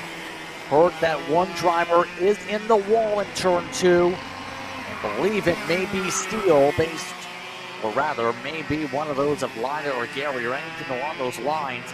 4 different drivers yet to cross the timing beacon after early incidents. Petticord, unable to take the most advantage. Miller trying to show it's Miller time. Time for him to fly. He's within 5 kart lanes. As Petticord goes wide. Ooh. Petticord goes for the block. Now Miller tries to get the crowbar out. Likes to back off, let Petticord block himself out. That was a brave move from Petticord there, running wide and then diving back in, and Miller is definitely going to be looking to make a move on that one as they cross the line, separated by absolutely nothing going through. Petticord and Miller, that was almost big coming through for them. And as they come around and out, I mean, they're just going to try to battle it out hard. And Braden Heber is looking at this and licking his lips saying, you know what? Y'all keep battling like that. I'll just slowly reel you all in by a second and a half if you all keep battling. Well, they make their way through with already 2 minutes burned off the clock. Petticord went for a much better run up through turn 11 this time. This time he takes it very conservative through that corner. Well, Miller just elect to ride, or will he go for the lead? He'll go for the lead. Miller onside the curbing, up through 14. Petticord back in front. Marbles go flying. They can only battle a couple more times like that before the leaders come back. Heber's already gone into a fierce battle, it looks like, with the rest of the drivers, including Gardner. Batchoon up a lot of spots as well, trying to hold on to a 5th place running order spot. All while the leaders go side by side. Petticord in front of Miller, able to fend off a charger. Looks like they're 2. Now they crash. Petticord and Miller stuck together, lose ground, and now up in front, believe is Gardner. Gardner and then Heber and then Batchoon is who I believe just went by as they came through, because they were still beside each other kind of waving hands, and Batchoon said, okay, I'll take this position now, thank you. So as they come through, there is the 936 of Gardner. There's the 978 of Heber, the blue and yellow cart there going through, or is that green? I think it's yellow. We're going to call it yellow as he goes through and around, dips a wheel off there. The 978 looks over the shoulder, and as they cross the line, let's see exactly what that cost. Petticord and Miller battling it out, and then basically stopping on track to kind of say, hey, what did you do? What did you do? What did I do? And you can see that, well, for Jacob Petticord, it's still dropping down the order here, all the way down into 7th place. Miller is in 4th. So it's Gardner, Heber, Batchoon, your top 3, spread out by several kart lengths. This has turned very chaotic, hasn't it? I mentioned there was the potential of some fireworks, some excitement. Well, the excitement definitely fired off in this one. Gardner right now maintains the lead, still with about 4 minutes to go. We're trying to make up for what happened in the races earlier. He earlier today had picked up a 5-second penalty for what transpired, 3-second penalty should say, with him and Deegan earlier today in his other race.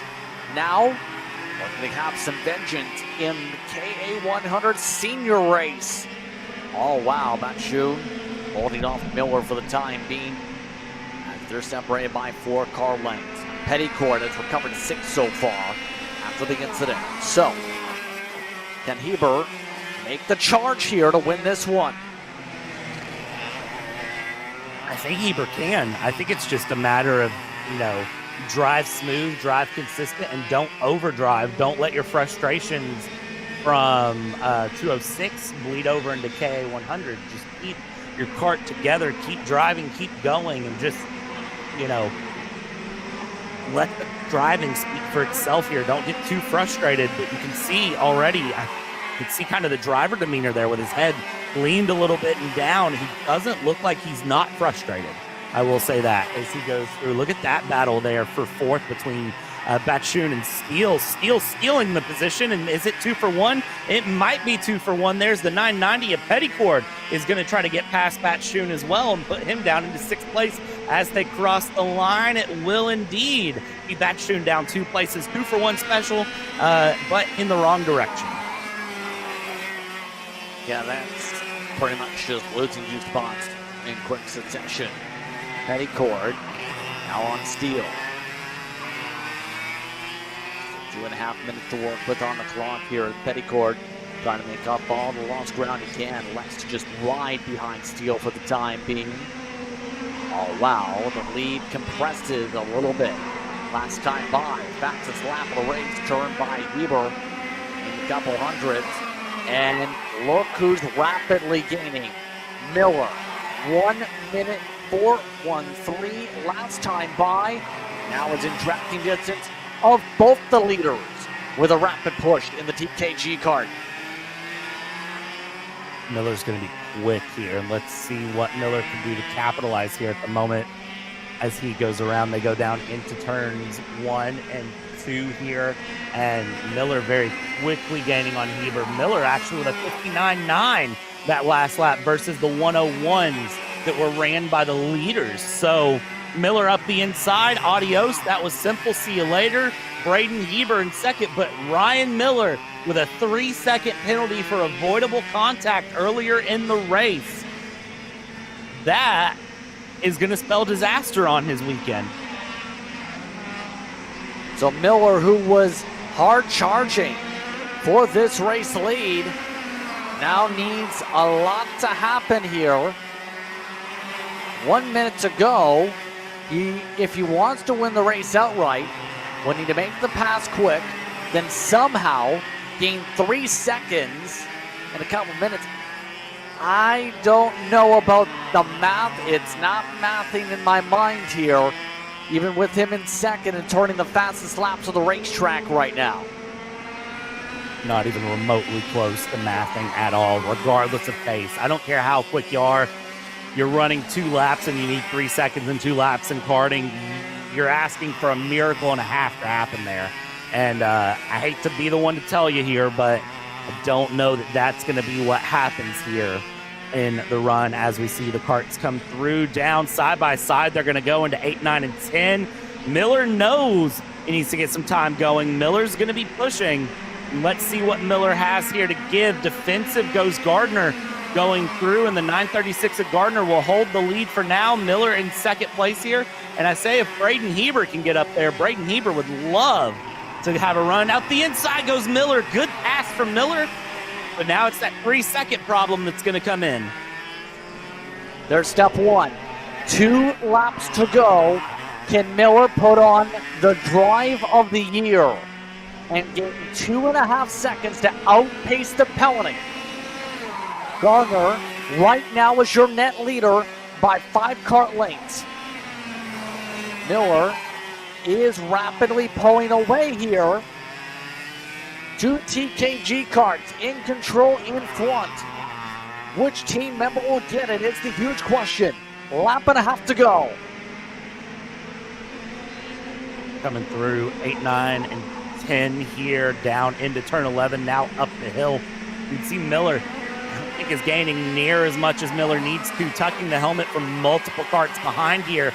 And right now, it would be a P5 finish for Miller with that 3-second penalty for avoidable contact. And unfortunately for Miller, I don't know that there's a lot that can be done about that here. Is coming across the line. Let's check where the gaps go. Let's check where the race pace is at now. Miller is in clean air. It's a 1:05 going through. So Miller is the fastest out of the top 5 karts that I see, but the top 5 are separated by 1.7 seconds here. So not much to give, but Ryan Miller has a little bit more time to try to do it. 2 seconds in a lap. Man. Final time around. Miller leads on track, but right now it's Gardner who has the net lead, but how long? Petticord and Steele both reeled in Heber, passed by Heber. Now, things can get wild once again. 938 with that 3-second penalty. Not the net leader. He ran away quickly, and right now, Gardner's trying to back things up a little bit for second. It will be Miller on track, but in officiality, it should be the 936. Checker flag waves. Miller takes the lead, but it's Gardner who takes the win. Petticord, Steele, Heber, and then Batchoon amongst the front runners. Miller, based on the time estimates, would slot into about 4th position on the pylon. Once again, Miller with a penalty from that stack-up involving the battle for the race lead with him and Petticord originally. On that note, your final thoughts here, Brad, as we finish out the day just like that. This was a wild day. I I knew it was going to be good racing coming in, but man, we've had everything here today. We've had controversy. We've had hard racing. We've had great racing. We've had drivers, keeping their cool. We've had the threat of rain. We had a light shower, and I can't wait to see where tomorrow goes. On that note, it's time to say goodbye. We'll see you next time out tomorrow morning. We continue on with coverage of the Pro-Am Karting Championship here at MCC Cincinnati. From our partner in Brad Dalton for our crew in Cincinnati, I'm Justin Prince saying so long. Enjoy the rest of your evening. We'll see you tomorrow morning for round number 4.